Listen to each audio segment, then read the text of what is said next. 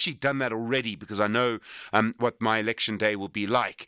And so I've actually gone and registered. It took, I must say, from going to the IEC website to leaving the IEC website, I think it took me about 52 seconds, roughly. It was incredibly quick. You need your ID number, which, you might well know off by heart. If you don't, you should learn it. Like a telephone number, really. No one remembers telephone numbers anymore, I suppose. But go to the IEC website. You can do it by SMS too, and just register very quickly. And it does, if you're going to do that for a special vote, you do need to have a reason, but just don't forget, today is the last day you can register. Lots going on around the elections, of course, because of the decision by the ANC to now formally start a disciplinary process against former President Jacob Zuma. And, there's been it's been a curious situation where Zuma from December has been saying he will not campaign for the ANC, or as he puts it, the ANC of Cyril Ramaphosa, but he would campaign for Umkhonto weSizwe. He's now formally the leader of Umkhonto weSizwe, of course, according to the Electoral Commission. It's his face on the ballot paper for Umkhonto weSizwe. And I wondered with the fact that he was now on the candidate list for MK, and I know that's still going to court, but the fact he was on the candidate list for MK was what tipped the balance and basically forced or allowed the ANC's disciplinary committee to start this proceeding. And of course, huge speculation, will Zuma go? I've seen a lot of people say he won't. MK says that he will. We're trying to get hold of his personal spokesperson, Mzwanele Mani. I think he's still his personal spokesperson. Hey, Stanza, that's what I understand, even though he's an MP for the EFF. It's a very sort of interesting situation. Anyway, and just to confirm that, but MK says that Zuma will be there on Tuesday at Luthuli House and that they will send people to support him. So you've heard me right. You will have supporters of the leader of Umkhonto weSizwe outside Luthuli House next week to support their leader who's being disciplined by another party because he's still a member there. And the ANC has said for a long time that Zuma has suspended himself or expelled himself from the party. But here we go. It's beginning to sort of get going. The ANC Youth League yesterday, Colin Malachi, their leader, they held a press conference. They were talking about various things. And they said, in fact, they agreed with former President Mbeki, who said this week that Zuma had been a wolf in sheep's clothing at SARS. They said Mbeki was right to say that, and I thought that was interesting. They also spoke about the post office.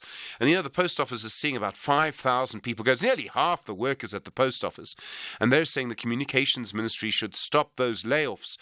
And, you've heard me talk about going into the post office, trying to get a license disc and things like that, and you just leave in such frustration. And I have huge sympathy, and I'm really sorry for the people, but the systems are broken. And if the systems don't work, you can't get the people to make them work. The systems have to work first. And you see this across government, by the way. Still so much paper rather than digital, etc., etc., etc.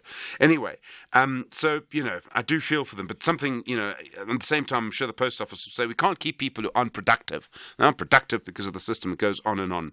Kabelo Kwamanda, the mayor of Joburg yesterday from El Jamar, he delivered his State of the City address yesterday. Quite a strange scene. There'd been that fire underground, that cable fire, underneath the M1 highway in the Joburg CBD, if you've ever seen it, if you've ever been there. And as a result of that, a large area in Joburg in the CBD was without electricity, and in the middle of it, a sort of beacon of light, if you like, was the State of the City address by the mayor. He said that the most important thing the city had to do was get on top of unmetered water. This is basically water leaks. It's such a huge project. I mean, we're talking, tens of billions of rand, and I don't think the city of Joburg or anyone really has the money for it. He also went on to say that they are basically trying to be stable, that there needs to be a sort of theme of stability and resilience, which I thought was interesting. And then City Power, meanwhile, telling us yesterday, and speaking to various people, Isaac Mangena, their spokesperson.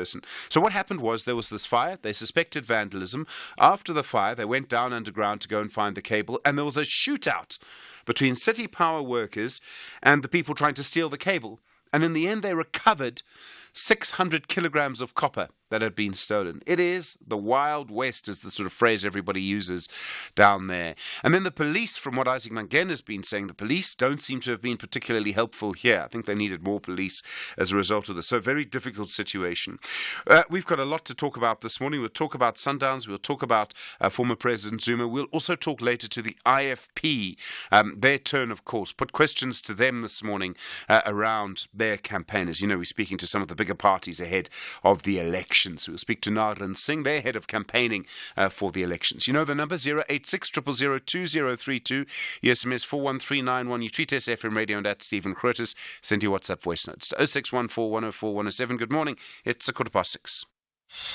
Join us on Afternoon Express, Tuesday at 6 p.m. on S3, as we ask what makes a good friend with therapist Kim Abrahams. Social worker Tobeka Mbogazi shares how to move on from toxic friendships. And gents, get your buddies and make a delicious bacon and wors pasta. That's Afternoon Express, Tuesday at 6 p.m. Repeat Sundays at 8:30 a.m. only on S3. The debate of universities will be witnessed on the field of play. The varsity derby between Amatax ladies and UJ ladies. Who are the most intelligent students? This is the Hollywood Bet Super League. Catch the queens of the beautiful game. University of Pretoria ladies versus University of Johannesburg ladies on Sunday 5 May at 2:30 p.m. Live on SABC Sport on DTT Channel 4.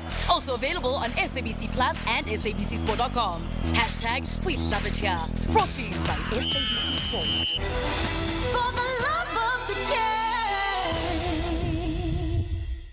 The Daily News Diary on SAFM. And Musa, good morning. How are you doing? I'm well, thank you. Good morning. Yourself? Yeah, all right. All very busy at the moment. I imagine the news desk is too.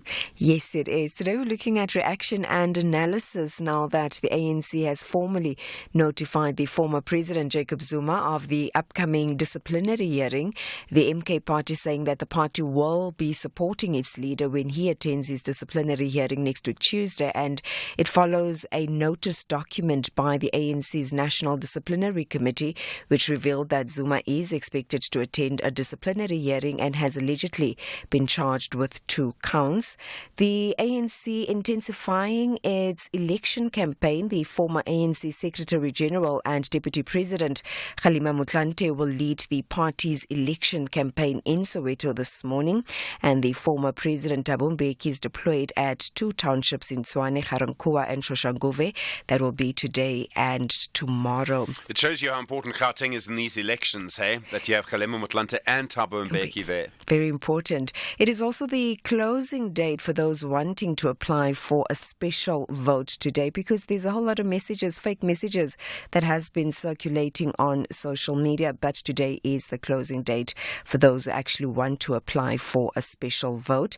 The Deputy President, Paul Mashatile, will be leading engagements with the Western Cape faith leaders, and the engagements form part of the National Interfaith Dialogue to conduct provincial engagements that's aimed at enhancing the relationship between the faith community and government. And we're also monitoring developments in the Eastern Cape, where a meeting is scheduled to take place. That's between the Transport Department and the Scholar Transport operators there after they went on strike yesterday over non-payment by the department. This meeting expected to give a way forward on whether the shutdown will continue or not.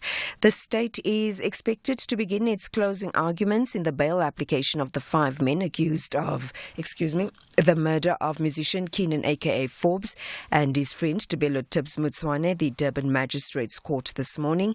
Yesterday, the defence concluded their closing arguments in the bail application.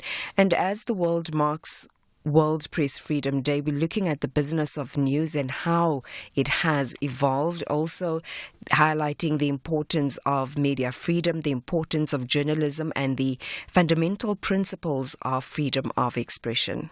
Yeah, there's so much there, isn't there? And Musa, thank you very much indeed. We'll be listening on the radio. It's 18 minutes after 6. First in the morning, SAFM Sunrise with Stephen Grootes. Let's have a look at your weather around the country this morning. Tshwane, fine, 13 and 29. Johannesburg, fine, 12 and 27. Vereeniging, fine, 11 and 29. Bombela, morning, Varkawais, partly cloudy, 14 and 25. Polokwane, fine, 11 and 28. Mahakeng, fine, 12 and 28. Vryburg, fine, 10 and 29. Mangung, fine, 9 and 29. Kimberley, fine, 11 and 29. Uppington, fine, 15 and 34. Cape Town, fine to partly cloudy, a light southerly wind, 15 and 26. George, fine, a light and variable wind, 14 and 31. Gqeberha, fine, a light northeasterly wind, 17 and 33. East London, fine, a light to moderate northeasterly, 18 and 31. eThekwini, fine, a moderate to fresh northeasterly, 19 and 27. Richards Bay, partly cloudy, fine by the late morning, a moderate to fresh northeasterly wind, 19 and 29. And Pietermaritzburg, morning fog patches, fine by the late morning, 14 and 31. Support Slipper Day on the 31st of May and help children like me fighting life-threatening illnesses to reach their dreams. Visit reachfordream.org.za and make a difference. And don't forget to step into your slippers on Slipper Day. Reach for a Dream, inspiring hope. This is an SABC-supported initiative.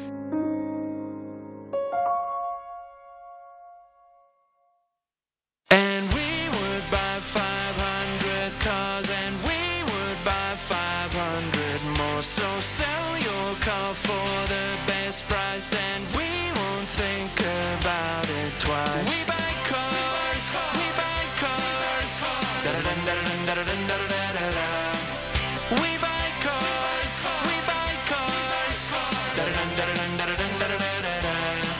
We Buy Cars, the easiest way to sell your car by far. EFC is live this Thursday. Two grappling wizards will battle it out for the vacant welterweight title at EFC 113 as Gelson Souza and Zakir Banat fight it out for championship glory. Plus, Faiz Jacobs is out for revenge against the great Sylvester Chipumbu for number one contendership. EFC 113 live this Thursday. Watch it on SABC Sport Channel on DTT Channel 4 from 7 p.m.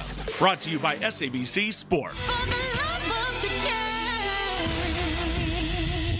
Worldview Update, bringing you closer to international news. 21 minutes after 6, good morning. The United States has now formally accused Russia of using chemical weapons as a method of warfare against Ukraine, saying this has become Russian policy and is in violation of international laws prohibiting the use of chemical weapons. But in a letter to the Business Day newspaper here, the Russian ambassador to South Africa, Ilya Rogachev, has accused Ukraine of also using chemical weapons, including a substance called white phosphorus.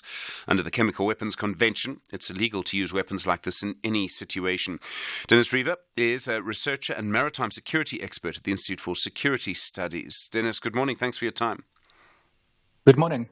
So we have a claim from the United States and a counterclaim from Russia. How difficult is it going to be to get to the truth of any of these claims here? Well, on the one hand, I think it is a matter of having evidence.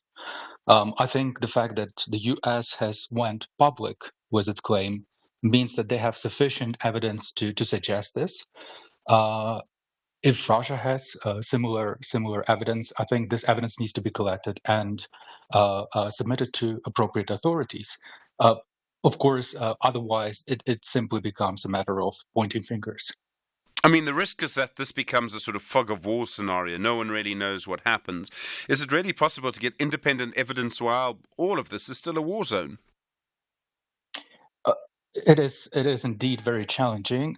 We have seen a number of instances in the recent months, especially of Russian soldiers posting videos of their drones dropping canisters with what is tear gas, which is prohibited by the treaty. So there is this evidence. There is evidence in the sense that soldiers that have suffered from the impact from these chemicals, the kind of symptoms they have experienced, that can be objectively verified. But you rightly pointed out that in this moment in time, especially since Russia is a permanent member of the United Nations Security Council, it becomes extremely challenging. It's more challenging in this particular instance than other conflicts. If one side is sort of found guilty of using chemical weapons, what happens? I mean, how does all of that work? There are international conventions. This will be the UN. But I mean, as you've already pointed to, everything goes to the Security Council in the end, doesn't it? Precisely. I mean, it's one of those things that hasn't been a problem for a long time, probably since the invasion of Iraq. That when you have a member of P5 or Permanent 5 violating these rules, the response is really limited to what the international community chooses to do. So essentially, if Russia can get away, let's say, if the allegations are true and Russia is using chemical weapons, if they can get away with it, they will. They will continue to use it. It is, the international community has a number of tools. We've seen that the U.S. has sanctioned a number of entities that they believe are responsible, but generally speaking, the sort of the strength of the response will determine how Russia perceives it, the cost benefit of using chemical weapons, and how they will respond to that. So it really is dependent on the response of the international community.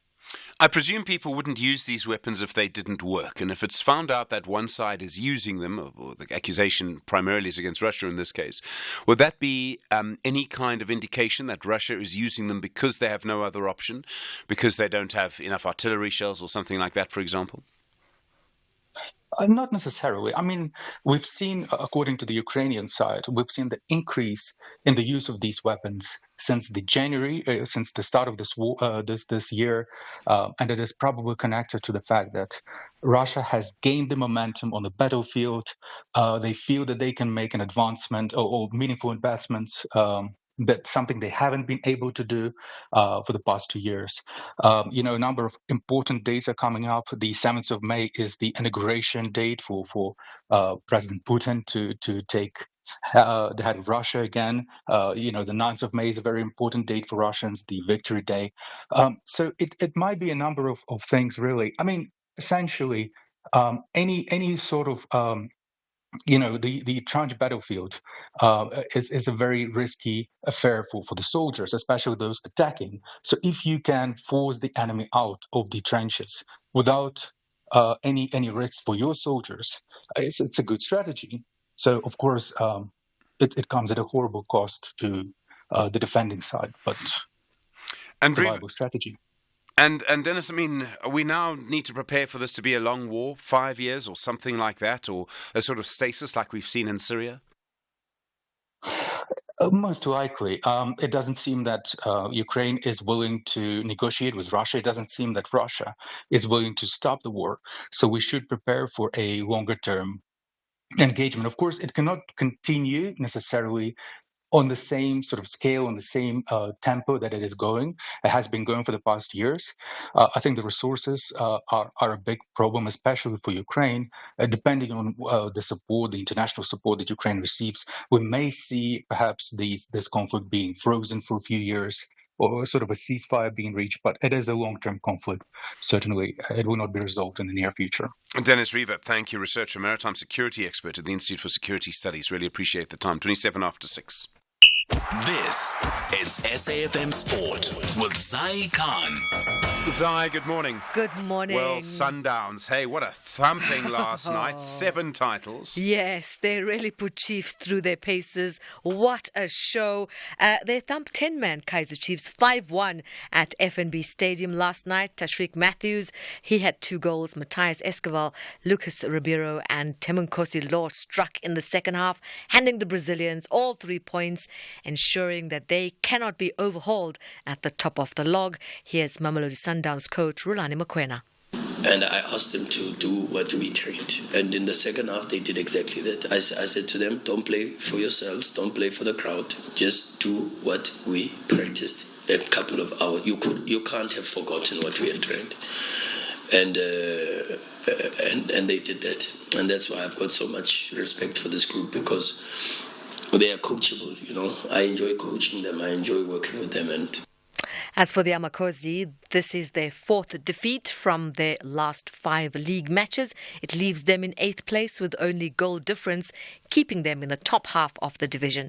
Elsewhere, Chelsea hammered a blow to Tottenham's hopes of qualifying for the Champions League with a 2-0 win against their London rivals yesterday. After losses to Arsenal and Newcastle, 5th place Tottenham's 3rd successive defeat leaves them 7 points behind 4th place Aston Villa. Now, in the meantime, Ayub Al-Kabi scored a hat-trick as Olympiacos stunned Aston Villa 4-2 to close in on the final of the Europa Conference League on home soil in Athens later this month. Despite being in their first European semi-final for 42 years, Villa were favourites to lift the trophy, thanks in large part to manager Unai Emery's record as a 4-time Europa League winner. We turn our attention now to the Junior Springboks. Their thrilling start at the Under-20 Rugby Championships, where they fought to a hard-earned 13-all draw against New Zealand, despite the heavy rain and swirling winds at Queensland's Sunshine Coast Stadium. And more rugby. The Blitzboks, they've called in the veterans to bolster their ranks in preparation for the Singapore Sevens, which begins today. Dylan Stage, he wants another crack at the Sevens format, and Siwiwe Soyezwapi, a former captain, is back from that injury layoff. Here's Coach Philip Sneeman. Yes, quite a bit of changes, but really happy. And I think the biggest thing, we want to build on a squad towards the top 8 in the qualifiers for the Olympic Games, but also keep continuity, and that's always a difficult one to master. But I think with our starting lineup being the exact same players, and then 5 players coming in with a lot of experience, a lot of X factor coming back in, so really happy with the combinations, some physicality that we brought back in, so happy. I think we have a very balanced squad, and I think it's the guys that can do the job, and we'll build towards the bigger picture. More sport on Sunrise, top of the hour. I'm Zai Khan. Zai, thanks very much indeed. Well, more on Mamelodi Sundowns, their Super 7, coming up in the next half hour. You're there, SFM, leading the conversation. Good morning. It's Friday at 6:30. Good morning. In the headlines, ANC President Cyril Ramaphosa says the ANC Disciplinary Committee works independently of all other structures of the ANC. Former ANC President and now MK Party leader Jacob Zuma is expected to appear before the Disciplinary Committee on Tuesday next week. The state is expected to begin its closing arguments in the bail application of the 5 men accused of the murder of musician Keenan aka Forbes and his friend Tibelo Tibbs Mutswane at the Durban Magistrates Court today. And media freedom is under siege, according to the UN Secretary General Antonio Guterres in his official message marking World Press Freedom Day. I'll have details on these and other stories at 7. SAFM, guiding you through the rush hour traffic. Major backlogging going on the way out of Durban to Pietermaritzburg this morning. It all sort of stems from an earlier 6-truck crash near Linfield Park, which closed the road for a while. It has been open for a while, but breakdowns in the queues that formed up in the construction area. That's just causing a while to clear the backlogs. Coming from Cato Ridge up to Umlas Road. There's your first queue. Then sort of Linfield Park through to Ashburton, another queue, and then another breakdown of a truck at Market Road. So 3 separate queues to work through on your way to Pietermaritzburg. That first one from Cato Ridge to Umlas Road is particularly heavy. And then it heads up for anyone travelling up towards Joburg, further inland in KZN. There's a tanker that's overturned near the Tugela One stop north of the Bergville exit at Ladysmith. So that's a massive backlog of traffic heading through towards the Van Rennens Pass area. Both lanes of the N3 northbound are currently closed, so motorists and truckers being sort of shipped onto the hard shoulder and partially using some dirt to get past that scene. Very heavy backlogs. Joburg's N1 North queuing up towards the Maresburg exit, in fact extending past that towards Gordon Road. Looks like an issue around the N1 North at Gordon Road causing the backlog. And Cape Town this morning, a crash on the M1 into town before the N7, just causing a delay coming through from the Plattercliff hillside. Rob Byrne, SAFM Traffic. The business update on SAFM. Intalengla, good morning. How are you doing? Morning, Stephen. Happy Friday. I'm well, thanks, and I hope you're good. Good. How are the markets this morning? Well, global markets seem to be on track to end the first week of trade for May on a high note. In Wall Street, it was green across the board, with investors assessing the Fed's more dovish than expected interest rate guidance while digesting a number of mixed earnings and economic data. Now, the jobs print for April is being released today, and it'll give us insights on how the U.S. labor market is performing. So investors are eyeing that. In Asia, stocks took a positive lead from Wall Street as we saw a rebound in tech stocks from steep losses this week. Now, back at home, we had a mixed session. The All Share closed pretty flat, down 0.04%, with the industrials the only indice in the green, up 0.8%. Now, in currency action, the local unit continues to strengthen, trading at 18.55 to the dollar from above the 18.60 level we saw yesterday.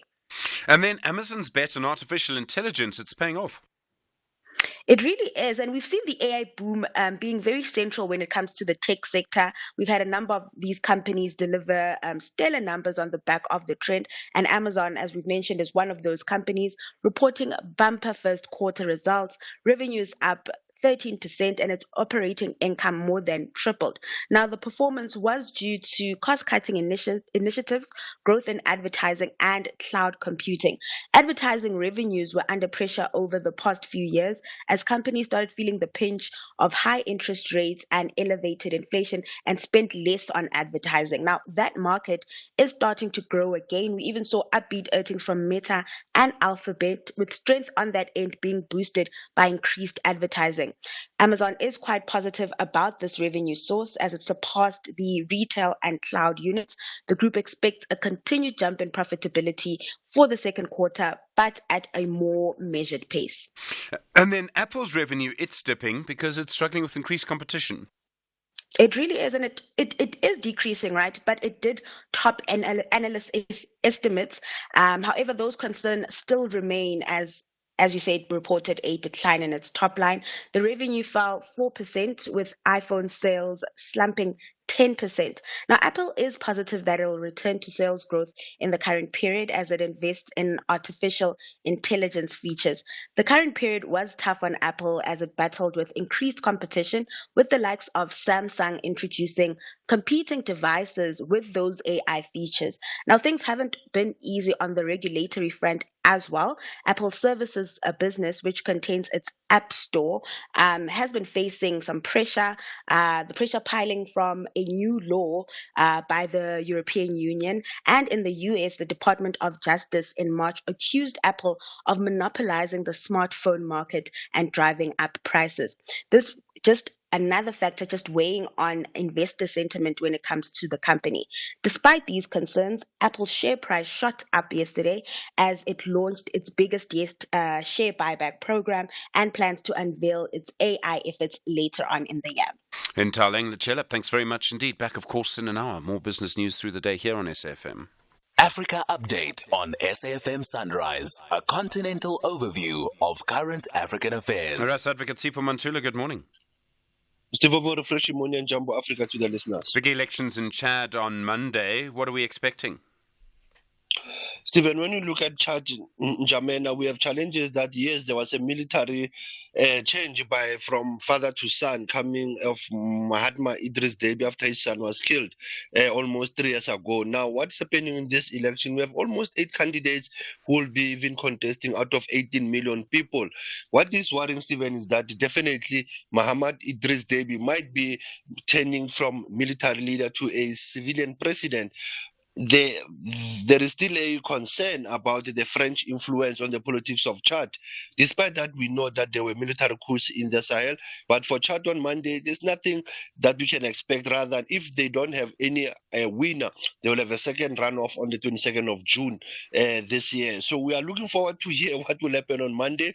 And after the election results have been tallied, to see whether the same current leader, Mahatma Idris Deby, will be back into power. We have a current prime minister also who is contesting Success Masra, who is also a candidate, but other candidates, Stephen, have been eliminated. We can say one of them being Yaya Dilo, who was killed early this year. So you have many challenges in Chad, but you are hoping it will be a peaceful and transparent elections. And then in Sao Tome and Principe, they're asking for Portugal to repair the moral damages caused by colonialism. Stephen, this is coming out from Sao Tome Principe. Also, what you can say, many colonial countries that were occupied by Portugal, Angola, Mozambique, Brazil, Cape Verde, they've been raising this issue of reparation around what happened in the past. But this issue came forward, Stephen, when the Portugal president, Marcelo Rebelo, was questioned about crimes committed in the transatlantic slavery. And that's where the question of reparations came forward. Now, Sao Tome Principe yesterday saying that they are going to be pushing for the reparation agenda to be back when they are engaging with Portugal. And that's why I said Angola, Mozambique, Cape Verde also, Stephen, they are entering this debate of what happened in the post-colonial matters. Also, the UN SG, Antonio Guterres, spoke about the issue of reparations to overcome generations of segregation that has happened in the past. And then in North Sudan, since the war broke out there between those two forces, more than 500,000 people have moved into South Sudan. Stephen, that is worrying, and that is in the Upper Nile state of the South Sudan. That is in the small town of Renke. This small town of Renke is 45 kilometers away, but it's also a biggest entry and a transit point for the refugees who are affected by the conflict in the North Sudan in Khartoum. Now, this is also giving pressure to the government of South Sudan as they are planning for their elections, how to deal with these refugees coming from the north, as well as the rapid support forces who have explored some of these areas whenever you have refugees. So you have what we call Renke Transit Centers, even where it is very hard for the people of North Sudan as well as South Sudan to manage this crisis of having more people crossing to the border of these two countries. More so, there's a conflict going on, and at the same time, like I said, there's an election process that the South Sudanese had to undergo. And then in Malawi, the Malawian President Lazarus Chakwera challenging Malawian media to help build the nation. I always get a bit nervous about this kind of thing. I mean, what they're really saying is don't report on what's happening in government. But I think Chakwera is saying that because it's ahead of today being World Press Freedom Day, to say that focus on telling a good story. You'll remember former President Zuma said the same thing at some point. But here it is all about saying that, yes, Malawi has been going through climate change, it has been going through corruption, but it is important for them as the media to give a good picture about the country as part of what they will say a national branding of the country to the international community. And that's where Chakwera was also raising the issue of the oath that the media are taking whenever they are engaging on their spaces, and even raising the issue of access to Information Act that they have in Malawi. So, like you said, it is quite true. You might be having those challenges of that the media is always being driven by the state, but the media is to be independent and have the freedom of engaging as well. But this year's celebration, Stephen, is around guardians for democracy, advocating media independence for credible elections. That's the theme in Malawi as they're commemorating the World Press Freedom Day. All right. And then obviously it was first observed in Namibia and Windhoek.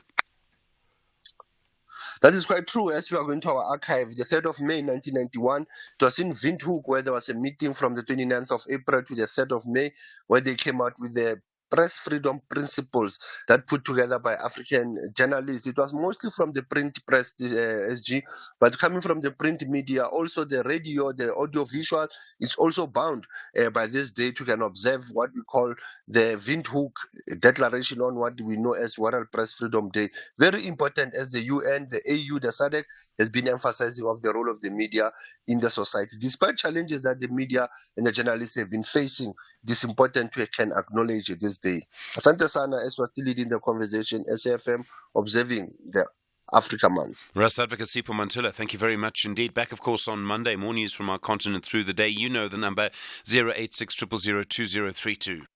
Any person aggrieved by any political advertisement or political election broadcast that is broadcast by SAFM may lodge a complaint within 5 days from broadcast with the Independent Communications Authority of South Africa, ICASA. To lodge your complaint, please contact ICASA's Compliance Department via telephone number on 012-568-3233. That's 012-568-3233. Or email broadcastingcompliance@icasa.org.za.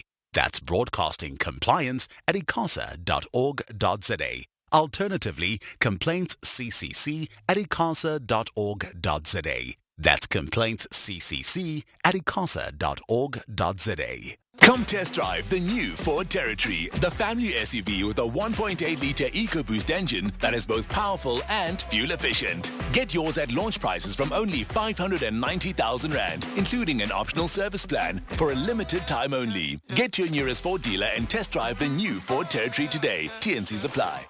SABC Sport is proud to bring you the best polo match on television screens. Watch the South African national polo teams take on the best from around the world. First on the annual fixture is the eagerly awaited international battle at the Nedbank International Polo on Saturday, 11 May 2024 from 1:30 p.m. Watch live on SABC Sport as Argentina, the best of the Americas, face off with South Africa, the best of Africa. Catch the build-up, the international match, and the prize-giving ceremony on SABC Sport on DTT Channel 4. Also available on SABC Plus and SABCSport.com. Proudly brought to you by SABC Sport. For the love of the game. SAFM. Prime time all day long. 16 minutes to 7. One more glory for Mamelodi Sundowns last night. They beat Kaizer Chiefs 5-1. In the process, winning the PSL for the 7th consecutive time. 14th time Sundowns have won the league. They've gone 24 matches without being beaten. Nkululeko Nkewu is the co-founder of Idiski Media. Nkululeko, good morning. An amazing performance last night. Absolutely. Morning, Stephen. Morning to your listeners as well. There was a red card against Kaizer Chiefs on the side of Kaizer Chiefs, so that explains why the 5-1. Although all money was on Mamelodi Sundowns, they are of course better than Kaizer Chiefs. There are 30 points that separates Mamelodi Sundowns and Kaizer Chiefs. In fact, it could be more if Mamelodi Sundowns play the same number of matches as Kaizer Chiefs. So that explains the gulf in difference between those two teams. One experiencing the 7th league title in a row, another not winning any trophy for over 9 years. It was a good game for Mamelodi Sundowns. Of course, once they had the one-man advantage, they really turned their style on, especially in the second half. And I think that this is the first time in the PSL era, in the history of the PSL era, that Kaizer Chiefs have conceded 5 goals, because they are a big team, although the points don't reflect that. I mean, people are going back to, I think, 1986 and 1990 to find the last time Chiefs have conceded so many goals. So many of us grew up in an era dominated by the Amakosi. I mean, how have Sundowns been able to just completely turn that around? And I mean, it's like complete dominance. Absolutely. 2002, 2003 is very pivotal. Over 21, 22 years ago, when Mamelodi Sundowns are bought by Dr. Patrice Motsepe, that was very pivotal, although it was not instant in terms of them winning immediately after he came in. It was around 2012 when they were almost relegated, not necessarily, but they were number 13, number 14 in the league when Mamelodi Sundowns hired coach Pitso Mosimane. That was the first period or indicator that they were turning around and they were becoming. They've always been a serious club, really. They were the first team in the PSL era since '96 that won the league 3 times in a row. And they are now the first team to win it more than that, 7 times consecutively. Around 2012, they hired coach Pitso Mosimane, and they are becoming now a serious proposition in South African football, because they are no longer hiring people with names from Europe, but they don't really do anything. And they also changed their transfer strategy. At some point, when Pitso Mosimane is there, they stop buying 12 players at the same time every transfer window. In the last 5-6 years, they usually just buy 2 players to strengthen the core players that they have. The money, of course, is important, but there was a change in strategy by hiring the right people, and even the players that they scout from South America are so good, and they indicate that they have a good scouting department. They are able to recruit the best players, the best coaches, and they're buying them sensibly. And then in 2016 they become African champions, and then from 2018 onwards they've won the league back to back for 7 times. In fact, the last team that ever won the league in South African football no longer exists, and that was Bidvest Wits, which won the league in 2017. That's a wonderful way to look at it, sort of. Are they going to be able to... So money matters, obviously. They've made the right choices, so they got the right people. That's crucial. Yeah. At some point, this kind of dominance has to end. I mean, again, to go back in sort of footballing history, Manchester United, I mean, no one ever dreamt Manchester City would be able to take on Man U, and now look at how things have changed. I mean, it doesn't last forever anywhere, does it? Yeah, Bayern Munich, for the first time in 11 years, did not win the league in Germany, and they were unseated by Bayer Leverkusen, who's coached by Xabi Alonso. So the dominance doesn't last forever. My fear is that it doesn't look like there's anyone who's going to stop that domination anytime soon. So I suspect that they could go for the 10th consecutive time.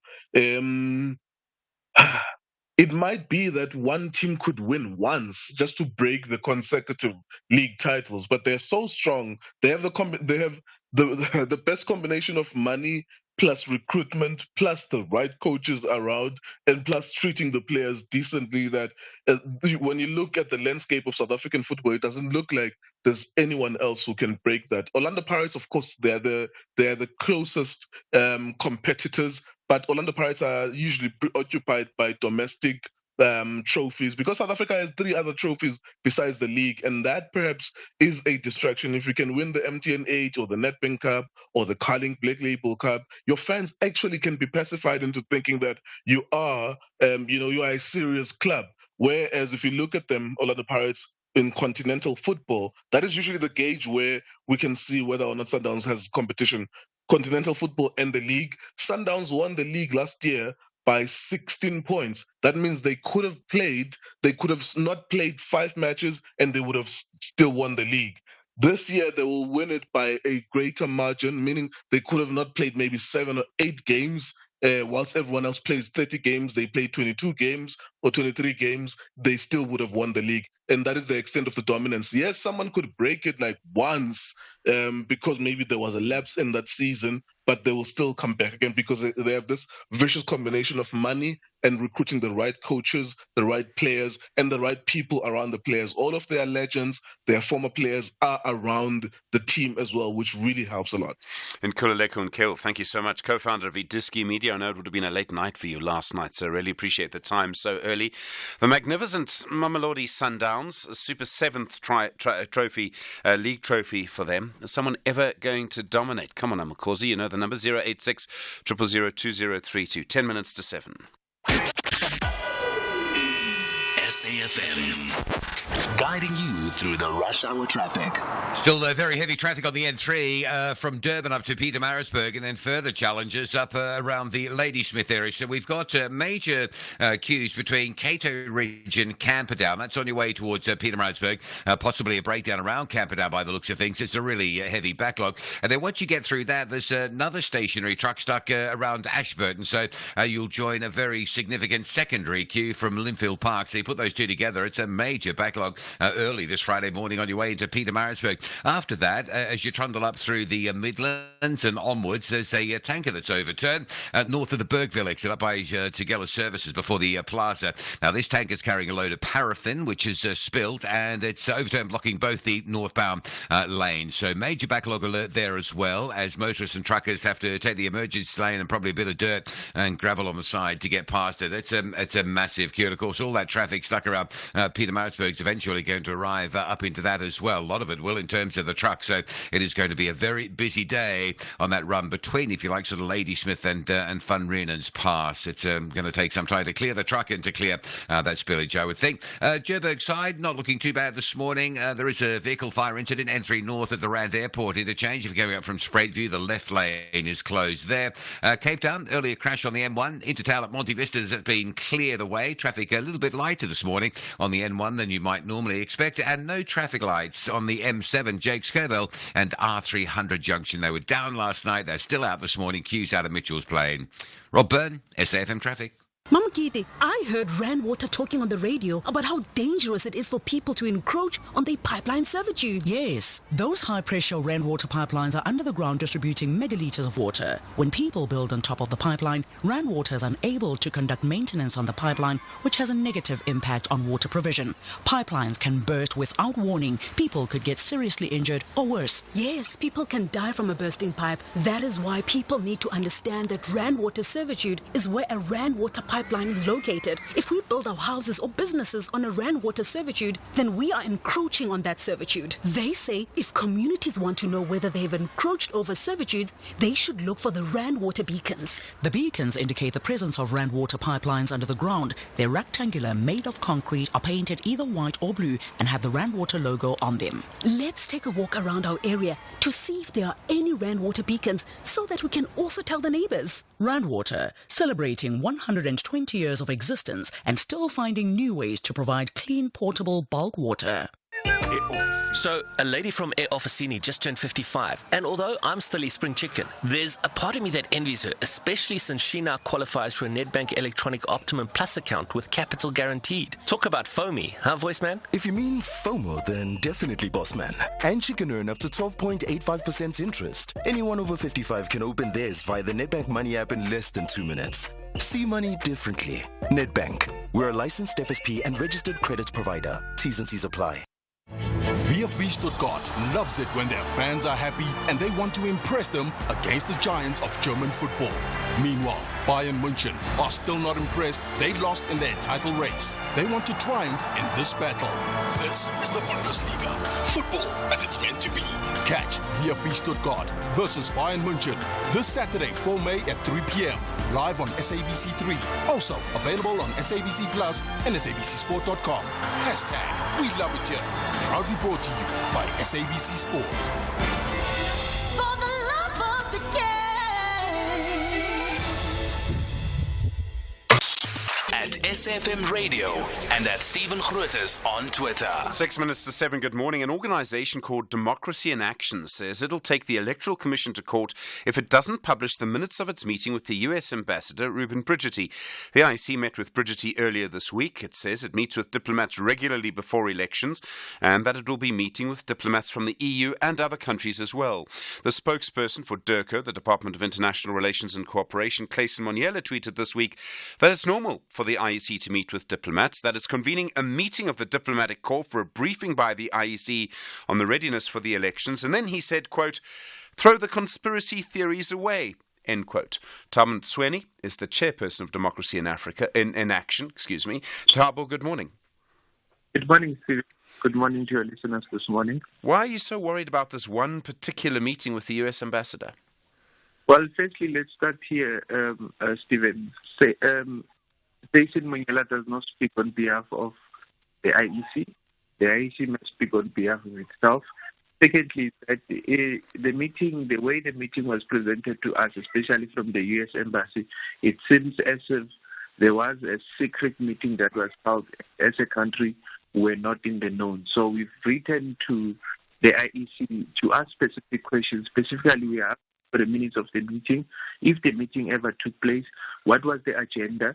And what were the decisions that were taken during that meeting? And lastly, because there are also rumors that the IEC is receiving funding, especially from the US Embassy or from the US government. So we wanted clarity on that. So that's why we are asking the IEC to respond to those allegations. Okay, there's an image, I'm looking at it right now, of the IEC and the meeting with Ruben Brigitte. They hardly kept it a secret. Come on. Well, it's not in the image that where the problem lies. The problem lies that the IEC itself did not send did not post this image. It was only from what you call the US Embassy. So as an because there was an outcry also on X, there was an outcry even on radio shows, even on your show you've spoken about this. So we are merely seeking clarity from the Independent Electoral Commission of South Africa. Is it just the fact that it's the American ambassador? If it was the ambassador from Russia, would you still have a problem with that? Yes, we'll still have a problem. Independent Electoral Commission is an independent body. It's a chapter and institution that deals with elections in this country. So they should not be meeting with anyone, especially anyone that will want to play a role in our elections that are coming up. So that's why we're saying whether it's the US Embassy, the Russian Embassy, the China Embassy, anyone. So we don't want any external interference. Okay, Thabo, it's entirely likely that our diplomats in other countries meet with their electoral commissions or their electoral authorities before an election as well. Would it be wrong for our diplomats to do that? And then it should not be wrong for them to send us the agenda, the minutes of the meeting, and if there was any decision that were taken there. So that should also be normal. These are not long meetings. I don't think people are behind closed doors. They're shaking hands and taking a photograph and maybe having a cup of coffee. Aren't you? I mean, maybe, I know you don't want to take, you say Clayson Moniela isn't speaking for the Electoral Commission, sure.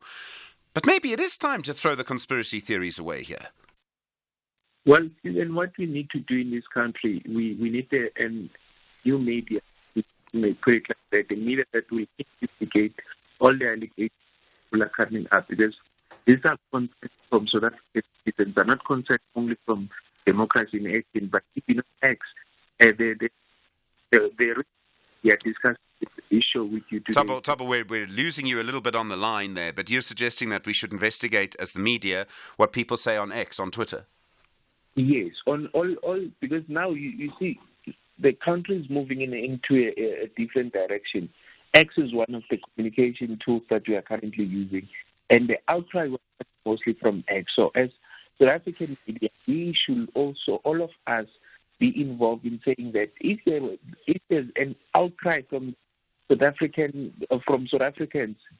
from all walks of life in different media platforms, us as media, we should come up and say, no, let's investigate and find out what instead of being Tabo, I mean, do you spend much time on X? Do you see the claims that are made there? I mean, if we had to investigate everything, we'd be investigating all sorts of crazy stuff. We can't just go about what, people say on X. Can you imagine? But that's what is happening in media. Most things stem from X today. Every news that we receive today, X has become available information source in the country. It's also full of disinformation. Do you accept that? But the photo from the U.S. Embassy is not disinformation. So what you need is asking the IEC, an independent electoral commission, to say that is it true that they are receiving funds from the U.S. Embassy or from the U.S. government?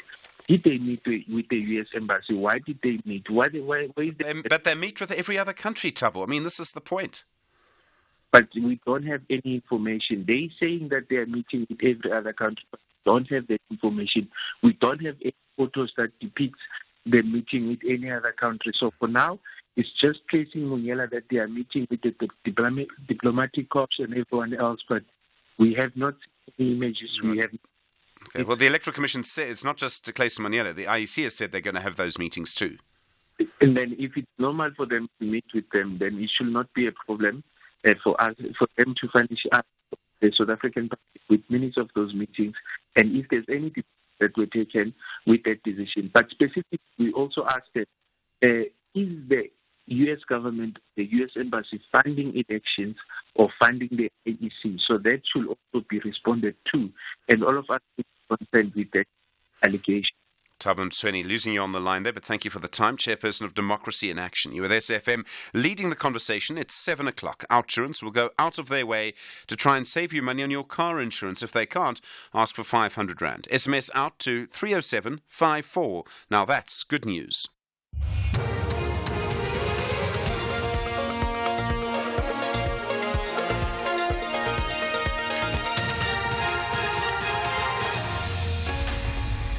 In our top stories, Ramaphosa reacts to Zuma facing ANC's disciplinary committee and positivity for new vehicle sales in April. Good morning. ANC President Cyril Ramaphosa says the ANC Disciplinary Committee works independently of all the other structures of the ANC. This after former ANC President and now MK Party leader Jacob Zuma is expected to appear before the Disciplinary Committee on Tuesday next week. Zuma is facing 2 counts of contravening the ANC constitution. Ramaphosa reacted to the latest developments on the sidelines of the ANC's campaign trail in the Western Cape ahead of the May 2024 polls. He will go through a disciplinary process and he will go and argue his case there. And it's up to the disciplinary committee to make a finding. It's not up to any one of us to preempt that and pronounce a finding. So the disciplinary committee works independently of all the other functioning or executive structures of the ANC. The state is expected to begin its closing arguments in the bail application of the 5 men accused of the murder of musician Keenan aka Forbes and his friend Tibelo Tibbs Mutswane at the Durban Magistrates Court today. The pair were shot and killed outside a Durban restaurant last year. Yesterday, the defence concluded their closing arguments in the bail application. A further 2 suspects are in custody in Eswatini awaiting an extradition application. The 6 men arrested in connection with the hijacking and murder of Kaizer Chiefs defender Luke Vleers have admitted to being in possession of his vehicle before stripping it and selling the parts. Witnesses told police they spotted the suspects driving around the Skoonplaas and Sloverville areas in a red VW Polo GTI, matching the description of the victim's vehicle. A text message was found in accused number 4, Frankie Klaba's cell phone, saying if they get arrested, that they should confess to the crime. Vleers was shot and robbed of his vehicle while at a filling station in Honeydew, Johannesburg last month. The NPA spokesperson Pindim Jonondwane. Well, investigations are ongoing. We are trying to trace where that message came from. So we cannot rule out the possibility of more people being added or the possibility of more charges being added. So we'll be guided by what the investigation will uncover. New vehicle sales recorded an increase of 1,493 cars in April this year. This after 8 consecutive months of a decline in sales. The Automotive Business Council NAMSA says the positive performance in the new vehicle market segment in April is welcomed, all thanks to a full month of no load shedding. Notando Magudulela reports. NAMSA says economic factors such as high interest rates, unemployment and GDP growth rates continue to negatively affect new vehicle sales. It says the increase in interest rates impacts on consumers' affordability, which in turn impacts on their vehicle choices. The council says the composition of the South African vehicle market has changed, with the customers leaning more towards less expensive and smaller cars. It further says post the national elections, when the interest rate cutting cycle is anticipated to commence, the new vehicle market is expected to improve. And finally, media freedom is under siege, according to the UN Secretary-General Antonio Guterres in his official message marking World Press Freedom Day. The UN General Assembly in 1993 proclaimed the day observed to raise awareness of the importance of freedom of the press and remind governments of their duty to respect and uphold the right to freedom of expression enshrined in the Universal Declaration of Human Rights. Showan Bryce Peace reports the UN chief also lamented the high casualty toll of journalists in Gaza. Guterres said it came as no surprise that powerful people, companies and institutions would stop at nothing to prevent environmental journalists from doing their jobs, warning that it was increasingly a dangerous profession. He pointed to dozens of journalists covering illegal mining, logging, poaching and other issues who have been killed in recent decades, while UNESCO has documented some 750 attacks on journalists and news outlets reporting on environmental issues in the past 15 years. Guterres also expressed shock at the high number of journalists killed in the Israeli military operations in Gaza, as he affirmed their invaluable work to ensure the public is informed and engaged. Recapping the top story, ANC President Cyril Ramaphosa says the ANC Disciplinary Committee works independently of all other structures of the ANC. Former ANC President and now MK Party leader Jacob Zuma is expected to appear before the Disciplinary Committee at Luthuli House on Tuesday next week. For SFM News, I am Anne Musa. And thank you. Those were the top stories for this hour. Don't miss out on a possible car insurance saving. SMS out to 30754 for a quote. Outsurance, where you always get something out.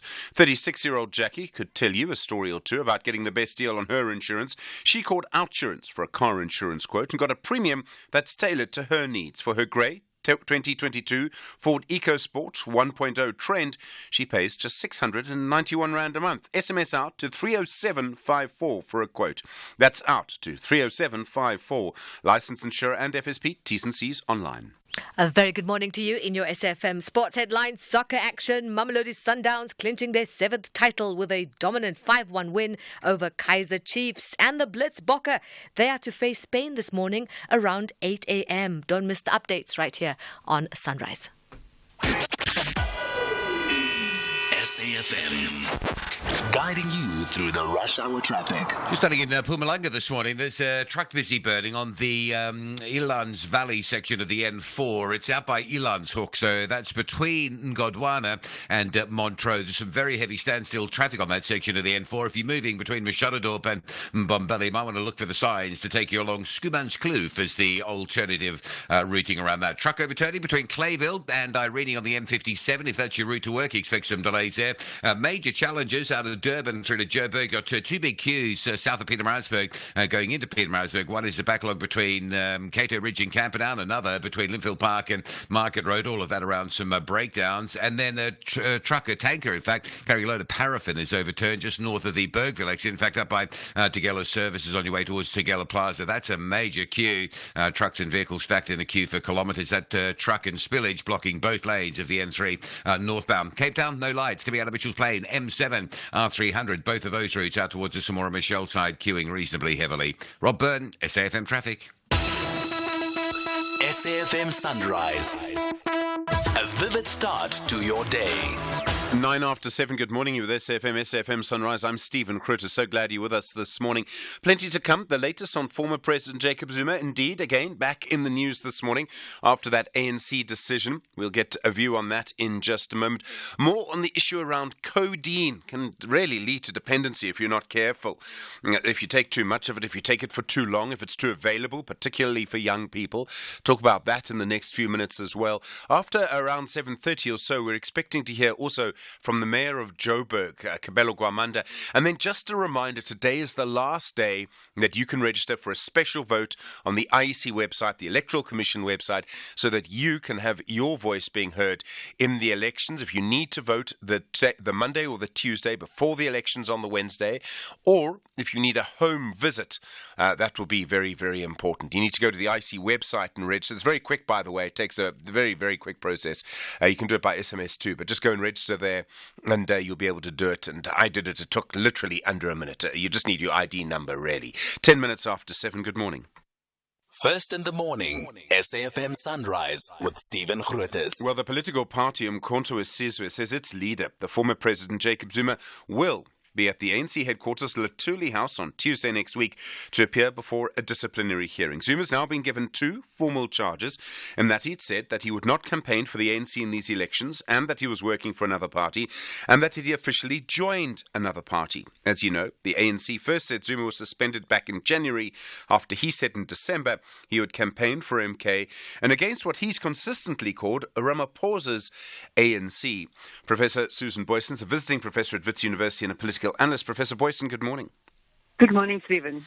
It's taken a long time for the ANC to start these proceedings, and there's been lots of speculation around why the ANC would consistently say he's been suspended but wouldn't say he had been expelled. Could the tipping point have been that Zuma is now officially on the candidate list for MK? Was that maybe the legal smoking gun? In a way, yes, Stephen, because the ANC's nose was continuously being rubbed and is continuously being rubbed into this reality that this is a person who regards himself as member of a real ANC standing against the ANC. And there's a lot of factionalism that is being reinvented in this decision by Zuma, the step that he took to contest as member of and leader of MK Party. So I guess it is a continuous reminder to the ANC that they may be perceived as weak and indecisive. And I think there is a lot of ambiguity in ANC rules in the Constitution, even if the Constitution is loaded with disciplinary action rules. But he was suspended in terms of Rule 2560, which allows for the summary suspension. But it was always termed a temporary suspension, the step that the ANC took in late January, also about 4 months ago. And in that, if something is temporary, it has to be made final. And then I guess the ANC again sees it as a sign of their own strength and internal fairness, etc., if they actually conclude this process formally. Although I think it would have been much better, much more decisive, and indeed stronger had they just turned that, as I think the rules do allow, to turn that temporary suspension into a permanent one, because there is no ambiguity in the nature of what Zuma actually did. So, I mean, there are different things that could happen here. It could turn into a protracted legal thing.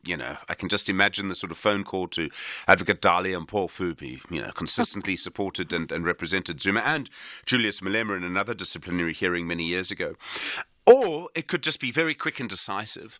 Now, technically, there's a legal process the ANC is supposed to follow, and I noticed that sort of charges come from the person who led he was the sort of preferrer of the charges in the Malema case, and that was a very long technical process.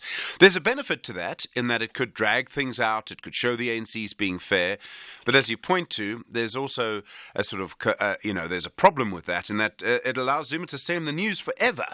What's the best political choice for the ANC here? Sure. The ANC will probably go this route of, if it needs to be protected, it will be protected.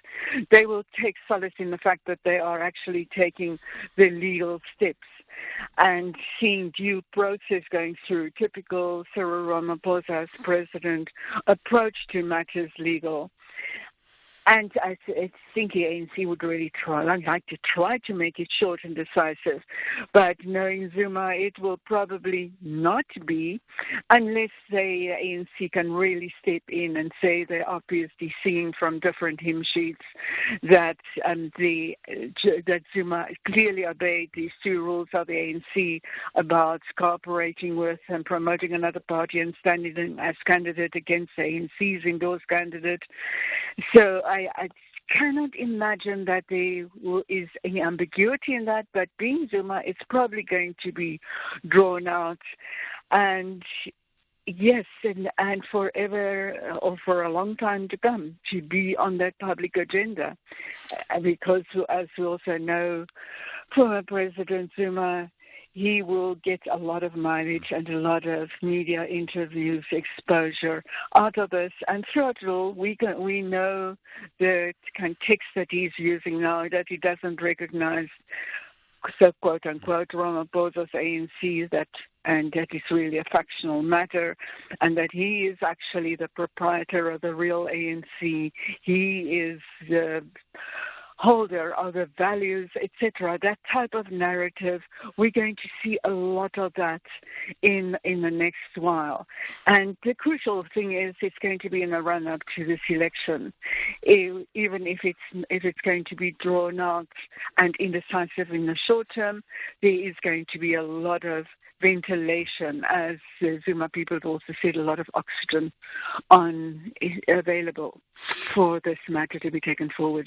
So on Tuesday, we'll probably see, as MK says, we'll see their supporters, so Zuma supporters, outside Luthuli House. And as you point to, it could sort of help MK in the election. But can the ANC use this too to energize its supporters? Look, we're under attack from Luthuli House. There are MK people outside. This could go in a couple of different directions, maybe? It could potentially, yes. But I think the symbolism of anti-Ramaphosa, anti-quote-unquote again, Ramaphosa ANC, outside headquarters ANC Luthuli House, I do not think that will benefit the ANC in any significant way, because there's a symbolism of Zuma, former president, challenging for what he sees as what he projects as the battle for the real ANC, right against the background of Luthuli House. I cannot see the ANC winning, but I noticed also in their statements that they say it is a confirmation of their process of internal renewal, decisive disciplinary action. So that narrative will also fly thick and fly high. But I think the real battle is already won, but the ANC seems to think that it needs to be dusted off again. Professor Susan Boyson, thanks very much indeed. Visiting professor at Wits University, as you know, a well-known political analyst. 17 minutes after 7. Nna le bitso la ka ke Bonolo Moahlodi Bantsong ba re ke Miss B Morara Miss T Moahlodi the Bonnie B Bonbon, and we'll be now playing Keno on Mondays at 4:30. The day has changed, but the time slot hasn't. So if you're interested in news that's happening with us kids and our peers around the world, don't forget to tune in. See you there.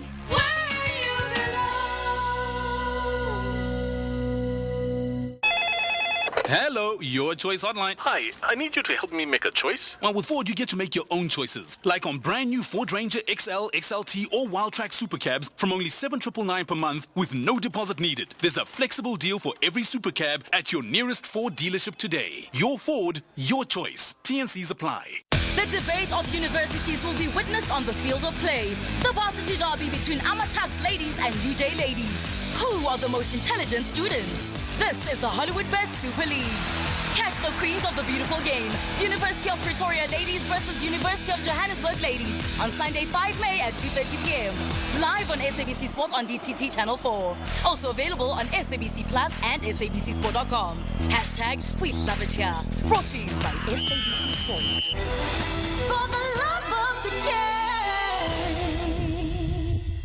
Stephen Grootes on SAFM. Good morning, you're with SAFM, 19 minutes now after 7. The SA Health Products Regulatory Authority, SAPRA, now looking at forcing pharmacies and other bodies that dispense drugs or medicines to digitally record the ID numbers of people who've been given medications that include codeine, as you know. Codeine can be addictive. You can use it to get high. We're seeing particularly large numbers of young people using this. People are buying it for that rather than for any of the medical effects. Mokhadi Fafudi is the Inspectorate Regulatory Compliance Manager at the SA Health Products Regulatory Authority. Mokhadi, good morning. Thanks for your time. Morning, Stephen and listeners. What are you actually looking at? What kind of proposals are you looking at following here? Because of the scale of this problem, Stephen, and knowing that we've got a stringent pharmaceutical supply chain, which is highly regulated and monitored, and this problem still exists. So we had to, as stakeholders, meet in the industry to see where are the loopholes? Why are these going into the illicit market? Why are supplies going into the wrong, issued incorrectly when there are laws, when there are professionals to safeguard this? But still we are seeing this problem and growing, and this is also going through our borders. So that's what prompted us to create, to establish this platform where there is multidisciplinary stakeholders to say, okay, now we need a centralized database where we'll be collecting data so that we can prevent, we can detect and respond immediately when we detect that there is a misuse, overuse and abuse. Wasn't there a plan? I mean, I remember doing an interview about this about 10 years ago. Pharmacies were supposed to keep records of people who were buying codeine. In other words, if you went to, a pharmacy in one place, they would keep a record that you had bought codeine. You went to the pharmacy in another place, they would know that you had bought codeine and they shouldn't sell you anymore. What happened to that? Remember, Stephen, this was not centralized. So a centralized database will help that if a patient or a client moves from pharmacy A to pharmacy B will be able to see that, this patient was actually on another pharmacy and they got so much of this substance. So it will alert them. A central database will alert them. Okay, it seems the entire system before then failed almost by design. It was never going to work without a centralized system. Yes, that is correct, because remember, there are so many things that you needed to take into consideration. So it was the legal frameworks that were in place to make sure that data collection is within the law. Because remember, in terms of POPIA and other protection of people's information, you need to ensure that the public will be safe. Their data will not be misused for other things. So as the regulator, we needed to also make sure that we protect the consumers. There's so many aspects to this. Do you, as SAPRA, get to make the decision yourself? Can you force pharmacies, other people who sell these medicines, can you issue a regulation? Do you have that kind of power to say this is how things need to move from here? Or does it need to go through another process, maybe through the health department to do that? This is within the Medicines and Related Substances Act, which SAPRA exists in terms of. So we do have the right, because remember ours is to ensure that the public is safe. So the public receives quality and efficacious medicine. So this is our mandate. We need to ensure that the public is safe. And also because codeine is a substance that is internationally controlled in terms of the UN conventions. So we need to demonstrate that we are making means to ensure that there's no misuse, there's no abuse and harm that is done to the public indirectly. So we have the right to establish laws. However, we collaborate with other statutory bodies, other health professionals, civil society, and professionals like manufacturers, wholesalers, practicing professionals, to ensure that the laws that we come with, together with the public, the laws that we come with will be fair and transparent to implement. Okay, and then so you would be able to say pharmacists and pharmacies have to comply with this. Would you run the register? Correct. Who would run that register, and what information would be on it? So this is still it's a process that we are still developing to ensure that legally, in terms of our mandate, we will be able to enforce all that. We are still consulting.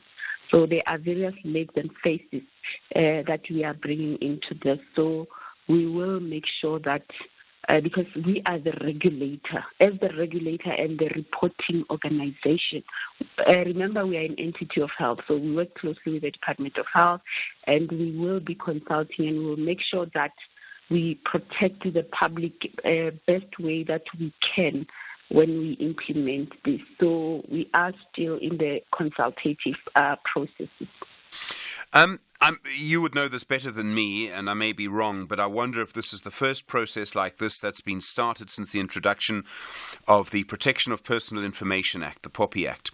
And this would be a register of a type of drug or types of medications that people have actually used. And this register would have to be available to a huge number of people, because otherwise there's no point to it. So each pharmacist would have to have access to this.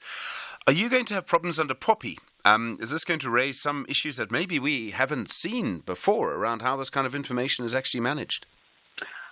As the regulator, we will always make sure that we protect people's identity. That is why the system will be, the information will belong to the regulator, and it will be unique identifying character. It will not necessarily, so what we are saying is that the system or the tool that will be used, the software that will be used, it will not be given Stephen Grootes' name or ID number. The pharmacist or whoever that will be assisting, they will not be able to access the information. The information will be held by the regulator. What they will be, they will not have that unique identifying that speaks to you as a person to say that you are misusing the substance. However, that information, it sort of goes into a black hole, but only the regulator will be able to have that data, but nobody else will know that this is they will not be able to use their identity against you. That's what we are striving to achieve, Stephen. Okay, I was just wondering. Thank you, Mokhari Fafuri. Really appreciate the time. Inspectorate and Regulatory Compliance Manager at the SA Health Products Regulatory Authority. You know how big a problem codeine has been in so many communities. You may well have a story for us, just how bad it can be. Also, how you help a young person who's in the grip of this thing. 086 000 2032. Good morning. 27 minutes after 7. This is SAFM Sport with Zai Khan. Zai, good morning. It really is all Sundowns. I mean, do I need to say it 7 times? I know. Yes, indeed. Sundowns teaching Kaizer Chiefs to dance the Diski way all the way to that trophy. Yes, 7 times.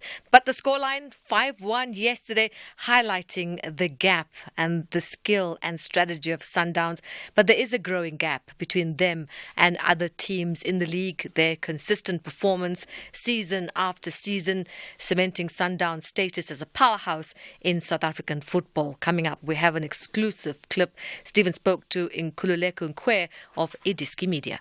All money was on Mamelodi Sundowns. They are, of course, better than Kaizer Chiefs. There are 30 points that separates Mamelodi Sundowns and Kaizer Chiefs. In fact, it could be more if Mamelodi Sundowns play the same number of matches as Kaizer Chiefs. So that explains the gulf in difference between those two teams. One experiencing the 7th league title in a row, another not winning any trophy for over 9 years. Meanwhile, Bafana will host their 2026 FIFA World Cup qualifier against Zimbabwe at the Free State Stadium in Bloemfontein on the 11th of June. SAFA acting CEO Dr. Thulani Ngwenya confirmed that the South African senior men's national team will return to Bloemfontein for the first time since the 2010 FIFA World Cup. They last played in the city when they beat France 2-1 at the FIFA tournament 14 years ago. Now, Coach Hugo Bruges' Chargers, they're in Group C. They resume the qualifiers for the tournament to be played in the United States of America, Canada and Mexico, with the mouth-watering away clash against Nigeria. And that's on the 7th of June. Now, the Junior Springboks, they had a thrilling start at the Under-20 Rugby Championship. They earned a 13-all draw against New Zealand. Coach Bafana Nhleko was all praise and happy for his team. This is why we're here, so they can learn. They can take certain things forward, and we always spoke to them about the pressure of playing at this level, and they need to go through it. We're just grateful that, as important a game as it is, it's not, it's not a, if you lose you die kind of thing. But I think very, very happy with the effort of the guys. Now, the Blitzboks are ready for the Singapore Sevens, which begins today. They face Spain this morning around 8 a.m. Samoa later and France in their pool. 3 teams Coach Philip Snyman feels are capable of beating the best, as they have proved during this very competitive 2024 series. Yes, France is a very good team. Obviously, for now, we only focus on the first game against Spain. With our previews, we managed to put up the preview of Spain, the preview of France and Samoa. So there's glimpses of it, but we only focus on the game against Spain. And we played Spain in, I think, 3 of the last 4 tournaments. We played Samoa in 2 of the last 4 tournaments, and we only played France 1. So, but I do believe if we can lay a solid foundation day 1 against Spain and then Samoa, then we'll take some confidence playing France first game day 2, and the guys are up for it. I'm pretty sure we can top our pool and go into the quarterfinals and then semi-finals. That's the Blitzbok coach Philip Snyman here on Sunrise. More sport, top of the hour. I'm Zai Khan. Zai, thanks. In the next half hour, the mayor of the city of Joburg, Kabelo Gwamanda, you with SFM, leading the conversation 7:30.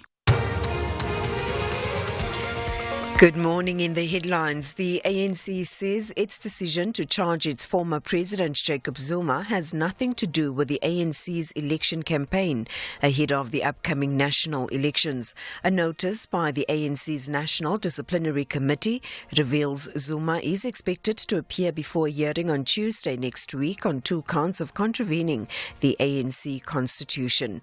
The Road Accident Fund has launched a campaign to deal with a backlog of claims submitted before April 2021.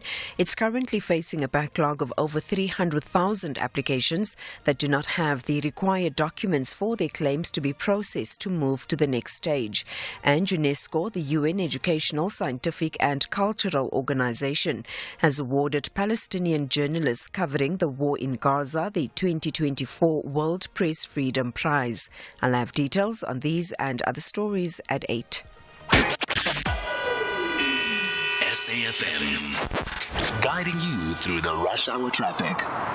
Some delays on Joburg's Mike 1 Highway this morning in the Parktown area. Coming southbound, there's been a crash just before Houghton Drive, so that's quite heavy from Melrose on your way down into central Joburg and Parktown, and a big enough crash scene to be causing some onlooking on the northbound side, so coming up from Crown Interchange through that Parktown area, passing sort of Houghton Drive and Oxford Road's all very heavily backed up there as well, so heavy traffic both directions this morning. Over in Mpumalanga, the N4 Elands Valley section, if it's not closed, it may well be. Looks like a multiple truck crash, and some of those trucks have caught fire. This is at Elands Hock, that's between Ngodwana and Montrose. So anyone that needs to travel from Mashadadorp to Mbombela in either direction, the simple thing to do there is look for the signs. It'll direct you onto Schoeman's Kloof. Schoeman's Kloof is the sort of northern section of the N4. It's the southern section, the Elands Valley section, that is under some real queuing pressure at the moment. Major tanker crash up after the Bergville exit on your way through towards Van Rienen's Pass. This tanker's overturned, blocking both lanes. Paraffin spillage as well. Going to take a while to get this just seen completely sorted out. The traffic is stuck in a major bind. You've got the option of Bergville and Olifantshoek if you want to take the R74 and just sort of keep yourself moving on that alternative route. It's a lot better shape than it used to be as an alternative route option as well. That crashing between Bergville and around Tugela services, just to give you a better location on that scene. And Cape Town is fairly gentle sort of Friday. The N2 inbound, probably the heaviest highway, backing up from Bunga Avenue, Langa, through to Hospital Bend. The N5 coming out very slow from sort of Klipfontein, Kromboom Road, on your way in to join that N2 inbound. Rob Byrne, SAFM Traffic. The business update on SAFM. Intal morning again, how the market's looking. Asian stocks are continuing their advance, but it is thin trading on that front, with markets in Tokyo and Shanghai closed for holidays. Now we have the Asia Dow up 0.9% and Hong Kong's Hang Seng gaining 1.2%. The Hang Seng being boosted by a rally we saw in the tech sector. Over in the US, futures are in the green, poised for an upbeat open as investors await the crucial jobs data due later today. On the local front, the JSE closed trade yesterday pretty flat, down 0.04%, with investors digesting manufacturing and new vehicle sales data. In currency moves, the rand has been making gains, strengthening to 18.54 against the greenback. And then factory activity bouncing back a little bit. Now, in April, the ABSA PMI index rose to 54 points from 42.9 in March. Sentiment is back above the 50-point mark that separates contraction to expansion. Now, this is the best print this far for the year and shows that the manufacturing industry is growing, which is good for the economy. Senior economist at ABSA, Mielani Maluleke, said that the rebound comes from improved business activity and better domestic demand, which filtered through to higher new sales orders, and the fact that we didn't have load shedding in April also boosted the sector. Meanwhile, the employment index fell back below 50. This move, according to Oxford economist Ea van der Linde, suggests that the growing optimism that we're seeing has not led to any significant job creation in the sector. And then new vehicle sales also surprising on the upside. Yes, Stephen. Now, in April, total industry retail sales reached 38,172 units, reflecting a rise of 2.2%. The passenger car market experienced the most growth, coming in at 6%, and we also saw improvements in the sales of medium and heavy trucks, but there was a 9% decline in volume of light commercial vehicle. This print is quite important because it's the first upturn we've seen in sales in about 8 months. However, concerns still remain, with many questioning whether the momentum is sustainable as South Africans continue to be hit by high prices and higher for longer interest rates. Intal, thanks very much indeed. Have a good weekend. Chat again on Monday. And of course, a lot more business news coming through the day here for you on SAFM. At SAFM Radio and at Stephen Grootes on Twitter. Catch the Tastemaster SA this Tuesday at 7 on SABC2. It's Elimination Week, and contestants must make big things happen as they fight to stay in the competition.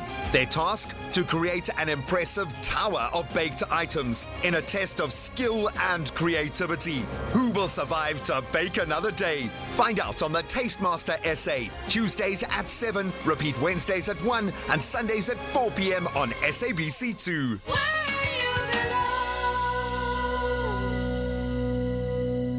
SABC Sport is proud to bring you the best polo match on television screens. Watch the South African national polo teams take on the best from around the world. First on the annual fixture is the eagerly awaited international battle at the Nedbank International Polo on Saturday, 11 May 2024 from 1:30 p.m.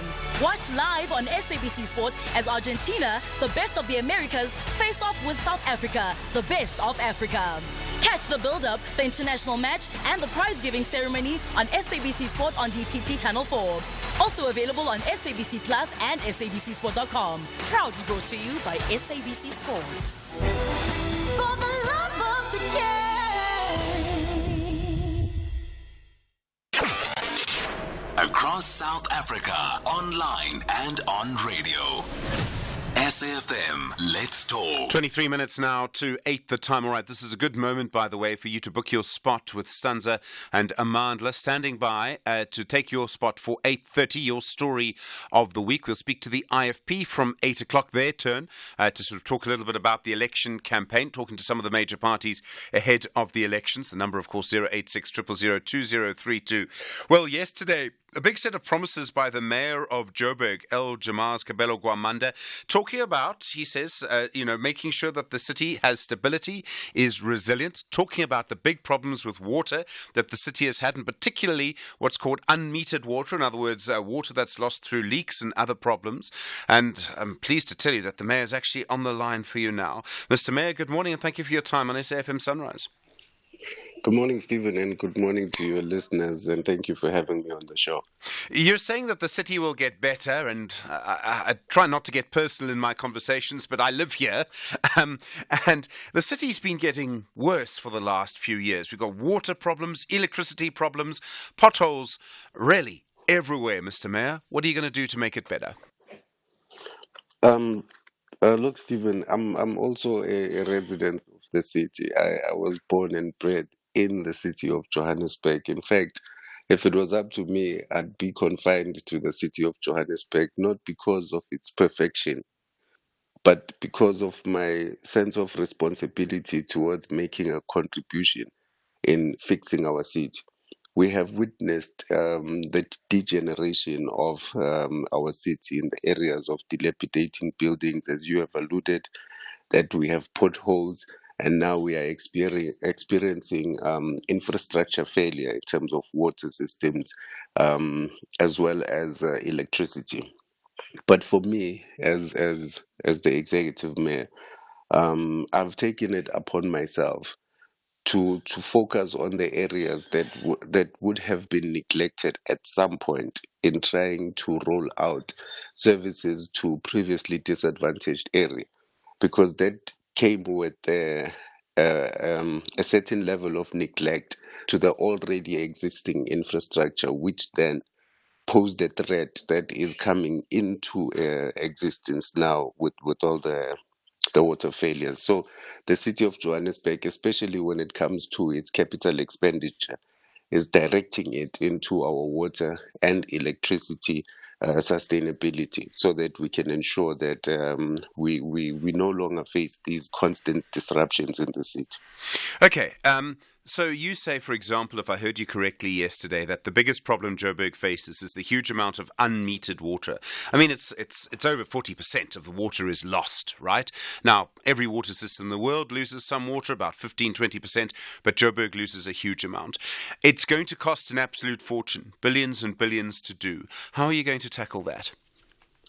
So, Stephen, it's twofold in terms of non-revenue water. As you know, the city of Johannesburg distributes 600 kiloliters every month, free water, to each and every resident in the city of Johannesburg that is not being built, including yourself. There is a point where you open the tap and the glass of water you drink is free. That is partly a contribution to why it's so high in terms of 40% and the likes, but equally, the water leaks that the city of Johannesburg continues to experience are an additional factor that causes our non-revenue water to be on the levels in which they are in.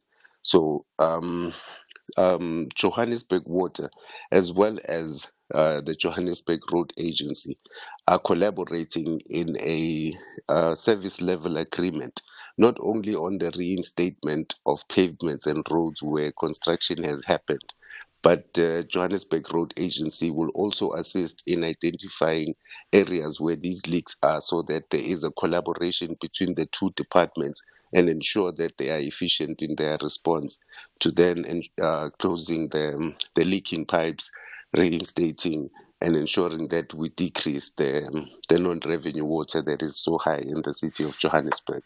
They used to have an agreement to do that, and then the Joburg Raids Agency, either the agreement ended or they pulled out.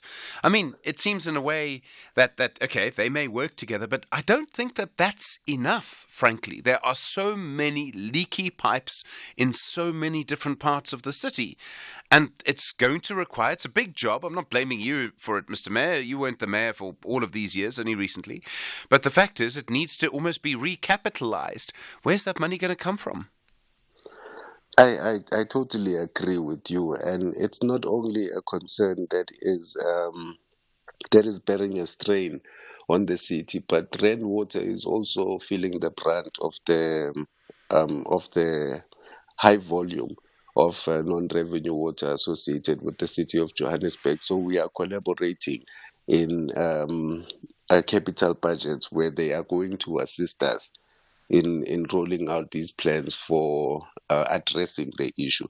Over and above the agreement that I had alluded to, and I wouldn't understand why two departments within the same city would then decide to abandon such a critical function that is directly affecting service delivery. But we have given Rainwater our commitment, as well as the Minister of Water and Sanitation, and saying that we will collaborate with them and we will find mechanisms that will ensure that we reduce the non-revenue water that is high in the city of Johannesburg. And electricity, I mean, quite a strange scene yesterday. You were speaking at the State of the City address in the Joburg CBD. Half of that area was without electricity because of that underground fire underneath the M1 that was caused by vandalism. And I know that it's, City Power have told us that their infrastructure is under attack. They say that yesterday the police weren't helping them. Another big job, I'm afraid, Mr. Mayor. How are you going to be able to deal with that? Again, a huge amount of money is needed. Correct. And Stephen, we must have an appreciation that it's a general issue of lawlessness in the city of Johannesburg. And we need to ensure, and we are doing so with the MMC of Public Safety, to ensure that by-law enforcement is consistent in the city of Johannesburg. But also, in as much as we are preventing crime, we are also establishing units that are going to assist in the combating of crime. Our biggest challenge in the city has been, in fact, in relation to JMPD, the tools of trade. And you are correct when you say it requires huge amounts of budget, whereby we have to buy weapons that equally match those that these criminal syndicates are using in their present violent and criminal activities, so that we ensure that our department is fully capacitated to be able to respond efficiently to those issues.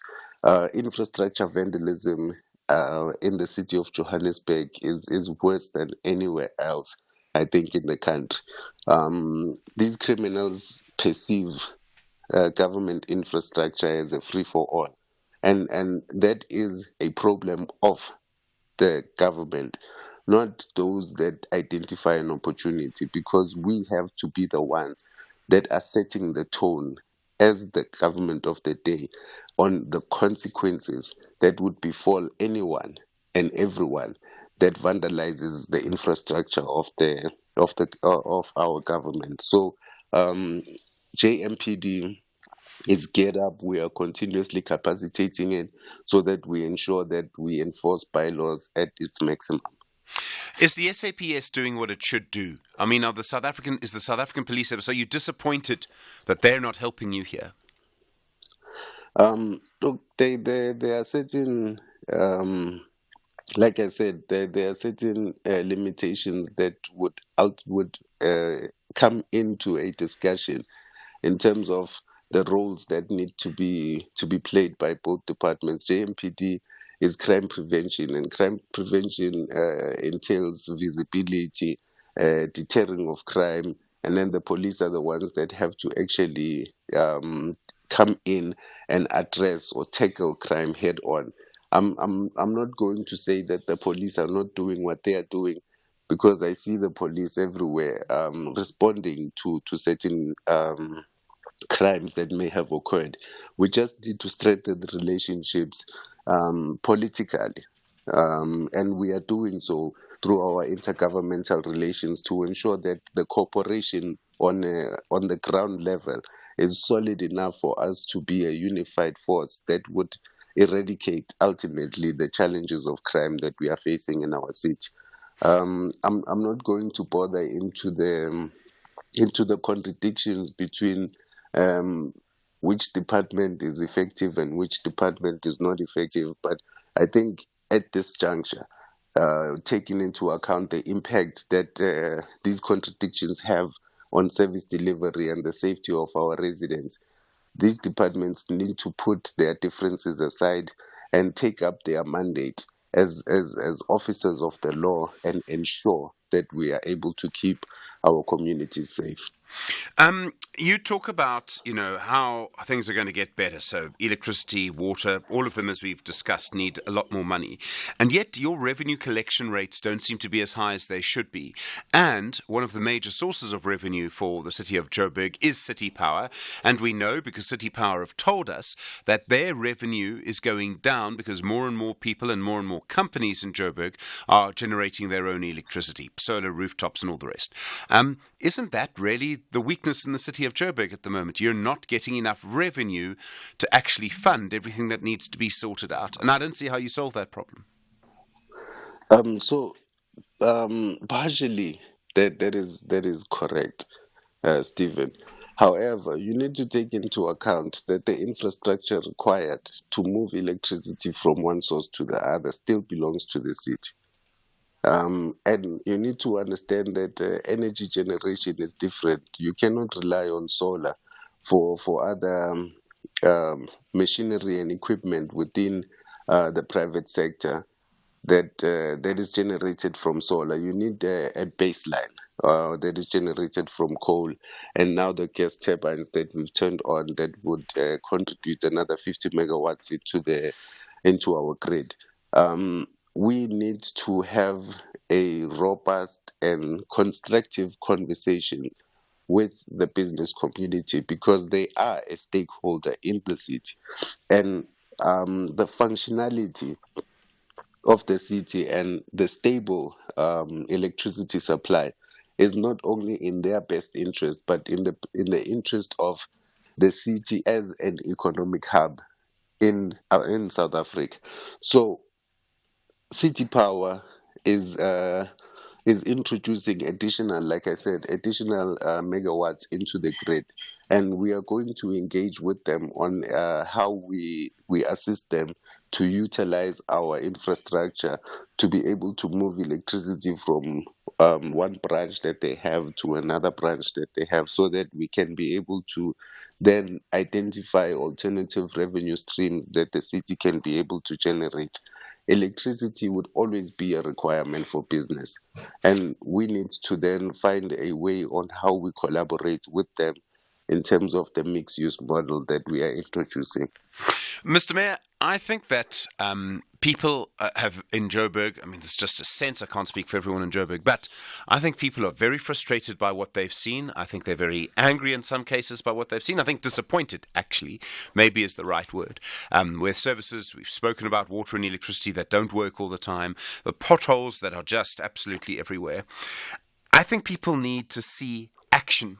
And we can talk about arrangements and we can talk about relationships and stakeholder this, but they need to see action.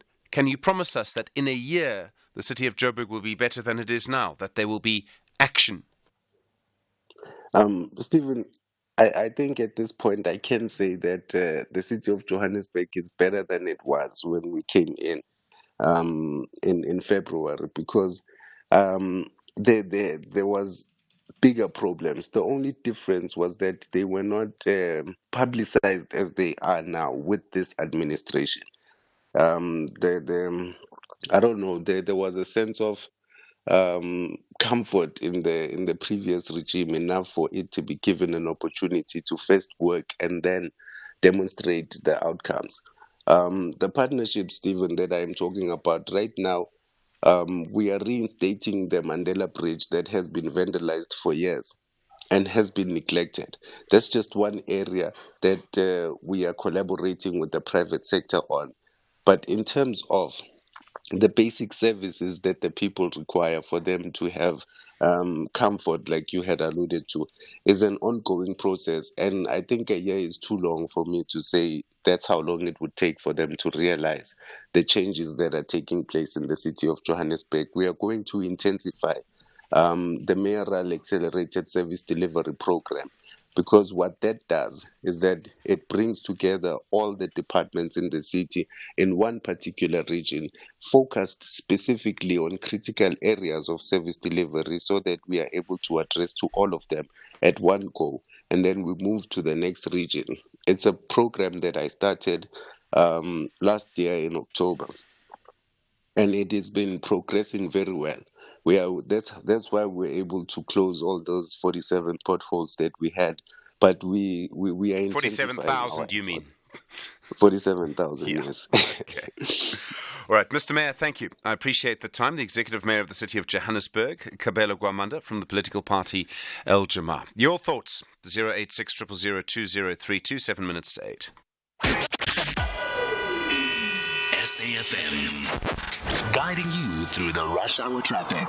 Update on the Mpumalanga situation on the N4 Elands Valley. The road is now closed. We've been suggesting that you move on to Schoeman's Kloof, but that is going to be enforced now. So this collision scene is on the Elands Valley section between Ngodwana and Montrose. It's around the Elands Hook. It's a major multiple truck crash and multiple truck fire incident. So Elands Valley on that section closed. Motorists going between Mashaladorp and Bombella in either direction are going to be rerouted across onto the top end of the N4, the Schoeman's Kloof section.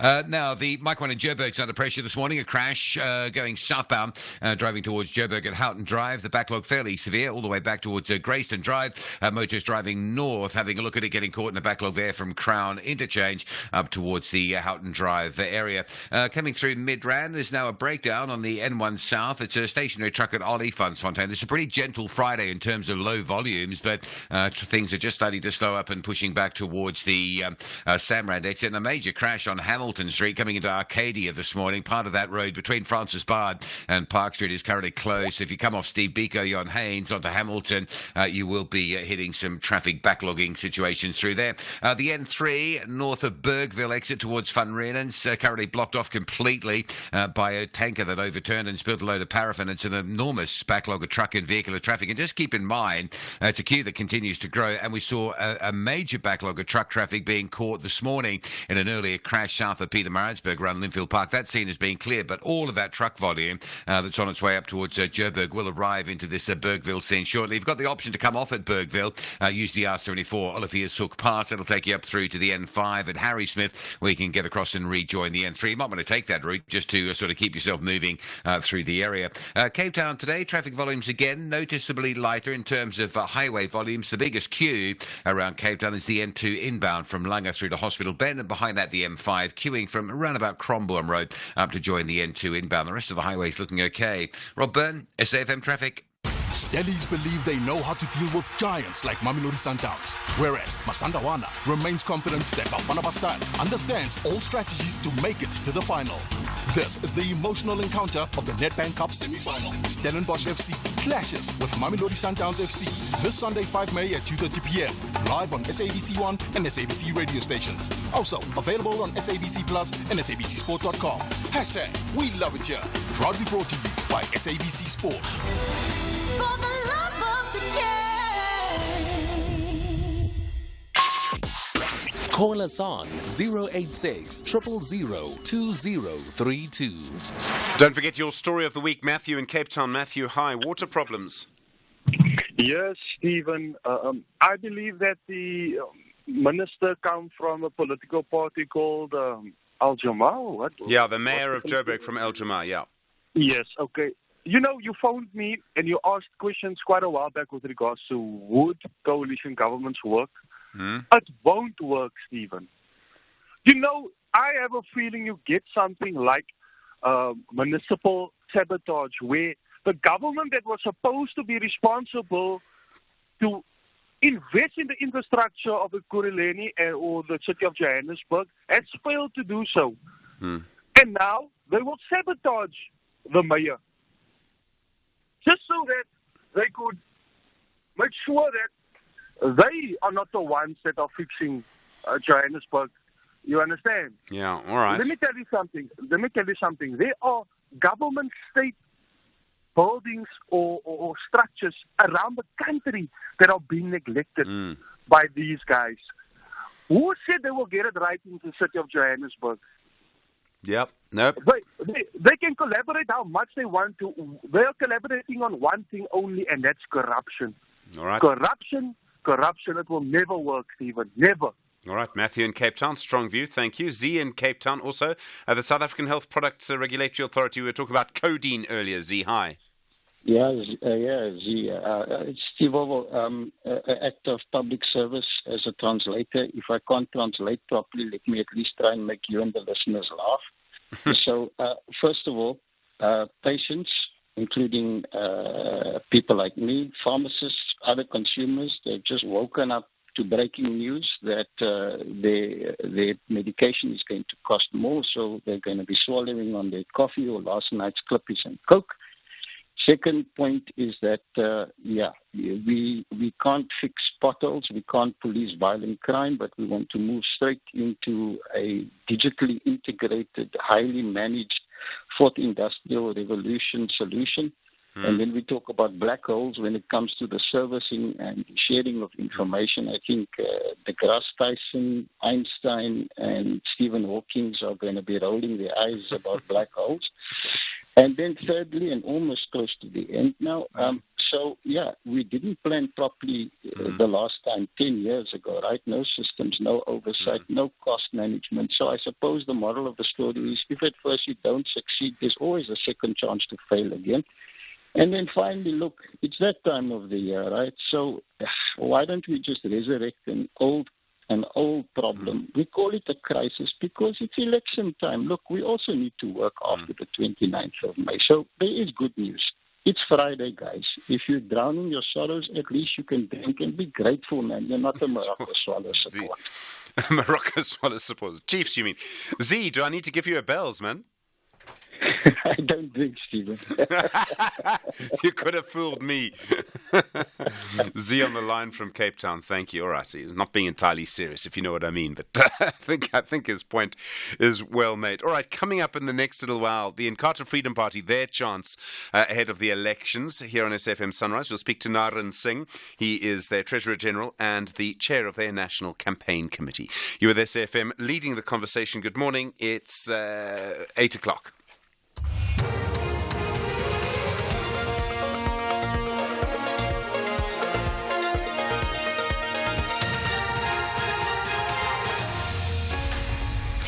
In our top stories, ANC denies decision to charge Zuma election-related, and UNESCO awards World Press Freedom Prize to Palestinian journalists. Good morning. The ANC says its decision to charge its former president Jacob Zuma has nothing to do with the ANC's election campaign ahead of the upcoming national elections. A notice by the ANC's National Disciplinary Committee revealed Zuma is expected to appear before a hearing on Tuesday next week on 2 counts of contravening the ANC constitution. ANC National spokesperson Mahlengi Bengu-Mutsiri says there are no politics involved in the latest developments surrounding the former ANC president. For the fact that the National Disciplinary Committee has made a determination to take this matter forward has nothing to do with our election campaign. Our election campaign is running.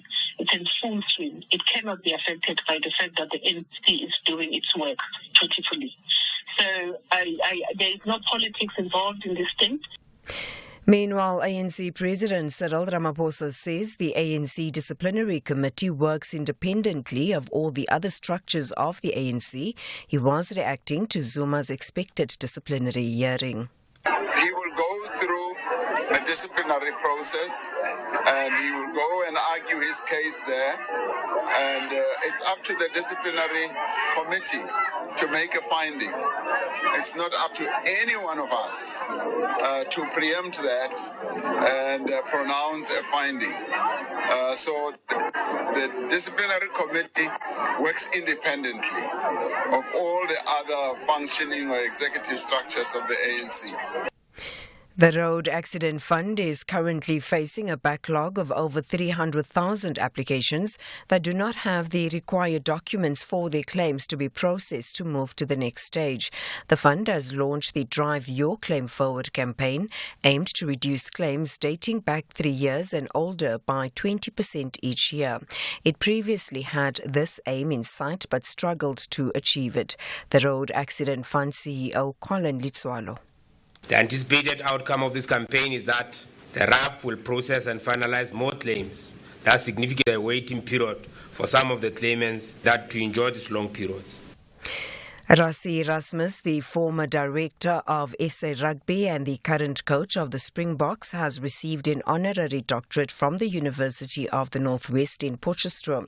He received the honorary doctorate for recognition of his innovative and exceptional management of the Springboks during the victorious 2019 and 2023 Rugby World Cup campaigns. Erasmus secured 2 consecutive Rugby World Cup wins. He says this was a historic moment that cemented his journey. Told me about this, I thought it was a bit of a joke and they were just teasing me, and then you got to understand that they're serious, and when the talks got going, and then the more we got closer to it, the more you understand what it means and why you're getting it, as all the people, the wonderful people here has explained to me, and then it gets emotional.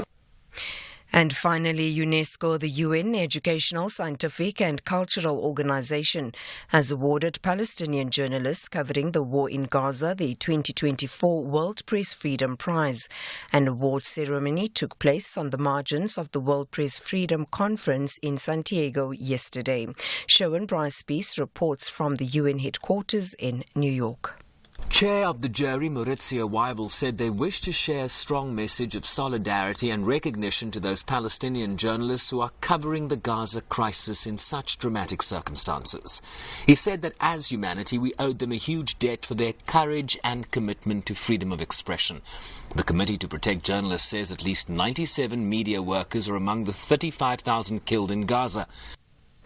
Recapping the top story this hour, the ANC says its decision to charge its former President Jacob Zuma has nothing to do with the ANC's election campaign ahead of the upcoming national elections. For SFM News, I am Anne Musa.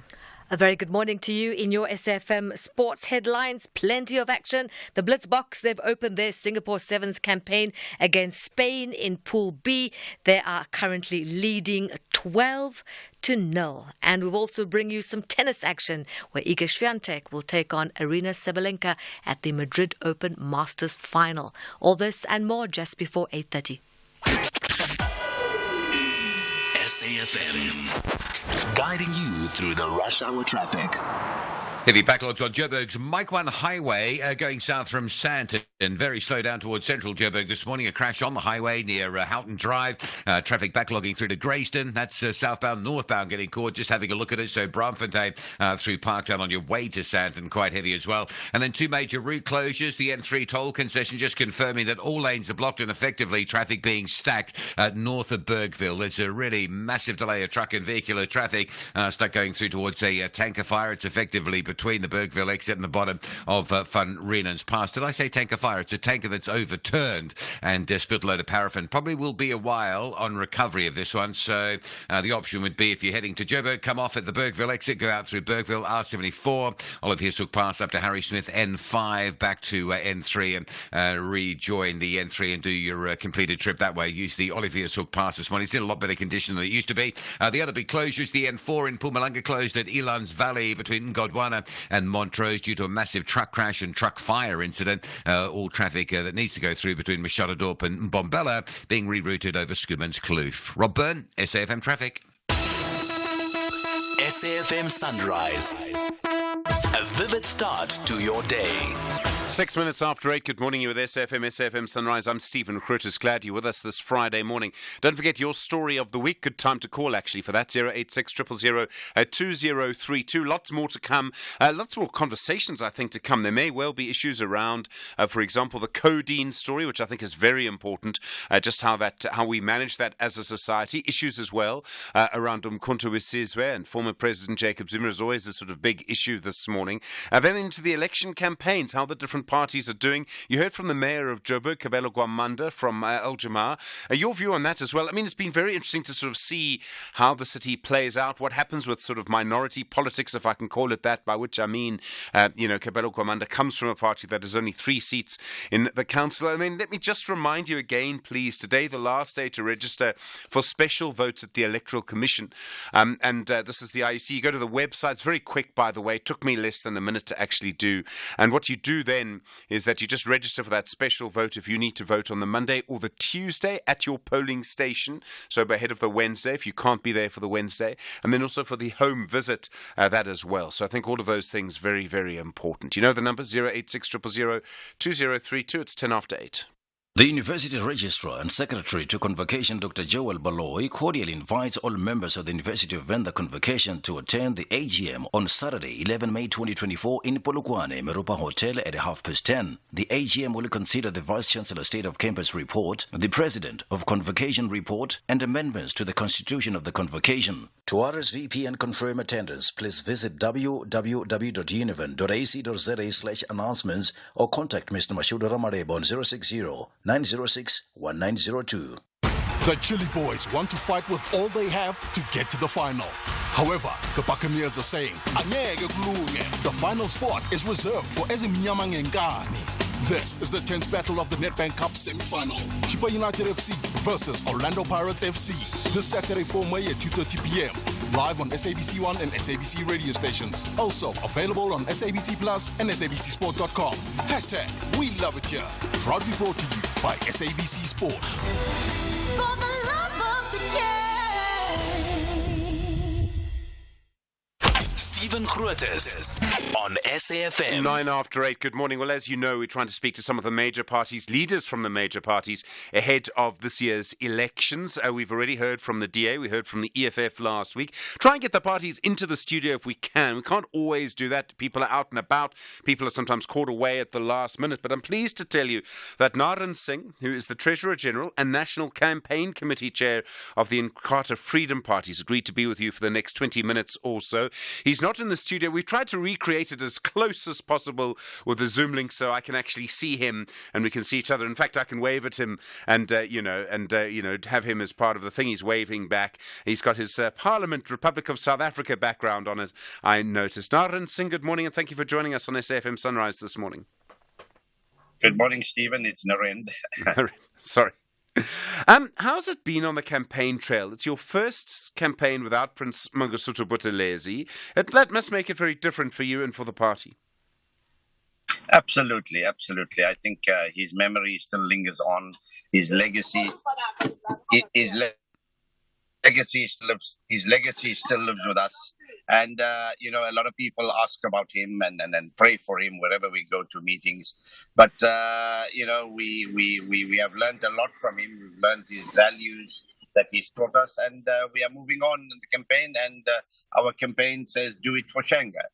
And that's what we are doing. And many people are very pleased that we are dedicating this election to Prince Buthelezi.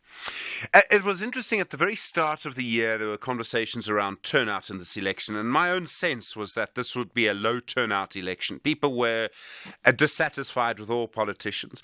We started to see Umkhonto we Sizwe suddenly, making a big impact. We saw particularly in KwaZulu-Natal, Umkhonto we Sizwe and MK making a big impact. John Steenhuisen told us 2 weeks ago that he thought this would be an election with a very high turnout. How do you see it? Are you expecting a sort of energized electorate on election day? Yes, I agree with John. And from what we see on the ground, and I think with more political parties, there's more interest, and that's good for democracy. Because, as we've seen and from analysis we've done, there are about 14 million registered voters that do not vote at all. And this is not good for democracy. And hopefully, a large chunk of those people will come out and vote in this coming election. You went through a little bit of a resurgence after former President Jacob Zuma left the presidency. The IFP had a bit of a rough time while he was a leader of the ANC. You came back a bit. I get the sense you're under pressure now. Are you going to lose some votes to MK? Maybe quite a big chunk of votes to MK? Not really. We respect the fact that the MK are on the scene as well, but as we see it and as our analysis shows, the MK is going to draw a lot of votes from the ANC because, after all, they are a splinter of the ANC. So we expect them to draw a lot of votes from the ANC, not necessarily votes from us. But at the same time, we are also increasing our vote base by moving out to newer areas, not only in KwaZulu-Natal, but outside of KwaZulu-Natal. Do you think you're going to do well outside of KwaZulu-Natal? I mean, for generations, since the party started in 1975, it's really been a KwaZulu-Natal and a little bit of Gauteng, even in certain geographical areas around Soweto and Gauteng, for example. I mean, do you really think you're going to do well outside of those areas this time around? Yes, we're going to increase our votes considerably and possibly even win seats in Mpumalanga and Northwest. And this is evident from the political rallies that we've been having in these areas. I was in Mpumalanga, Secunda, on Workers' Day with the leader of our party. And I must tell you that it was extremely gratifying to know that so many people had turned out. And post this rally, there are so many people calling us, and we're moving to Northwest next week and Limpopo the week after. We're even contesting in Cape Town. So we are certainly going to increase our footprint outside of KwaZulu-Natal and Gauteng. And the 29th of May or the 30th of May will show that when the results are announced. Okay. It's interesting to watch people going to different places and doing different things, because we see a sort of regionalization of our politics. The UDM in the Eastern Cape, you in KwaZulu-Natal, MK in KwaZulu-Natal, the ANC in most places, battles in the Western Cape. Are you trying to move against the idea of a sort of identity-based, language-based, regional-based politics? Are you trying to make the IFP more of a national party than it's been in the past, a party for the whole country? Well, absolutely. It has been a national party, except that our reach. Now, I think you would know more than anybody else that money is the milk of politics. And if you have money, you can reach throughout the country. And we don't have incumbency and government departments to back us in the other provinces. But we are getting calls from people outside of our provinces because they're fed up with 30 years of misrule. And they're looking for alternatives, and they see us as an alternative. But in any case, KwaZulu-Natal is the seat of democracy. It has always been very, very hotly contested, and it is one of the major provinces. If one can win KwaZulu-Natal, Western Cape, and Gauteng, then you take away the heart of the ruling party, the ANC. So whilst our focus is in KwaZulu-Natal, and then the majority of our voters come from here, we're also spreading our wings. KwaZulu-Natal is a big hotspot, and people are a bit worried about violence. We saw the incident with the microphone and the traditional prime minister to the Zulu kingdom, Thulisizwe Buthelezi. Are you worried about more incidents like that? I mean, I think everyone's a little concerned that things might get, I'm not going to say the phrase out of control, but very heated, let me say that. No, certainly it's going to get heated. The more players you have on the field, the more heat is generated. And then what we've seen even during the voter registration period is that there were sort of quote-unquote heated clashes between mainly MK and the ANC, where even their gazebos were removed, the party gazebos, and there were fistfights.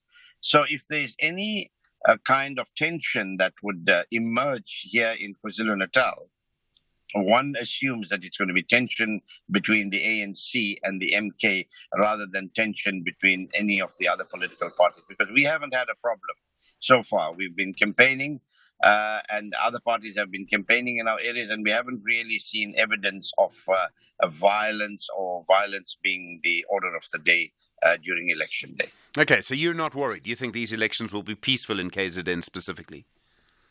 Well, I won't say peaceful, but we are not overly concerned that it's going to, become a violent election, or that the election could be disrupted in any way because of any violent tendencies. And we've been assured by the Independent Electoral Commission, working with the security forces, that they are taking extra precautions in certain hotspots in and around KwaZulu-Natal to ensure that peace prevails. You with SAFM at 17 minutes after 8, part of our continuing series of speaking to political leaders ahead of the elections. Noran Singh's the IFP Treasurer General and also National Campaign Committee Chair of the Inkatha Freedom Party.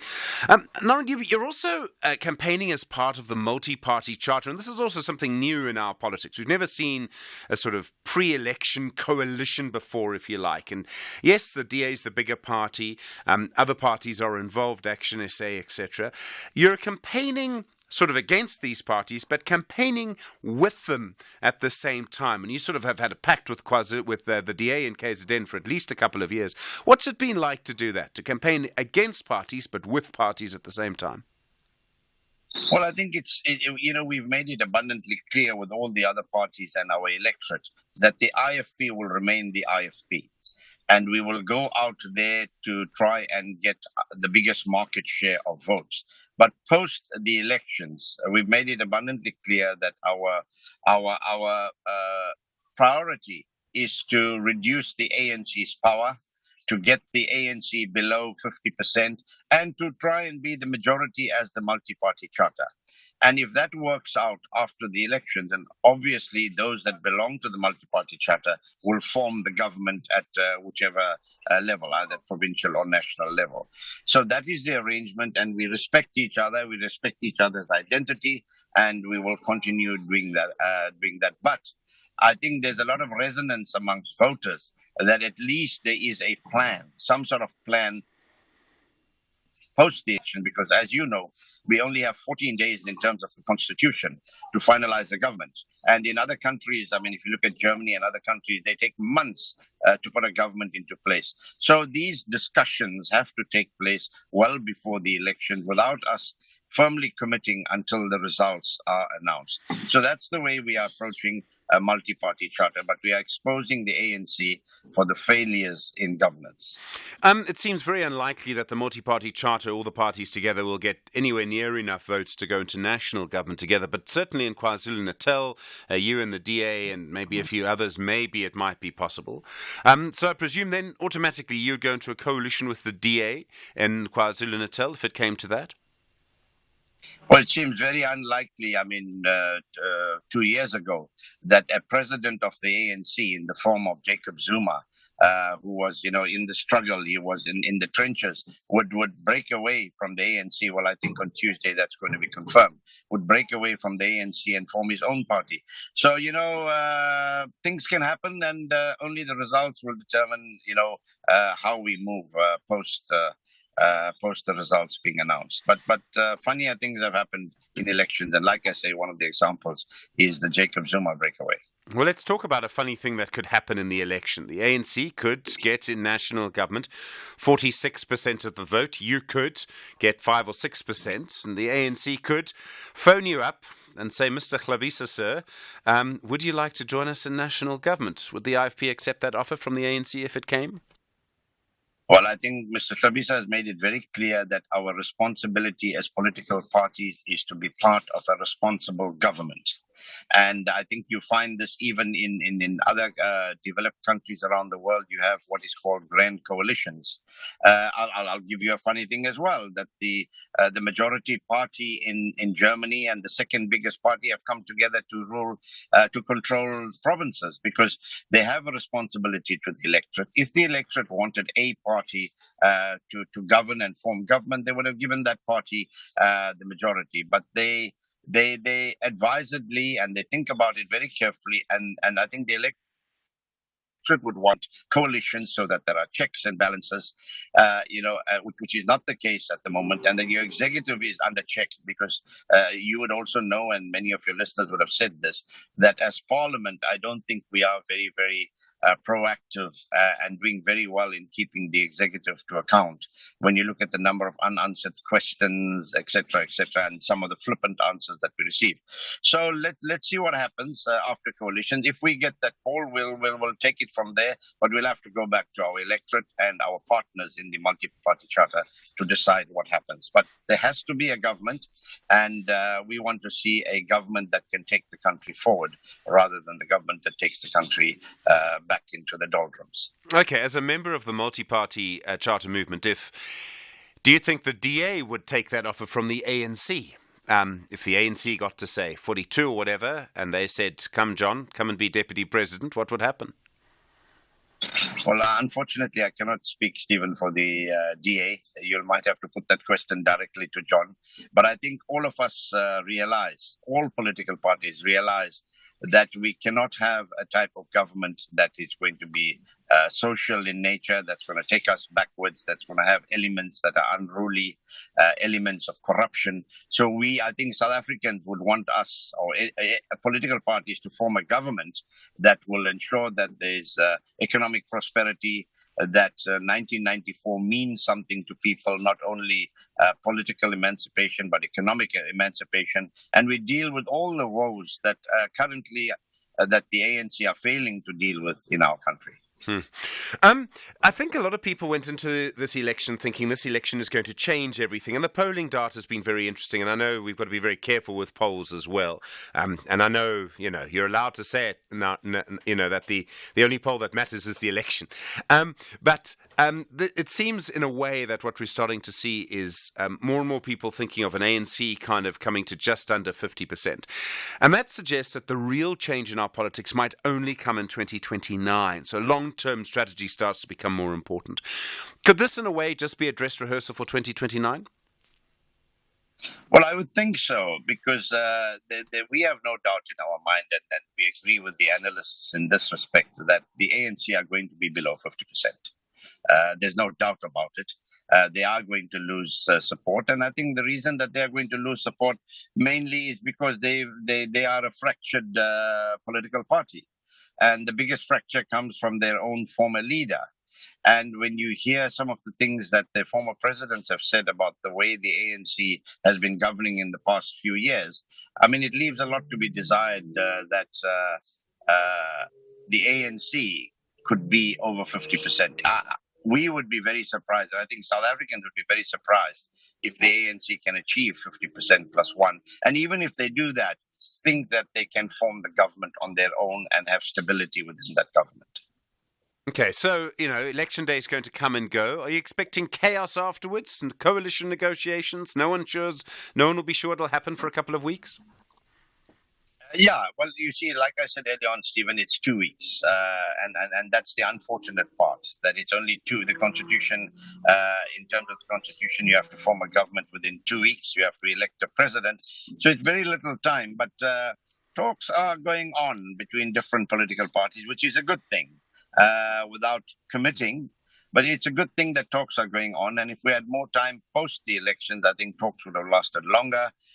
But by now, I think every party knows what the other party can and can't do. They know the values of the party. They know about issues that are non-negotiable. For example, if you take the issue of land and us and the EFF, I mean, for us, it's not negotiable that there could be expropriation of land without compensation. We've always said expropriation with reasonable compensation, and expropriation, of land where you can't find landowners, etc. So I think there will be differences that we will have, but we'll have to deal with it. And there's going to be sleepless nights, I think, after the 29th of May, when political leaders come together to form government of South Africa. Naren Singh, thank you very much indeed. I really appreciate the time on SAFM Sunrise, the IFP Treasurer General and National Campaign Committee Chair of the Inkatha Freedom Party. As I said, part of our continuing series of conversations with people ahead of the elections. Mr. Singh, thank you very much indeed. You were there, SAFM, 26 minutes after 8. Business owners, don't waste your time searching for an employee that has it all. They do not exist. But I will tell you what does exist. The Kia K2 700 Workhorse. It's versatile, powerful, and reliable. It also arrives on time every day. Save your cash with no deposit and only pay 5,799 Rand per month. It's the business partner you've been waiting for. Up your game with the Kia K2 700 Workhorse. Visit kia.co.za for more. T's and C's apply. Kia. Movement that inspires. The Chili Boys want to fight with all they have to get to the final. However, the Buccaneers are saying, "Angeke kulunge." The final spot is reserved for Ezimnyama Ngengane. This is the 10th battle of the Nedbank Cup semi-final. Chippa United FC versus Orlando Pirates FC. This Saturday 4 May at 2:30 p.m. Live on SABC1 and SABC radio stations. Also available on SABC Plus and SABCSport.com. # We Love It Here. Proudly brought to you by SABC Sport. For the love of the game. This is SAFM Sport with Zai Khan. Zai, good morning, some rugby. Yes, what a classy way for the Blitzboks to start their campaign at the Singapore Sevens. They beat Spain 31-7, and that was their opener in Pool B. Took place at the National Stadium. Selwyn Davids opened the scoring for the Blitzboks with a skip and a hop through the Spanish defence from a kickoff, with Dewald Human converting. The Blitzboks asserting themselves on the match early at halftime. The South Africans held the upper hand with a 12-0 lead, and it was wonderful to see the South African team. They've had quite an up and down season. The Blitzboks finished outside the top 6 in the series, but the South Africans will be playing the long game with an eye to Madrid and the Olympic qualifications in Monaco. The next place, Samoa, that's around 18 minutes past 1 o'clock later today. Now, the Springbok Women's Sevens team kicked off their campaign in Singapore with a strong performance, defeating the USA 14-12. Despite trailing early after Sarah Levi scored for the USA, Nadine Roos brought the Springboks back into the game with a crucial try and conversion, levelling the score 7-7. And that was in the second half.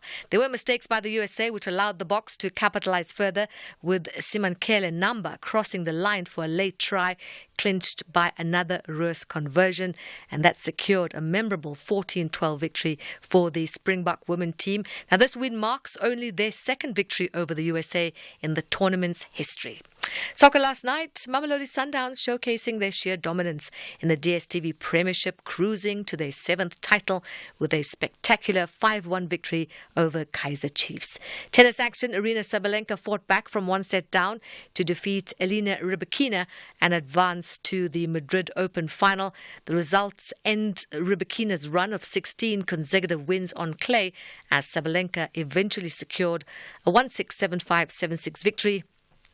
The second-seeded Sabalenka will face the number 1 seed Iga Swiatek, and that's in the final tomorrow, with the Belarusian having won just 3 of their previous 9 meetings. And golf, Louis Alberto rose to the fore in the field of champions as he opened with a bogey-free 7 under par 65, leading the Sunshine Tour's new Waterfall City Tournament of Champions by 2 strokes at the Royal Johannesburg's East Course, as one of the select professionals in a 34-player field that has brought together champions from the Sunshine Tour, Sunshine Ladies Tour, and the elite amateur ranks of Golf RSA. Alberta got off to the perfect start in the chase of the R1 million first place check come Sunday. And finally, cricket, the Sunrisers Hyderabad pulling off a sensational 1-run win off the final ball to upstage the table toppers, the Rajasthan Royals, and break into the top 4 of the Indian Premier League. That's your sport on Sunrise. We'll bring you more on SAFM. That's around 12:30. I'm Zai Khan. Zai, thanks very much indeed. All right, your story of the week. What for you is the big story of the week? Might be the conversation we just had with the Inkatha Freedom Party. Might be around former President Jacob Zuma. Might well be around codeine or something entirely different. Mamelodi Sundowns, of course, a big story. 086 000 2032. It's 8 o'clock. It's just gone 8:30. Good morning. In the headlines, the ANC says its decision to charge its former President Jacob Zuma has nothing to do with the ANC's election campaign ahead of the upcoming national elections. A notice by the ANC's National Disciplinary Committee revealed Zuma's expected to appear before a hearing on Tuesday next week on 2 counts of contravening the ANC constitution. The Eastern Cape Premier Oscar Mabuyane has welcomed the suspension of the taxi shutdown that led to several road closures across the province and also disrupting different services. And UNESCO, the UN Educational, Scientific and Cultural Organization, has awarded Palestinian journalists covering the war in Gaza the 2024 World Press Freedom Prize. I'll have details on these and other stories at 9. SAFM. Guiding you through the rush hour traffic. Well, if it wasn't for a stationary truck on the M1 South through Midrand near Olifantsfontein, you'd be getting through between Pretoria and Joburg in pretty record time. There's a real noticeable drop-off of traffic volumes across the country this Friday morning. Where there is traffic, it is literally around some incidents. So the N1 going south, Samrand down to Olifants is slow because of that stationary truck. A crash on the Mike 1 south going into Houghton Drive. Traffic remains heavy from Greyston, so from Sandton all the way down into central Joburg towards Parktown, very heavy. Might want to think about routes like Louis Botha or Ravonia Oxford as your alternatives to beat the Mike 1. There's also just been a crash going up into Galulis on the N3, so there's a little bit of a backlog through the Bedfordview area. N3 technically closed between Bergville and Van Rynen's Pass this morning, nothing getting through, and a whole pile of truck traffic just arriving into the back of that queue to extend it. So tanker crash between Bergville and the Tugela Toll Plaza, the road closed to Joburg, both lanes obstructed, Paraffin to be cleared up from a spillage. Bergville, R74, Olivier Sook, probably your best option to get through that. Ngodwana through to Montrose on the Ilans Valley section of the N4 out in Mpumalanga, still closed. A major truck crash and truck fire incident. All traffic there through traffic, if you like, between Machadodorp and Bombella, now officially being directed over Schoemanskloof. Cape Town looks all right. Again, just noticeably a lot lighter traffic. Just a bit of a worry as you come into the CBD over the elevated freeway. And it's Jazz Festival weekend, so there are some closures in place around the CTICC from now across the weekend. Rob Byrne, SAFM Traffic. Stephen Grootes on SAFM. 27 minutes now to 9 the time. Time for your story of the week. What for you is the biggest story of the week? What happened to you this week? 086 000 2032. Don't forget to go and register for your special vote at the Electoral Commission if you need to. All right, let's start this morning with Gilbert in KwaZulu-Natal. Gilbert, hi. It says here you want to talk about workers. Was it Workers' Day for you? Stephen, how are you? Yeah, I'm well. Gilbert, as loud as you can, please. Not too bad. No, Stephen, I'm an ex-worker. Yeah. Yes. But I want to talk to the issue of workers and the bargaining councils. Yeah. That is being undermined by the current government. That workers, they negotiate and they come to an agreement, even with the government itself. But I'm more of the metal industry, In the metal industry, sometimes they take time to sign the agreements, the cooperation, when there's an agreement, then they're supposed to sign it, especially in the motor sector and also in the engineering sector. They take time to do that. Yeah. And also then with the workers in the public service, same story. They negotiate, even with the government, they reach an agreement, then the government take that to court instead of complying with it. Yeah, so this was the 2020 agreement. I remember when it happened. So why are you bringing it up now, Gilbert? No. I'm raising it because COSATU is saying workers must vote for the ANC. The one that is undermining the bargaining council. Is not assisting workers because my theory is that if you pay workers well, automatically they support the economy internally. Yeah. They take money, they pay to the CEOs. The CEOs are spending money in Mauritius all over, instead of paying workers and making workers permanent like in other, there are certain shops that are not having workers getting proper benefits. Right, yeah. Yeah. All right. Now, Gilbert, I hear you. I mean, obviously, there's a lot of work to do there, and the law is the law, and people must stick to agreements as well. I think you must stick to an agreement whether there's a law or not, Otherwise, what is the agreement worth, and sort of what are you worth? But I hear the point that you're making, and the Labour Appeal Court did sort of give quite a detailed reason as to why government did that. But, Gilbert, I do hear you on the line from KwaZulu-Natal. Thank you. John on the line from Margate. John, you heard Errol's call yesterday. Errol, if I understood Errol's point correctly, he was saying that the West did more to end apartheid than countries like Russia. I think I remember responding to him and suggesting that that wasn't necessarily the case. Anyway, you want to respond to that? Yeah, no. I'm John from Margate. Yes. We're still recovering from the floods. Yes. It's unbelievable what the damage it did. Anyway, I just want to say Errol was correct. We did inflict heavy losses on the Cubans. Two of my best friends were there. They were like brothers to me, and they told me that they'd actually pushed up past Rurikano, and they were about to go into Luanda. And when Jimmy Carter, who was president, stopped South Africa on their tracks. Right, John, just hold on a second. You're talking now about the Battle of Cuto Carnival. The Battle of Cuto Carnival, if you're not aware, was just fought right in the sort of north of Angola. What happened was sort of not quite in the north, but in the sort of middle of Angola. It was one of the biggest battles that Africa had seen at the time. It was between sort of South African apartheid forces, if I can call it that, forces of the apartheid government, and then people including Cuban soldiers. A very complicated battle. In the conversations I've had with people from both sides of this, there's a big argument about who won and who lost. Anyway, John, you're talking a very personal story, by the way. Two people you knew who were in that battle. Yeah, they were there, and they had inflicted. Or they told me they had inflicted heavy losses on the Cubans. They were about to invade Luanda, which the capital of Angola. Yeah, that's right. They were actually supported by one of the Angolan forces, Frelimo, who were like a rebel. Yeah. But then Jimmy Carter stopped him, told him to, I don't know for what reason. And but I think Errol was quite correct. I think that personally that the West did probably much more than Cuba and what was the other one, and Russia to stop the to end apartheid. Sanctions had an enormous effect on them. But the argument, and John, I don't want to take anything away from your personal story, although the argument around Cuto Carnival will go on. But in terms of the West, I think the argument would go that the West took a very long time to impose sanctions. If those sanctions were going to be so successful, why didn't they impose them 20 years before? I mean, it was in the 1960s that India said we refused to play sport with apartheid South Africa. Why didn't England's cricket team do that in the 1960s? And they didn't. Why did sort of apartheid South Africa play famously the 1981 Test series in New Zealand, for example? I mean, if New Zealand should have done what India did in the 1960s, would go the argument. Well, that 81 tour was a flop because most of the pitches were invaded by demonstrators.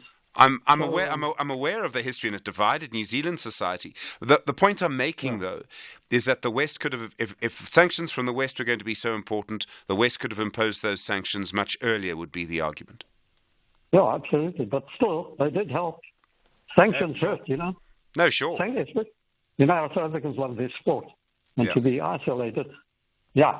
Anyway, that's all I want to say, Stephen. All right, John and Margate, thank you. It's a very complex conversation. As I said yesterday, in the conversations I've had about Cuto Carnival, the conversation goes on for quite some time. And I can understand why. It really means a lot to people. I've spoken to people who fought there, and I've also heard people say it was the Americans that stopped the SADF in the end. It's very complicated. Sandile in KwaZulu-Natal, you heard the Inkatha Freedom Party this morning. Go for it. Yes, morning, Steve. Actually, sorry, you'll bear with me. I'm going down with flu. I'm sorry, yes. Yes, I wanted to ask Narang Singh a question. In fact, I wanted him to tell us, how is this IFP, the IFP that they are talking about today, different from the old IFP that assisted the apartheid government in the implementation of its apartheid policies? You will recall that we had a Group Areas Act, and IFP had no issues with those kind of laws or act. The building of schools in rural areas by the IFP, assisted by the apartheid government, it was actually in pursuance of the segregation policies in our country, because they were actually trying to keep black people away from the white people. And the IFP assisted the apartheid government in doing so. Now, I wanted to know, how is this IFP different from that old IFP? Because they had no issues whatsoever, even at schools. We were taught that the ANC were rebels who were actually coming to introduce different laws. But to our surprise, when the ANC came into the country, the ANC was actually coming to liberate a black child in South Africa. So, but the things that we actually taught, even at schools, they were under the leadership of the IFP. We were taught to stop the ANC from entering the country. We were calling them the rebels. Now, I want to know, because I don't know what is actually going on in our heads as black people, because we know the political parties or the organizations who liberated us. Not the IFP, not the DA now, which is actually the former what do you call this old DA, National Party. But Sandile, I mean, look at, and I've made this point many times and will continue to make it. It's different for everybody. People are allowed to vote for who they want to vote. I hear you. I mean, look, the IFP, has to answer its own questions around whether it was the right decision to claim sort of independence, to accept the homeland of KwaZulu, and this is all history. Political parties do change. Sometimes they don't, but sometimes they do. So people are just going to have a different view. But I mean, it's a good question to ask. Yeah, but I'm not sure about that, Stephen, because I haven't actually heard them saying that they've changed their policies. All right. Well, look, I'm sure that the issue has been policies. Yeah, but the issue's been put to Prince Mangosuthu Buthelezi many times, then and later. I'm sure, before he passed.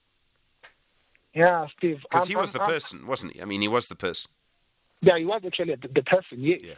But some of them were actually there during that time. Because most of the leaders of the many of them were. It was a long time ago. It was a long... I think he was the only one, really. Yeah, but the policies, we're talking about the policies, because when you're talking about the political formations, you're talking about the policies, not the individuals. The policies of the organization. The IFP had those policies that were actually supporting the apartheid regime. So I'm asking myself, how is this IFP of today different from the old IFP? That's what I want to know. Because I see no difference. Okay, Sandile, thank you. Your point's been made, and I think we've heard you. Percy in Limpopo, do you agree with Sandile or not?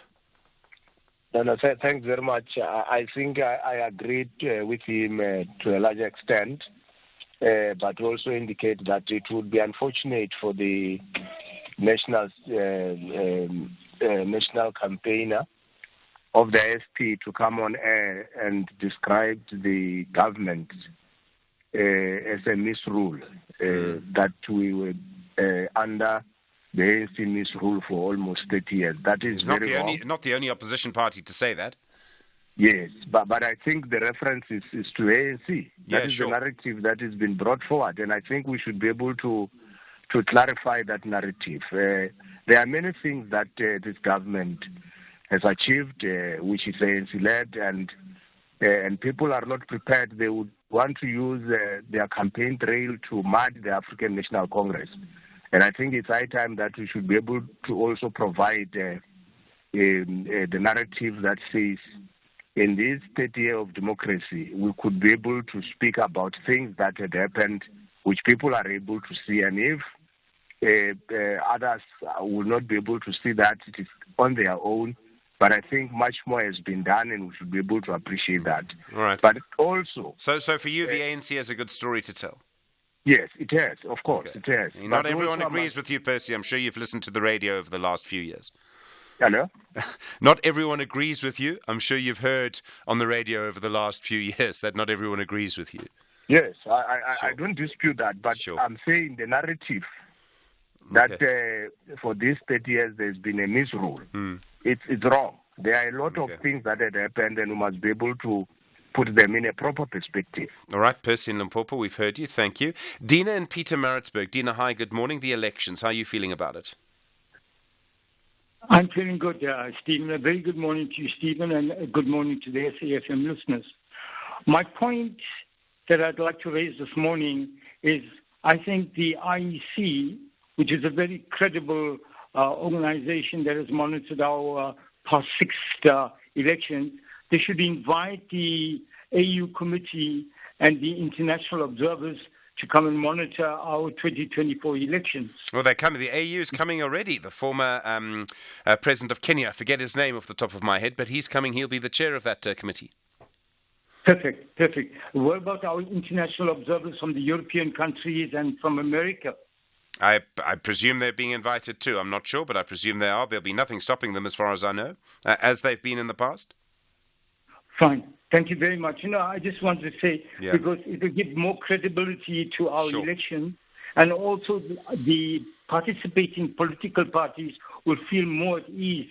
This will be a turning point, I think, in my view, in South African politics after 30 years of democracy and the ANC in rule. There'll be a turning point, and, let's see what the outcome would be. And with the international observers, I think everybody will be at ease.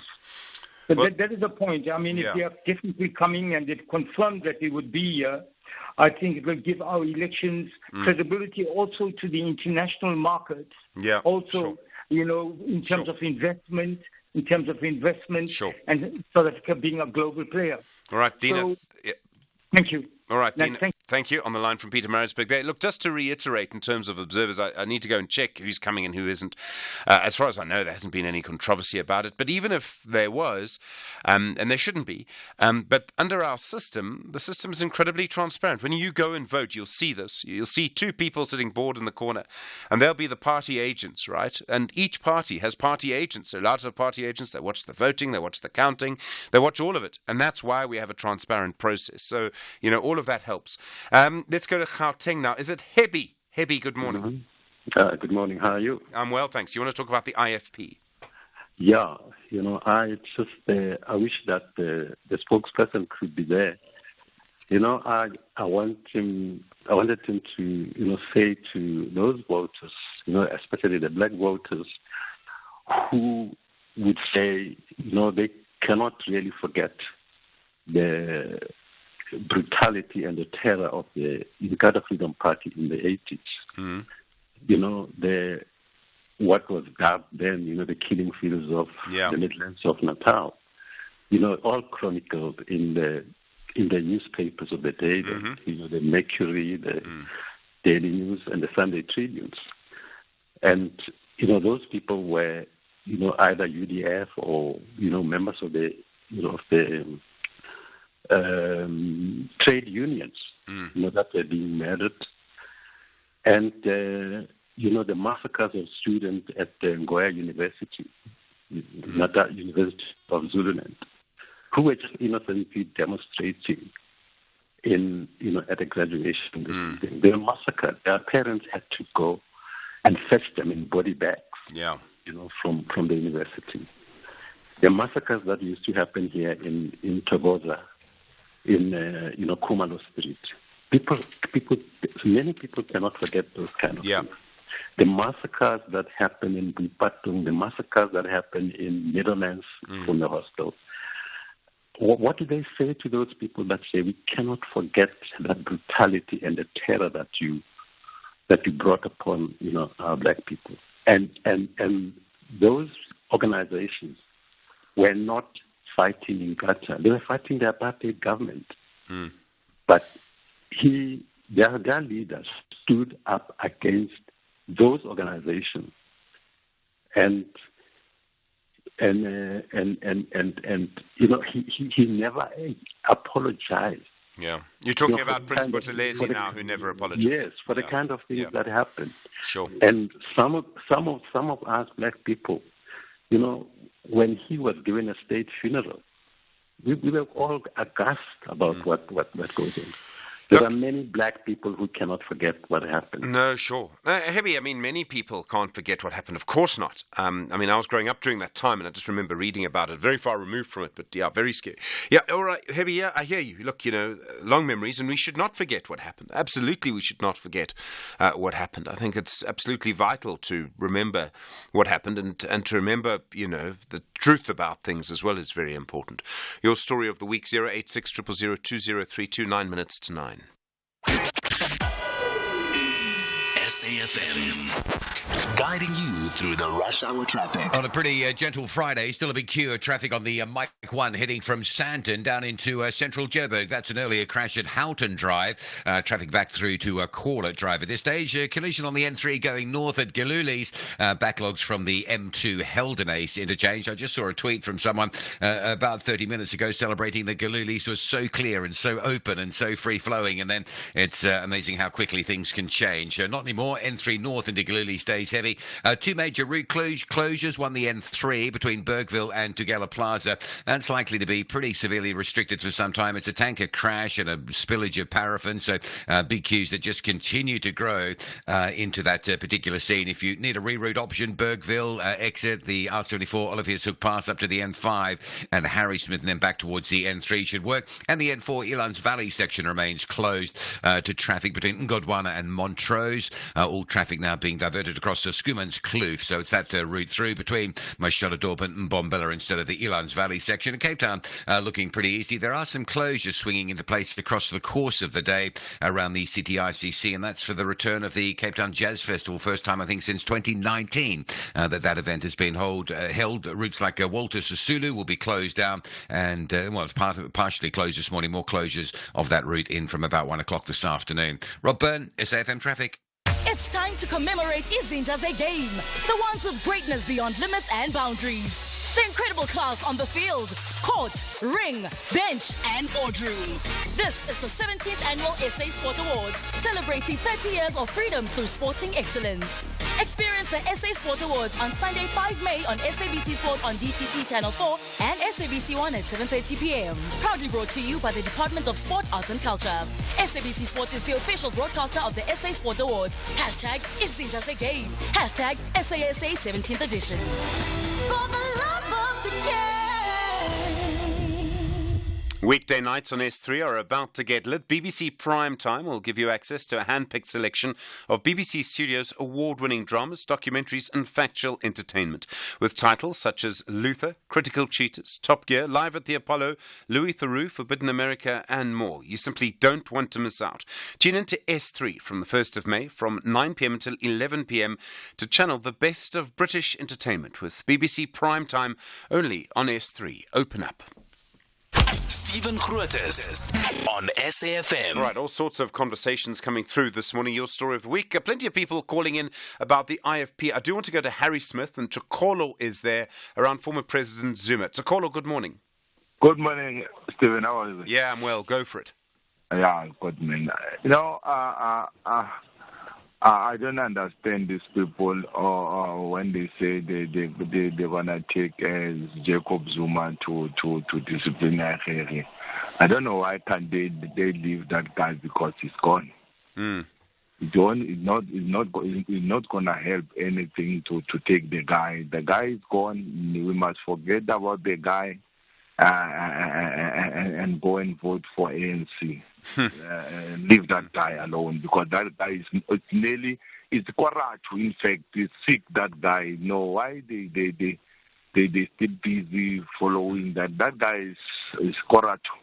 He's what? Sick. It's old. It's Koratu. It's Koratu. 15 minutes left to that guy. It's old. It's almost dead. It's no. But I mean, can someone get away with just breaking the rules? I mean, can you just allow someone to break the rules because of that?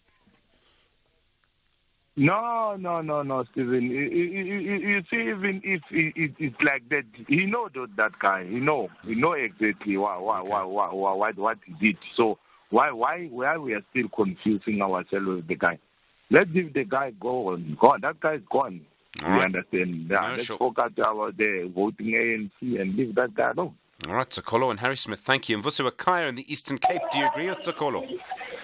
I don't, and this is my reason. Anyone who signs up for membership of the ANC commits to adhere to the constitution of the ANC, and it's the responsibility of any structure, and in this case, the NEC to invoke that constitutional provision when someone is breaching that. Because what we see here is a dramatic lack of discipline by a person who should be upholding the constitution of the ANC more than any other person, like a normal person.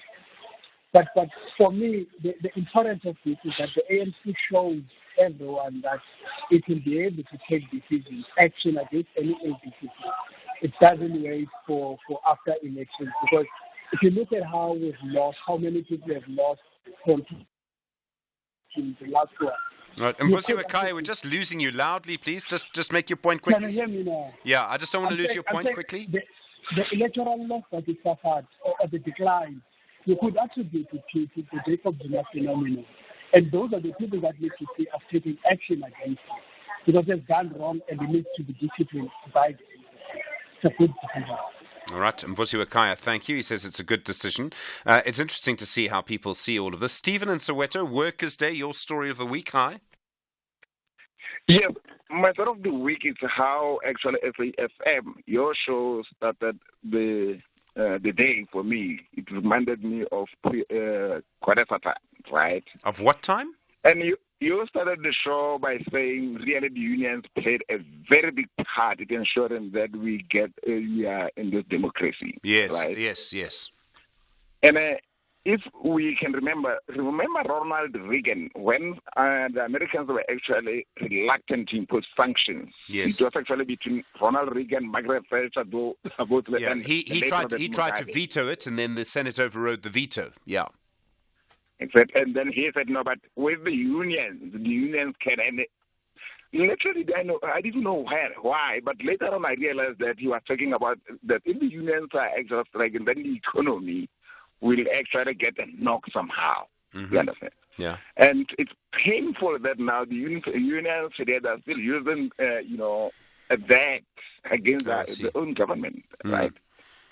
So the other story, I think, even was when the SABC under you actually, spoke about Shesh, the new driver app that is actually having entered this industry, right? And it's going to bring, I guess, about peace in the e-hailing industry, because most of the people are now using these apps not really for a good cause. Because if you look at the money off, where the charging of the money, where is it going to? It's leaving the shores. Yeah.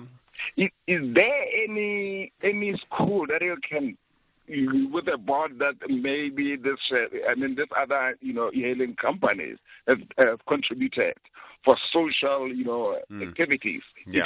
They haven't done anything. Yeah. Right. Yeah, sure. They may be giving people jobs, but really it's actually from hand to mouth. But anything social, nothing else.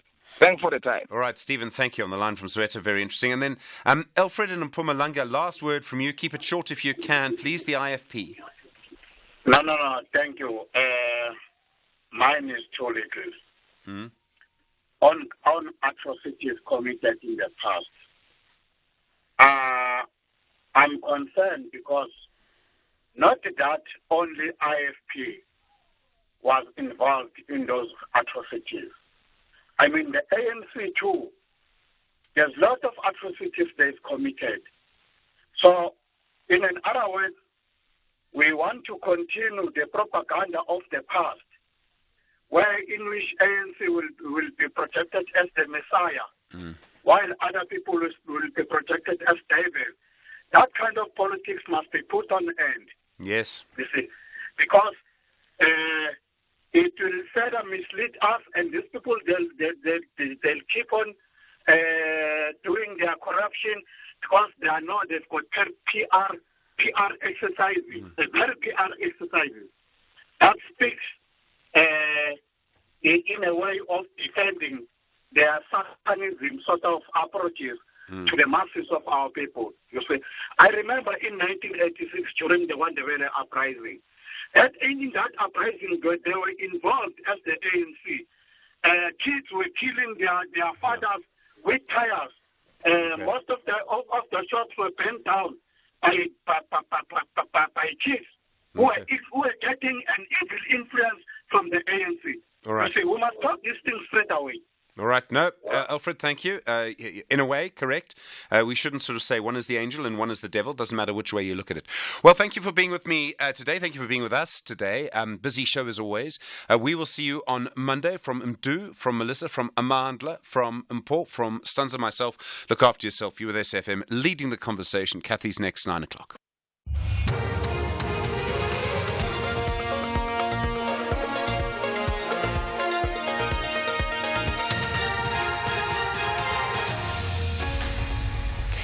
In our top stories, ANC denies decision to charge Zuma election-related, and Eastern Cape Premier welcomes suspension of taxi shutdown. Good morning. We start with election-related news.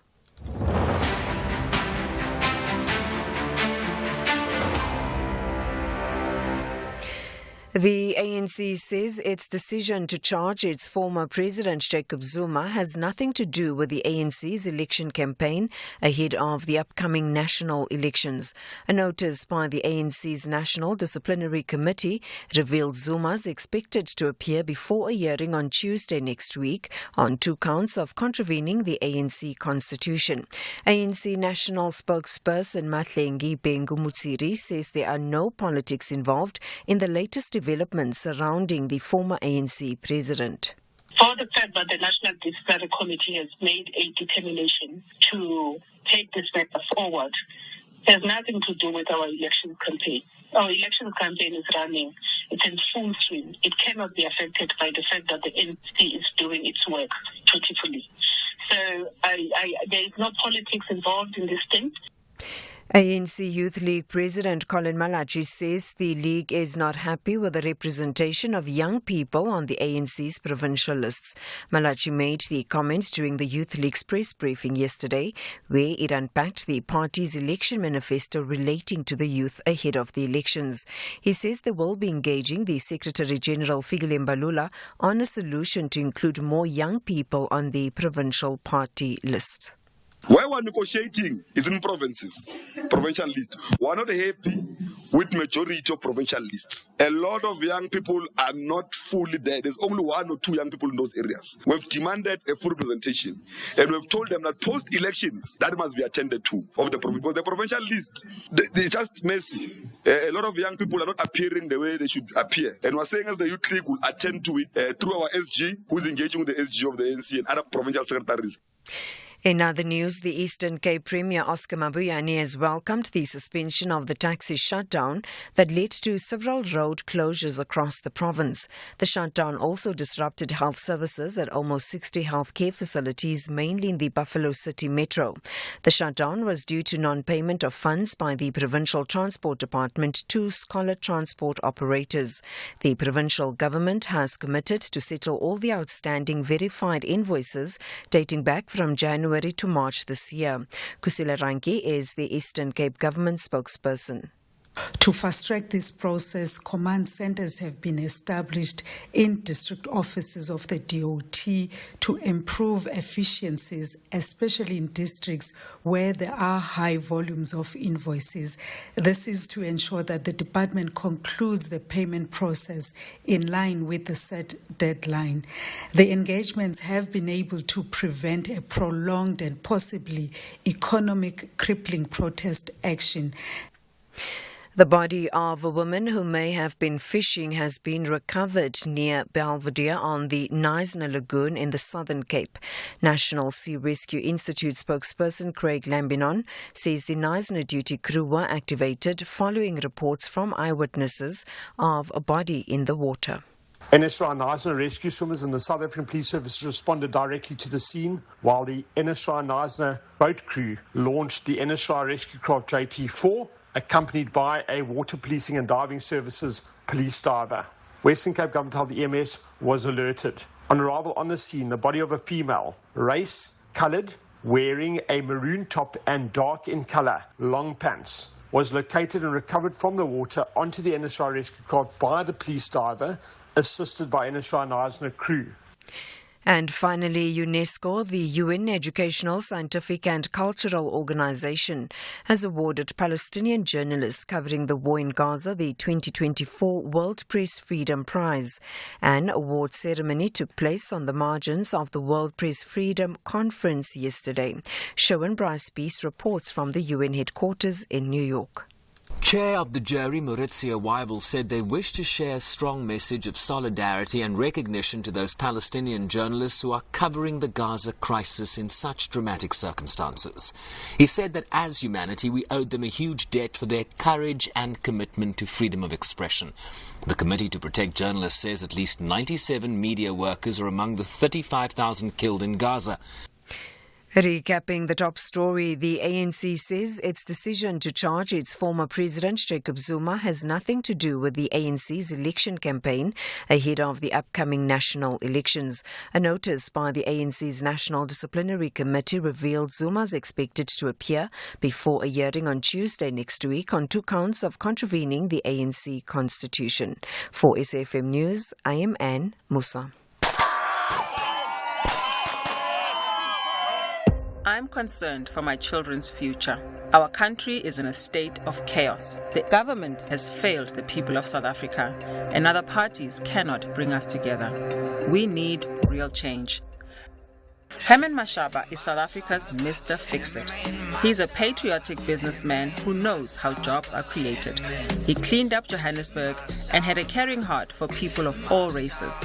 On 29 May, vote for South Africa and our collective future. Vote for Action SA, because only action will fix South Africa. This political election broadcast was brought to you in terms of the CASA regulation governing the election period. The views expressed in this political election broadcast are those of the political party and not of the SABC. And we will buy 500 cars, and we will buy 500 more. Just to be the one who buys your car, will come to you and offer more. We buy cars, we buy cars. Da-da-dun-da-da-dun-da-da-dun-da-da-da-da. We buy cars, we buy cars. Da-da-dun-da-da-dun-da-da-dun-da-da-da. We Buy Cars, the easiest way to sell your car by far.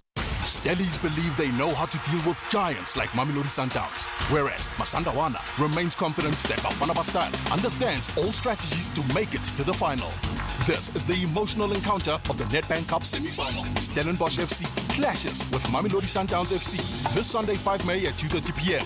live on SABC1 and SABC radio stations. Also available on SABC Plus and SABCSport.com.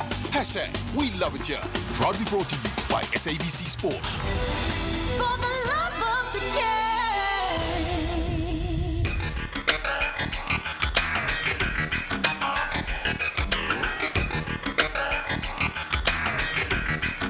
The Talking Point with Kathy Motlatlana. Weekdays, 9 a.m. till midday. Providing a job for someone is really, really important.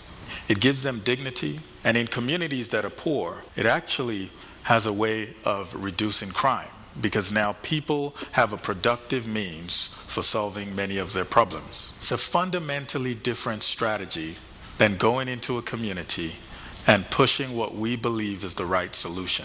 Now just look at all the things that providing a simple pack of noodles has been able to pull in to the Nigerian economy. Over the past 30 years, they've invested close to $500 million in the economy, provided upwards of 50,000 jobs. They've actually invested in education, because whenever they need someone to do something in the company and the schools don't provide the skills, they invest in education. And so what we find is that there's a fundamental difference between these two strategies. One where we go into a community with the best of intentions and we push what we believe the right solution is, versus another where we try to solve a particular problem by making a product simple and affordable and then creating a market for people. And by virtue of doing that, that market pulls in so many things into the economy that the society needs. In doing this, I've learned two things. One,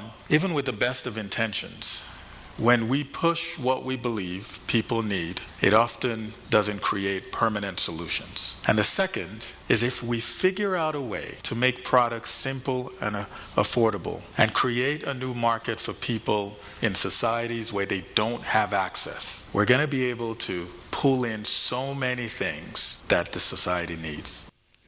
Efosa Ojomo is a director at the Global Prosperity Research Group at the Clayton Christensen Institute for Disruptive Innovation. Just listening to that kind of solution thinking, what kind of an impact would that have on so many communities in a country like South Africa? Because often it's not necessarily that people don't know or don't have what it takes to solve their own problems, but they need to be supported in that. They need to have opportunities, markets created in which they can function. And just a simple thing like making products cheaper so that they're more accessible to more people is, you know, it's such a game changer. So yeah, a great way to kick off the show there with some of those thoughts of Efosa Ojomo.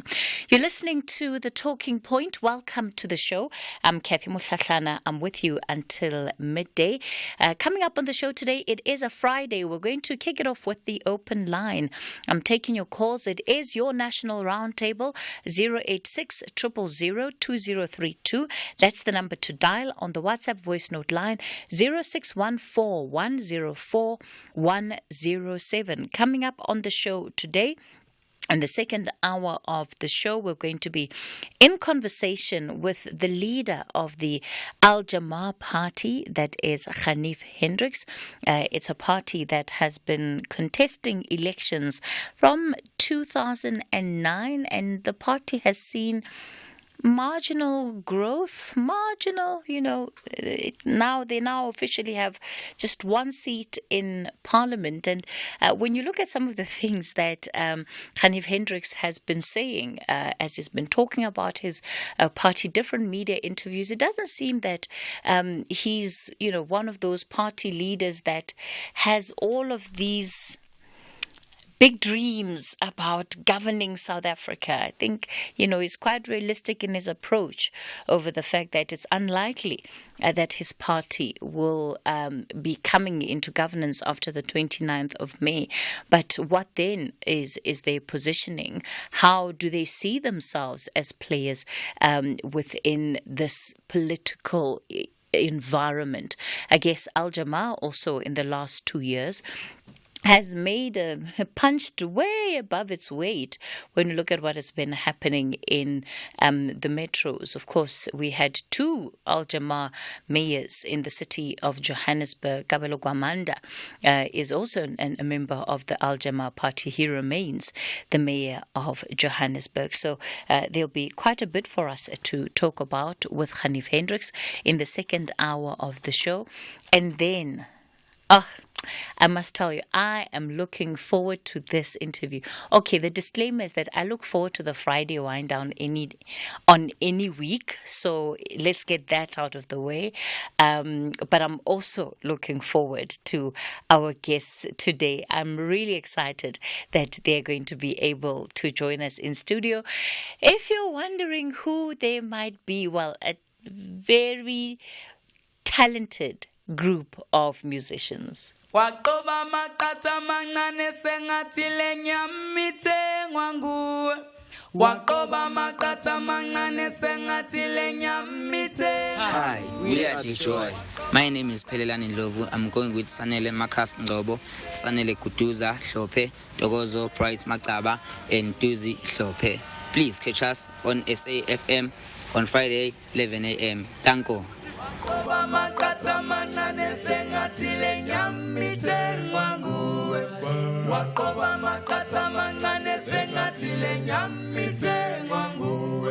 Ah, beautiful, beautiful, beautiful sound. So it's the joy coming up on the show, the final hour of the show.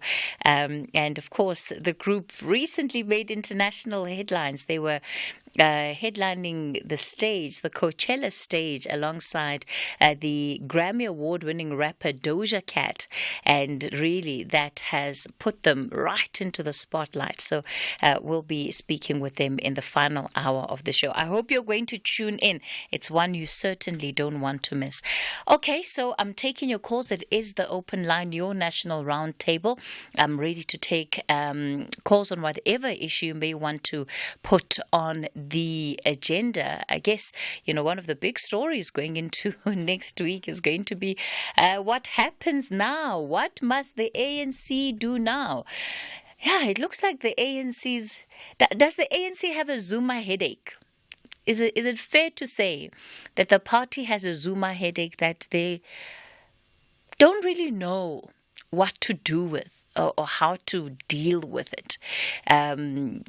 Conflicting reactions, right, to the decision by the ANC to hold Zuma before a disciplinary committee. The party says it needs to follow its own due processes. Those in the MK party believe that, well, it's clear that Zuma is no longer a member, so why is the ANC doing this now? Why couldn't they just see to it after the elections? One of the stories of this election is absolutely going to be about Jacob Zuma, the ANC, and just this. Is it a divorce? Is it a separation? What is it? Because he's still a member of the ANC. It's all really so confusing sometimes, because one does wonder, why does Zuma not just resign from the ANC? Why doesn't he just leave the party? Wouldn't that make life easier for everyone? But I guess it's not something he's intent on doing. I'll be taking your calls on 086 000 2032, on the WhatsApp voice note line 0614 104 107. SAFM supports a litter-free South Africa. Play your part in keeping our surroundings and environment clean. SAFM, leading the conversation. Call us on 086 000 2032. All right, we kick it off this morning in Valkral. Rampisa, good morning. Good morning, Sis Kathy, and good morning to our producers and listeners. You see, Sis Kathy, I want to comment about the moon tech, but before that, I want to try and answer some of the issues you just raised. But wait, why do you sound familiar, Rampisa? Yes, I'm Rampisa Lisiba. That's my surname. Lisiba.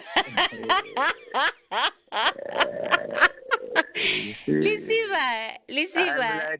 Why are you lying? Why are you lying? We just call you Miss Mklashana. No.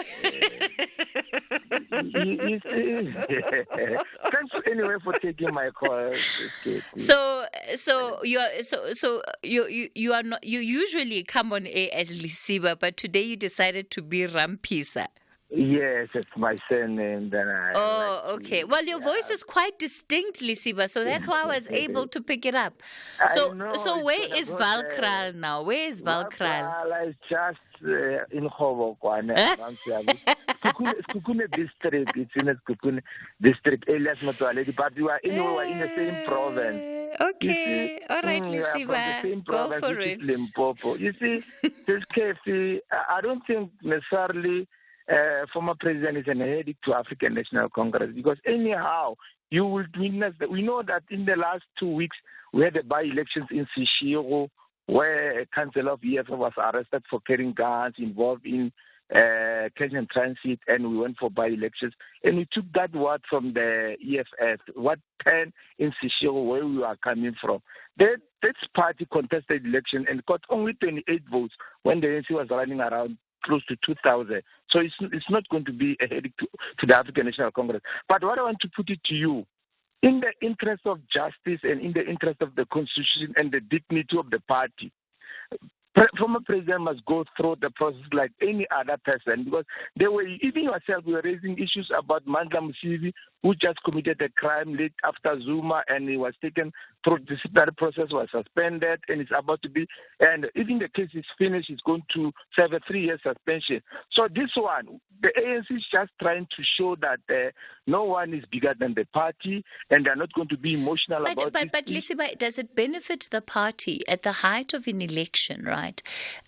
We are just about 3.5 weeks away from the elections. Does it benefit the party to be involved in this versus maybe dealing with it after the elections? No. Everybody will be, his case to be dealt after the elections. We've got the many cases that the disciplinary process that are underway. Then it becomes, what about Zuma? What is so special about this old man? That it's why they must put a stand to say no one is above the constitution of the ANC, and it will be taken through that. And we want to part ways with Zuma. We don't even want him to lose the elections and say we are now rejecting him because he lost the elections. We want to leave Zuma alone, already served us with the divorce papers. We're accepting, we're signing those divorce papers. And I can tell you, Sir Kathy, it's going to be very painful for JZ after this election. We will allow him to go. His trials eventually will be sent to jail, and there will never be a presidential pardon. So that's what we are preparing for Zuma, just to go and rot in jail. So think about the optics. What do you think is going to happen next week when the former president has to appear before the disciplinary committee? I mean, it's likely that the CBD will come to a standstill. Do you not foresee crowds of MK supporters gathered outside Luthuli House?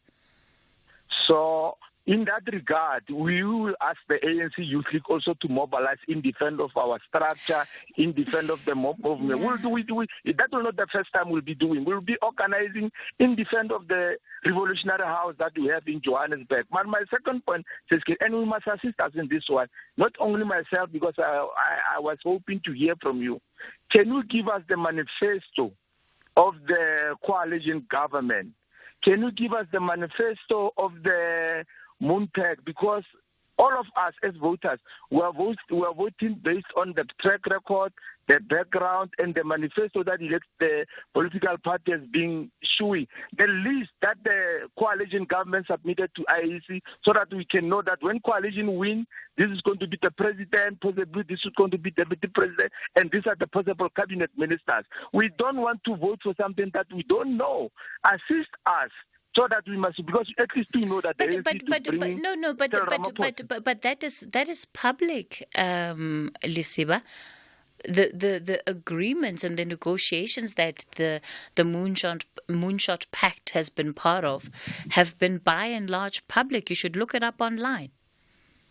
And who's going to be the leader of that moonlight, the president of South Africa? The voters want to know that comes 2024, 29 May elections, after counting has been done, will be go to Union Building to say, this is our president, we are going to observe the inauguration. With the ANC's Ramaphosa, then with this one, we want to know who is going to lead the country, because we can't just put our vote for something that we don't know. Okay, all right, Lisiba. Find from CNAs and then we'll hear from, because I know, I don't want to say you say CNAs, because the black majority in this country who suffered under apartheid, they will never forgive you. Let it not come from you. Let it come from themselves. Okay, Lisiba, let's leave it there for this morning. Lisiba out in Hobokwane. Temba, you're in Norwood. Good morning. Morning, Kev. How are you? I'm well, thank you, Temba. Go for it. I'm good. I hope we get all the equal time like the previous caller. I just hope so. But okay, my point, I want to speak about the ANC and Zuma. You know what's going to happen, my sister? It's a pity, because these guys, they know what is the truth. And the truth is, You also asked the question why Zuma don't just resign from the ANC. I must answer that question. I want to answer you now. Why? First, we must go and check. We've got the right to deregister the ANC in the ANC, in the whole entire ANC, like any political party, whereby the person who registered that party has authority to deregister it. And as Zuma, you will find that Zuma is the one of the officials in the ANC who has power to deregister the ANC. So if they keep pushing him like that, we might have a situation like that, my sister, and we must prepare because he knows he got them by everything. There's nothing they can do. For them, at least, they must just leave him because they also want to mobilize. I think that guy who's the one who fired from MK, he also has the right to do that in MK. So we might have ANC out of the election and also MK as well. Yeah, Temba, highly unlikely. Remember, political parties don't just center on a single individual, and it's not that easy to deregister a party. But yeah, but it's one of them, and it's got all the powers to do that. So that is why you'll see they won't do nothing with Zuma. My advice, if we want peace, they must just forget about the case of MK and forget about Zuma. Then we go for the election. The people on the ground will choose who will win the election, who will run our country. Not what they are doing, why they're taking him. Remember last time Fikile Mbalula was answering the question from the journalist, saying, why do you have to care with someone who just expelled himself? Zuma expelled himself. It was Fikile Mbalula, and it's on the record. But now they are going after him. Then what? It means they know if they go with that old Madala on the ballot, there's no way they will win. Which one is the old Madala now, Temba? Zuma is the old Madala. Okay. Zuma, they know once they go there on the ballot on the 29th of this month, there's no way they can win. They know. That is why there's a court now. You must wait for that the results from the court, and that one for ANC. They are cooking something big, and if they are cooking something big, I don't think we'll see election as they told us before. That's where it started. Okay. Temba, I'm not sure. Yeah. For the sake of the peace, KP, they must just leave everything and let us vote. We'll choose. We'll decide us on the ground. There's no way. Thank you, my sister. Okay, all right, Temba out in Norwood. Yeah, a lot of conspiracy theories in the midst of it all, Temba. But, some do believe that the ANC should just let elections come and go. I think former President Thabo Mbeki also alluded to that. Mbowana in Mafikeng, good morning. Good morning. Yes. Yeah, you see, ANC, she do not charge Zuma. She do not expel Zuma. She do not suspend Zuma. Because he is too old to be charged or to expel. He is ANC. Zuma himself is ANC. That's why he never resigned. Yeah, but he's not too old to be charged, Mbowana. If he's old enough to be contesting the elections, surely he's old enough to go through whatever processes the ANC feels he needs to go through. I don't think he's serious of that. It's us, we're not understanding what he's doing. He is teaching us politics. He's teaching us, but we are not understanding. Because what we must tell all the MK supporters is to come back home. Because himself, Zuma, will come back home. Do you believe that, Mbowana? That is where we're going. That's why he's not resigning. So all this noising and fighting supposed not to be existing among us. We must just wait with caution. That's all. Imagine now he did not resign. Then MK people voted, and then ANC claims those votes because he did not resign. What's going to happen? Well, the ANC can't claim the votes of the MK party, Mbowane. That's not how it works. That's not how the system works. Because since the leader did not resign from his organization, they can claim those votes. No, they can't, Mbowane. That's not how the system works. These are the two parties that have been registered separately with the IEC. So now, how can a leader be leader in both two different parties?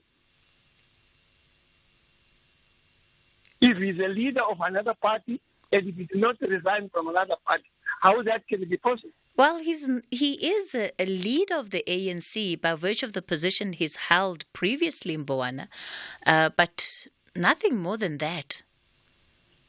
Yeah, but this is too old to be suspended or expelled or charged. That's why we are in this mess of what we are.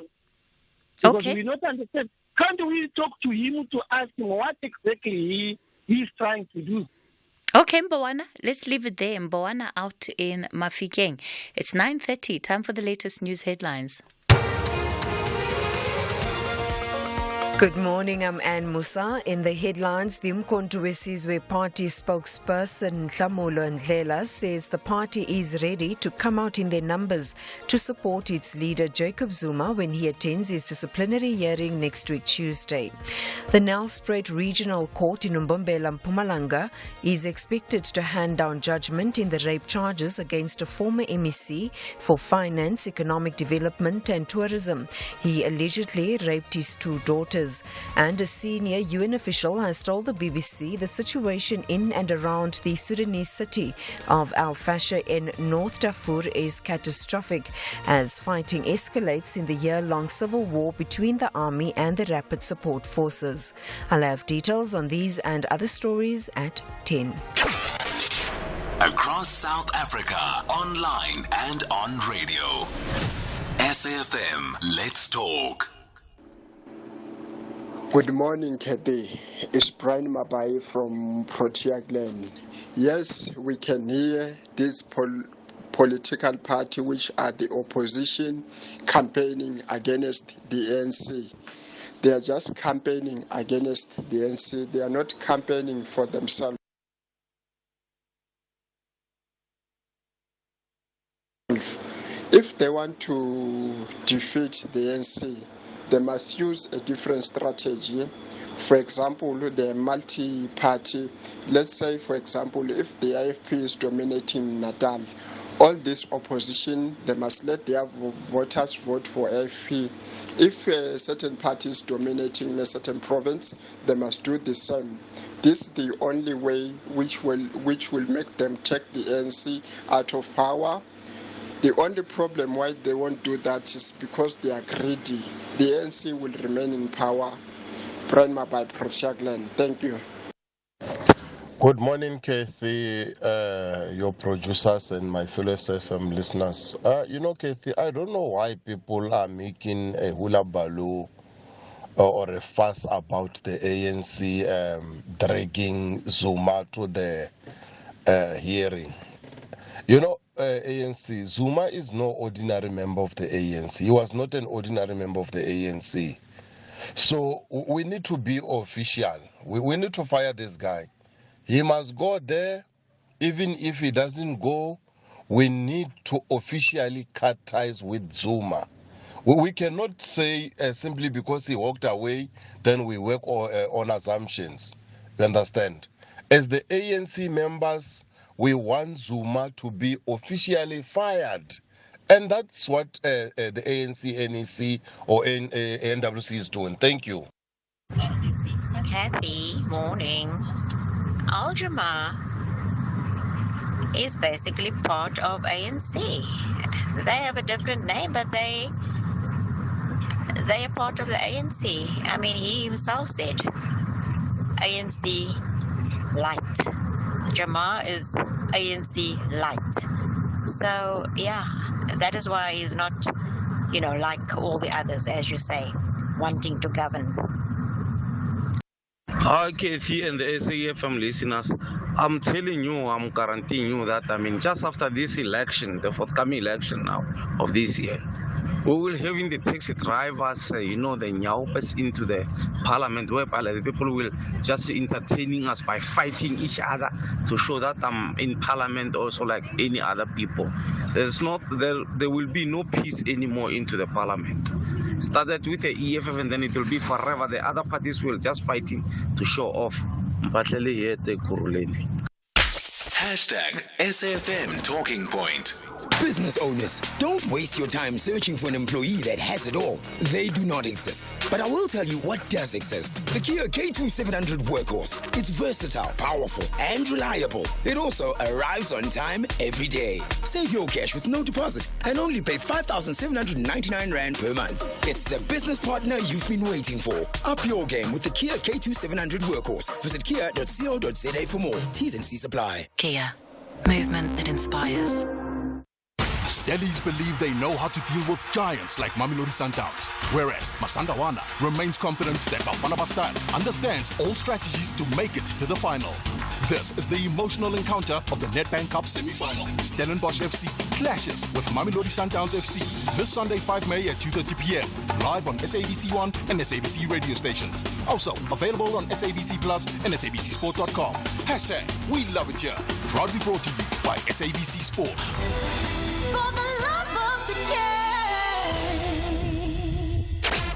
The Talking Point with Kathy Motlatlana. Weekdays, 9 a.m. till midday. You're listening to The Talking Point. It is the open line, your national roundtable. I'm taking your calls on 086 000 2032.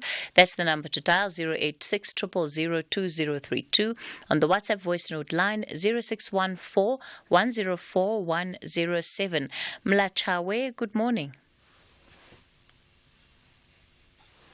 I want to talk about these political parties which come in these platforms saying that they are going to create many jobs. What I want to know, what type of those jobs are they going to create? So they are going to create slavery jobs like DA. On Thursday, I think they had the shadow minister of finance of DA said to this radio, they say that this little minimum wage of 3,500 is too much. So for them to create jobs, they must cut that minimum job to 2,000. Who's going to work for that 2,000? Are they staying here in South Africa?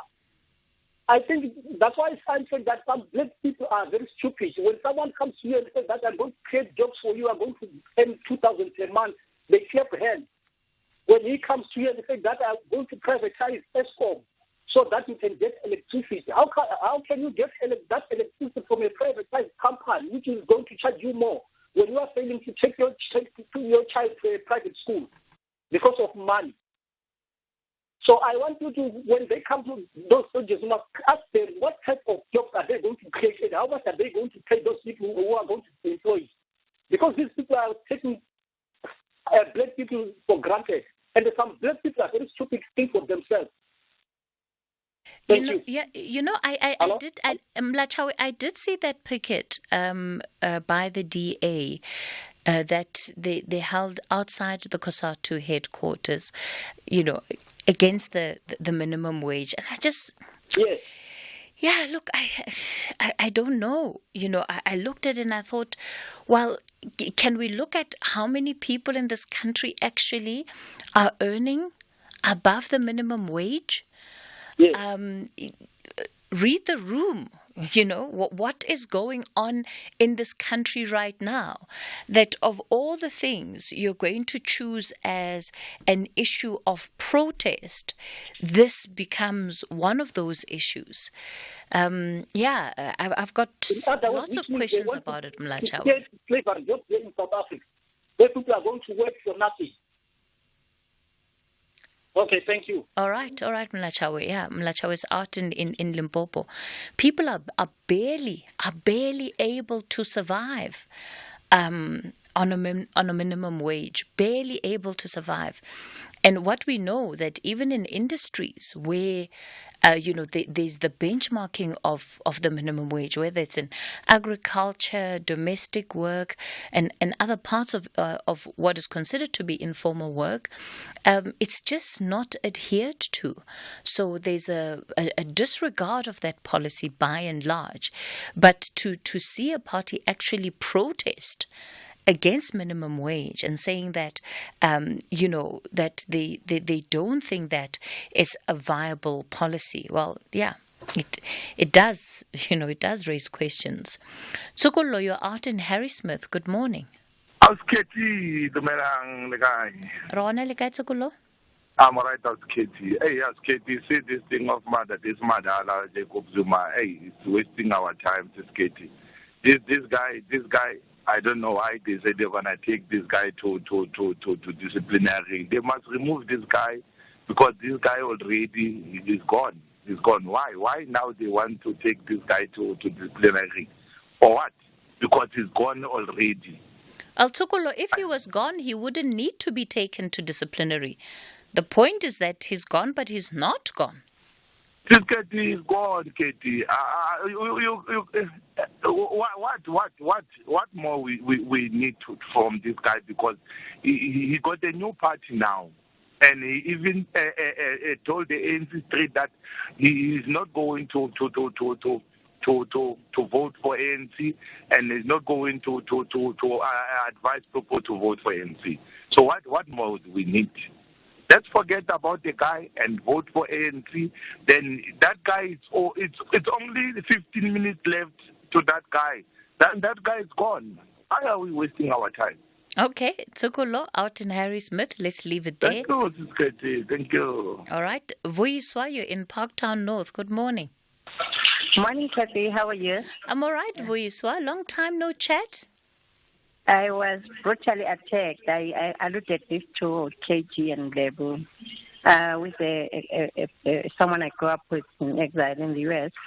And my phones were taken. I'm recovering. I'm going counseling. Vuyiswa, I'm sorry to hear that. Yeah, I've been a victim of crime. Yeah. And the car was taken and our phones. And once you lose those things, life becomes like you're starting a dom-dom, great art. So I'm recovering pains all over the body. But I'm getting there. Vuyiswa, I'm so sorry to hear about your ordeal. I wasn't aware. Yes. Okay. Yes. Well, it's great to have you back on the radio with us. Thank you so much. Yes, two things that I want to talk about is the political parties, that has just mushroomed. The lies, concerning and with the GA leading the whole deception. I read the Jewish report while I was in hospital 3 weeks ago, and the way they actually wrote about in the rise in Zanzibar, or this song is this party, how they've been funding them. And they got disappointed because right now he's supporting the ANC on the ICJ case of Palestinians. And, for me, like where we come from, people have forgotten. I don't know if political parties that have been formed are mushrooming. They're suffering from amnesia. After this whole, losing our parents like that, our brothers and sisters into the apartheid regime. And you come and take money. There's no way you're going to deliver to the African people who are suffering. You're not going to deliver because you're already captured. And they were actually threatening. Some of them were pulling their money out. They have a photo of him there and telling how much they've actually given him. Vuyiswa, who has a photo of who? I don't think I'm following the story. Jewish report. Okay. Okay, yeah. You were reading in the Jewish report. Yeah, they had an article about Rice in Zanzibar, their disappointment in those who are funding him. How they've given him money and now they are withdrawing. They don't trust him anymore because he stands with the ANC against ICJ. But the irony of it is that why would you go and take blood money, from those people that are going to control you, yet you are preaching you are going to free people. We don't need this kind of political parties that are going and sell us out, 55 million or over 55 million South Africans don't need this. Don't need people go behind behind them and go and take money from these people, because you're going to be controlled. He's already controlled from day one. So how is he going to actually deliver to the South Africans? That was my question. Okay. And then number 2 is Sophie Mokoena yesterday. She was so optimistic reporting on that Turkey is now supporting the South African government in the ICJ case against Palestinians. I don't trust Turkey at all. And if I recall very well, Erdogan visited Muammar Gaddafi before everybody else, Tony blamed them one day. That ended up with us losing Muammar Gaddafi, being killed. Because that's what Turkey does. It goes to certain countries and does all this dirty work. I'll actually conclude with who bombed the Kenyan and Tanzanian embassies that the U.S. has not sorted that with all this intelligence they claim to have. And this is the very country that goes softening after other countries. So there is an agenda for Turkey to join South Africa. Okay. And you cannot actually rejoice on it. Okay, all right. We saw out in Parktown North. Thanks for calling in. Those are her views. I've just pulled up the Jewish report that Voice was talking about, and it does in fact look like there's an article there, and the headline says, Jewish supporters of Rise Mzansi betrayed by anti-Israel agenda.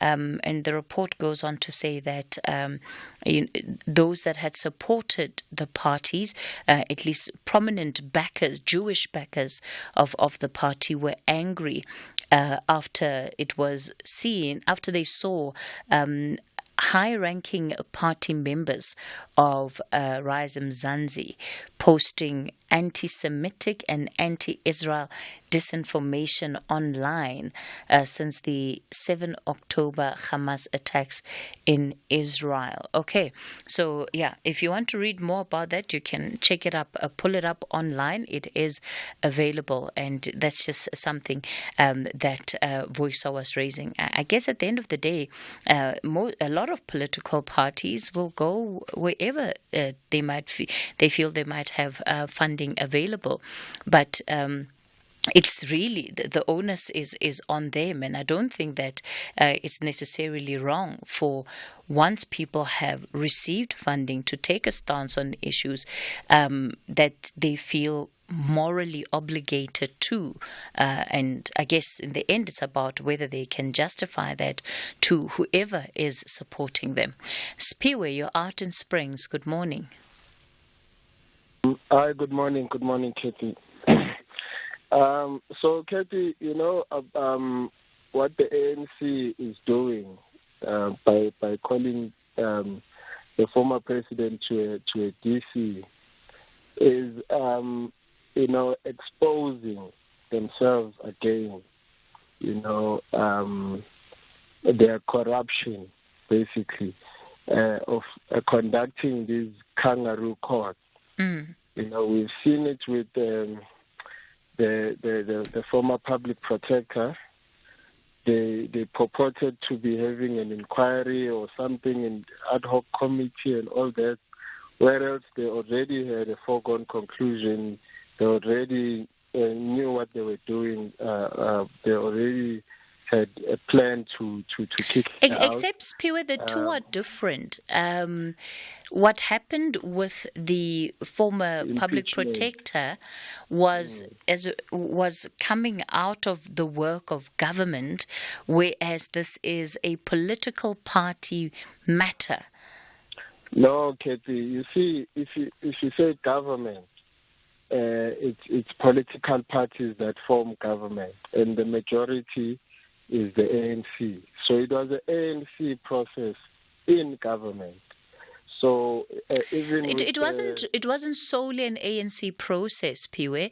It went through the National Assembly. There were other parties that had the opportunity, that expressed either agreement or disagreement. I'm just saying that she's the former head of a Chapter 9 institution. This current process is against the former president of the ANC in his capacity as a member of the ANC. You see, Katie. My point is that they are holding a kangaroo court. They are. It's like calling people for an interview, which they do in government departments, whereas they already know who are they going to employ in those positions. So they just do like a formality thing. So what I'm saying is they are just doing a formality. They're already going to expel him on Tuesday, right? But what they don't know is that there are many of us who are ANC, but who are campaigning with the MK and are going to be voting for the MK, right? And the reasons are valid reasons. So if it wasn't a kangaroo court, Zuma could actually win the case on Tuesday if there was going to be, a neutral panel that would be objective. But Spiwe, how would this process be different to any other process that members of the ANC have faced before? No, the only difference with this one is that there's already a foregone conclusion. There's already an outcome. They already know a foregone conclusion because of the extent to which he has violated the constitution of the ANC, maybe? No. They're not even going to listen to him, because I say to you that the reason of saving the ANC, in fact, how is he saving the ANC?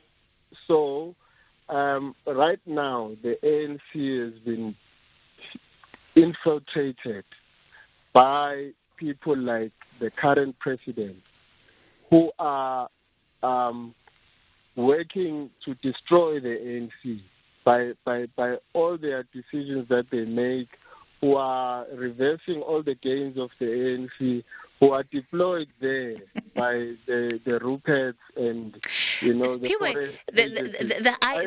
irony is that's what some of the leaders are saying about the former President Zuma. So no. You see, what Zuma is doing is showing leadership and bravery. In fact, to try and flush out all these agents that are inside the ANC right now. Okay. Right, by forming this party, which is not actually a party. It's a controversy. It's a military wing, of the ANC. So he's trying to use that military wing to take out these agents. Spiwe, let's leave it there. Spiwe out in Springs, yeah. July in Malamulele, good morning. Morning, my sister. How are you? Well, thank you, July. Go for it. Yeah, actually, I want to reflect on what ANC of Ramaphosa is doing to the president of the nation, President Zuma. It's unfair. Why? First reason, around 2016, there was local government elections. Members of SACP, who are also members of ANC, they protested against the African National Congress, but no one was charged. Secondly, President Mbeki, he once said he won't contest for Amasel. He was referring to the same ANC of Ramaphosa. But then under former President Jacob Zuma? I'm talking about the ANC. Yes, so I'm just saying let's not be economical with the truth. Yeah, I talk about organization, not individuals now. Mm-hmm. Allow me to talk, then you'll interject if you want. I'm still giving you the reasons why I'm saying ANC of Ramaphosa is being unfair on President Zuma. The third one, President Kgalema Motlate, he once said the ANC must lose first. It's then that it will renew itself. But he was not charged. Lastly, the Integrity Committee, Kokwan Jojo Mashamba, he has done a very good report, integrity report, against this Ramaphosa. But up to so far, no one is talking about it. No one is charging him. So it seems as Cyril is bigger than ANC, and now they want to touch our president. So I'm saying to them, they must listen. ANC of Ramaphosa is owing MK party legal cost. I hope you know this case. There was a case this month, last month. They are owing MK. So if they invite President Zuma to Little House, it's fine. We're going there. There's a possibility that we'll repossess our house because they are owing us. Because I don't understand why they should call the president repossess your house, July. Are you referring to Lutuli House? It's our house. How is it your house? Lutuli was a freedom fighter. President Zuma is still a fighter.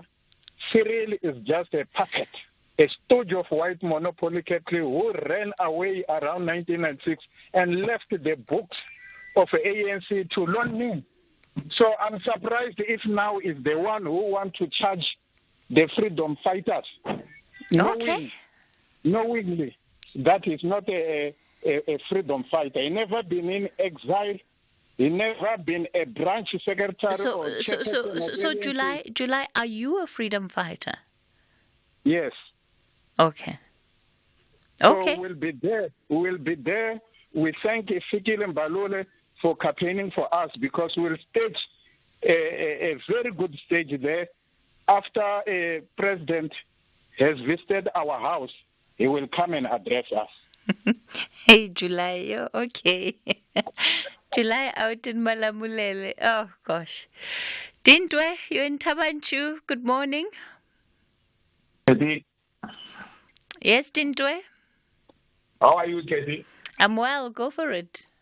Yeah, no, you see, I think what July is saying, I'm with him by saying that the ANC should leave Zuma. Because now the ANC, we are giving Zuma a platform to campaign. And what July is saying, that is going to be a scandalous situation for the ANC. So Fikile Mbalula said Zuma has already expelled himself.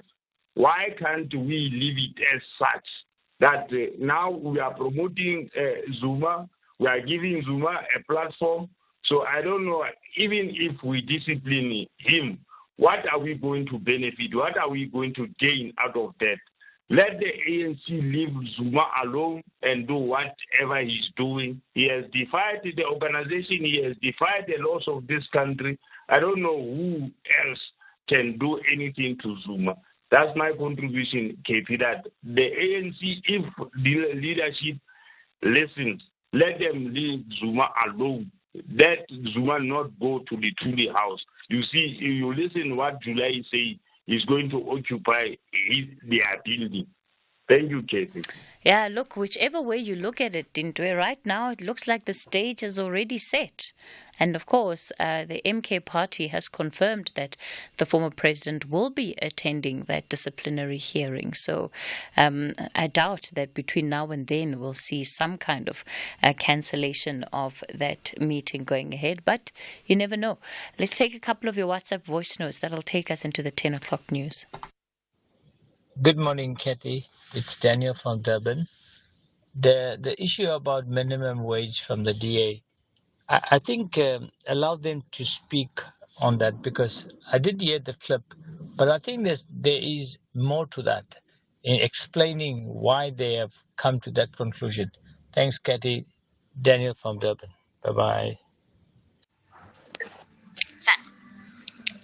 Good morning, Katie. Jasmine here in Uppington. Katie, the ANC must let Zuma go so that we can go on with the elections.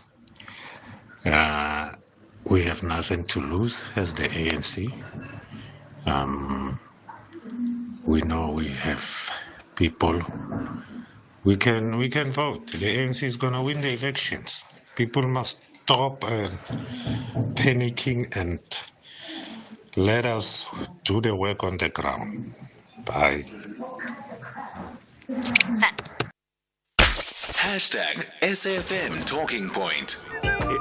So, a lady from Air Officini just turned 55, and although I'm still a spring chicken, there's a part of me that envies her, especially since she now qualifies for a Nedbank Electronic Optimum Plus account with capital guaranteed. Talk about FOMI, huh, voice man? If you mean FOMO, then definitely, boss man. And she can earn up to 12.85% interest. Anyone over 55 can open theirs via the Nedbank Money app in less than 2 minutes. See money differently. Nedbank. We're a licensed FSP and registered credit provider. T's and C's apply.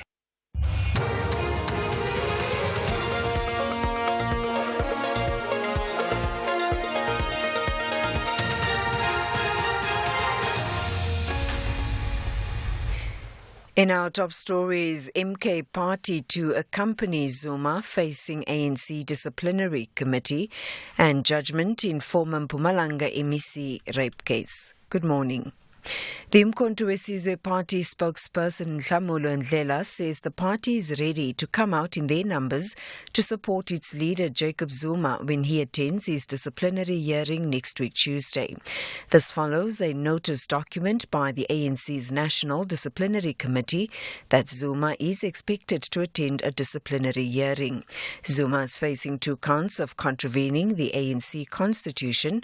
He's accused of contravening the constitution when he publicly endorsed the newly formed Umkhonto weSizwe Party and when he appeared on the candidate list for the party.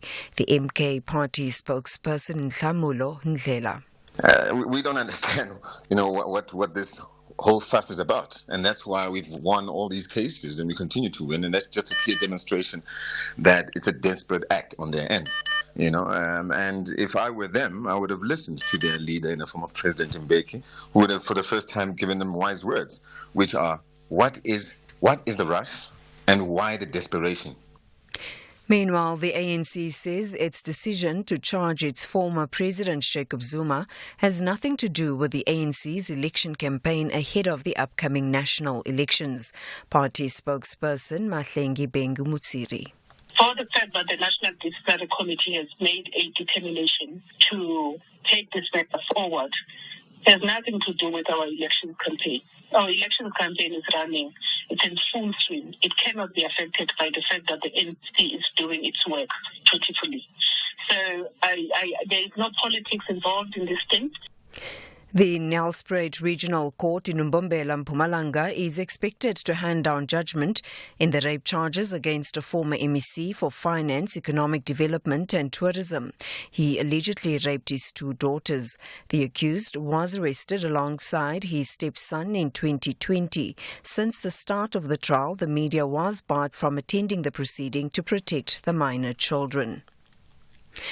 The High Court in Polokwane in Limpopo will this morning hear the matter between the Legal Practice Council and a prominent lawyer, Tumi Mokoena.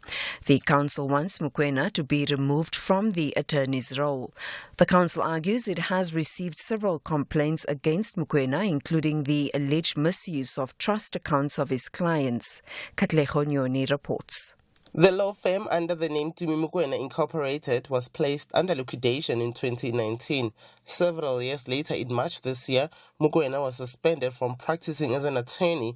He's also accused of violating the regulations governing attorneys. Before then, Mokoena had handled prominent cases, including representing some politicians facing legal battles, as well as prominent businessmen.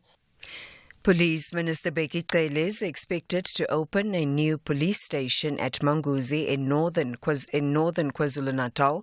The area has been plagued by cross-border crimes for years. Cele will be joined by the National Commissioner General Fani Masimula. Nonjabulo Mtungwa Makamu reports. The police ministry says it wants to increase police visibility in rural areas. Cross-border crime has been a thorny issue in the Umkhanyakude districts for years. The area, located on the Mozambican border, has experienced high levels of cross-border crime with reports of theft and hijacking of vehicles. Last year, tensions in the area heightened following the killing of 2 community policing forum members. And finally, a senior UN official has told the BBC the situation in and around the Sudanese city of Al Fasher in North Darfur is catastrophic as fighting escalates in the year-long civil war between the army and the Rapid Support Forces.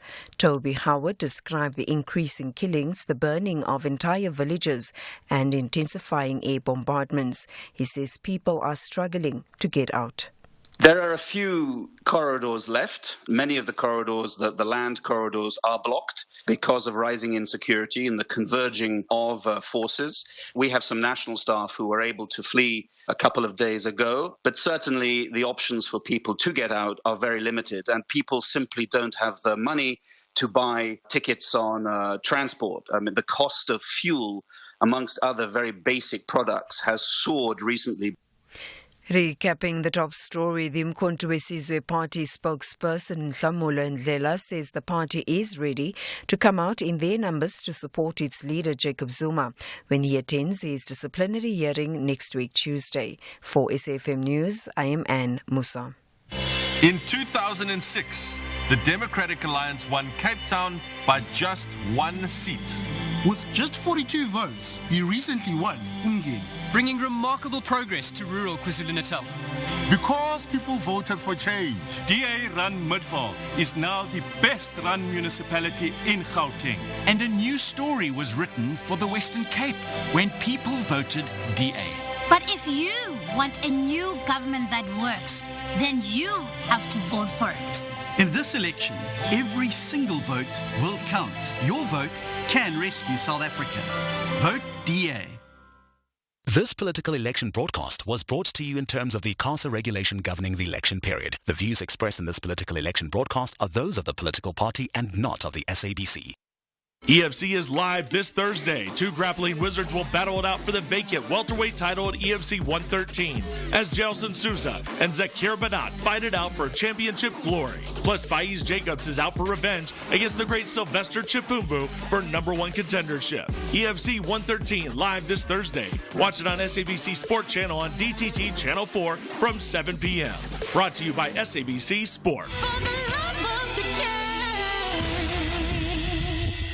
Real savings, real benefits. Here's what real clients say about OUTsurance. My name is Alan. I'm 71 years of age and I live in Douglasdale. I'm paying 554 Rand a month for my 2022 Nissan Magnite. Want a car insurance premium that'll blow your mind? SMS out to 30754 now for a quote. It's quick, it's easy, and it could save you hundreds of rands every month. Here's Amy. To anyone who has not reached out to OUTsurance, what are you doing? Reach out today.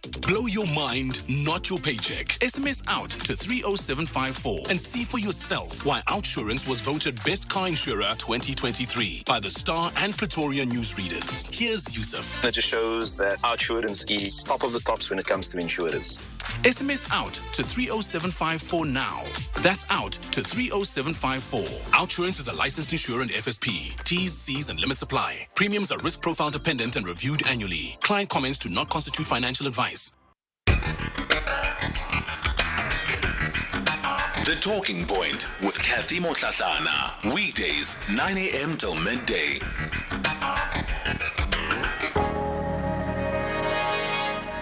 It's 8 after 10 o'clock. Welcome to the second hour of the show. Coming up in this hour, we are in conversation with the leader of the Al Jama Party, Hanif Hendricks, and we'll be talking about, the contesting of this year's election by the party, but also just what it is that they are offering to South Africans. So that's the conversation you can expect over the next hour. Before we get to it, your voice notes. Kathy, why should MK come to Luthuli House? It's Zuma, an individual member of the ANC, who is under disciplinary processes, not MK. So what do MK want? So funny. Do they still want him to be a member of the ANC when he's the president of their party? Come on. They should not be allowed.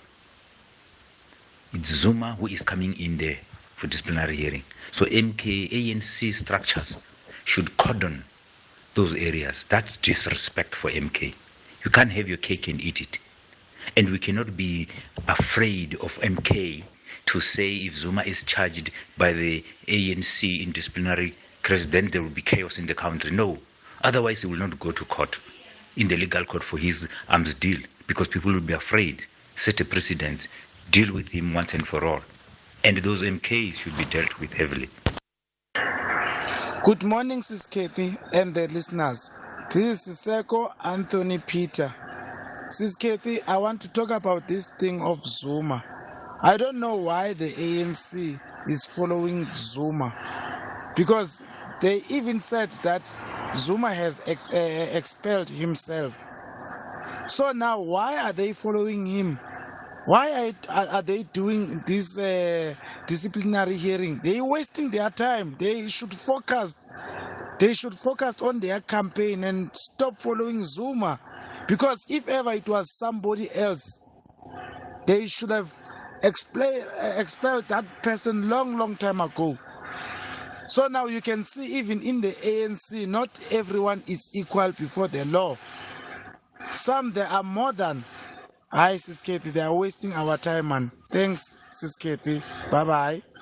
Good morning, Kathy. This is GS Mospacing. Kathy, Jacob Zuma, when he was the leader of the country, he held the country at ransom. He's now holding the ANC at ransom. Kantiking, what's so special about Jacob Zuma that you know what, everyone should bow down before him?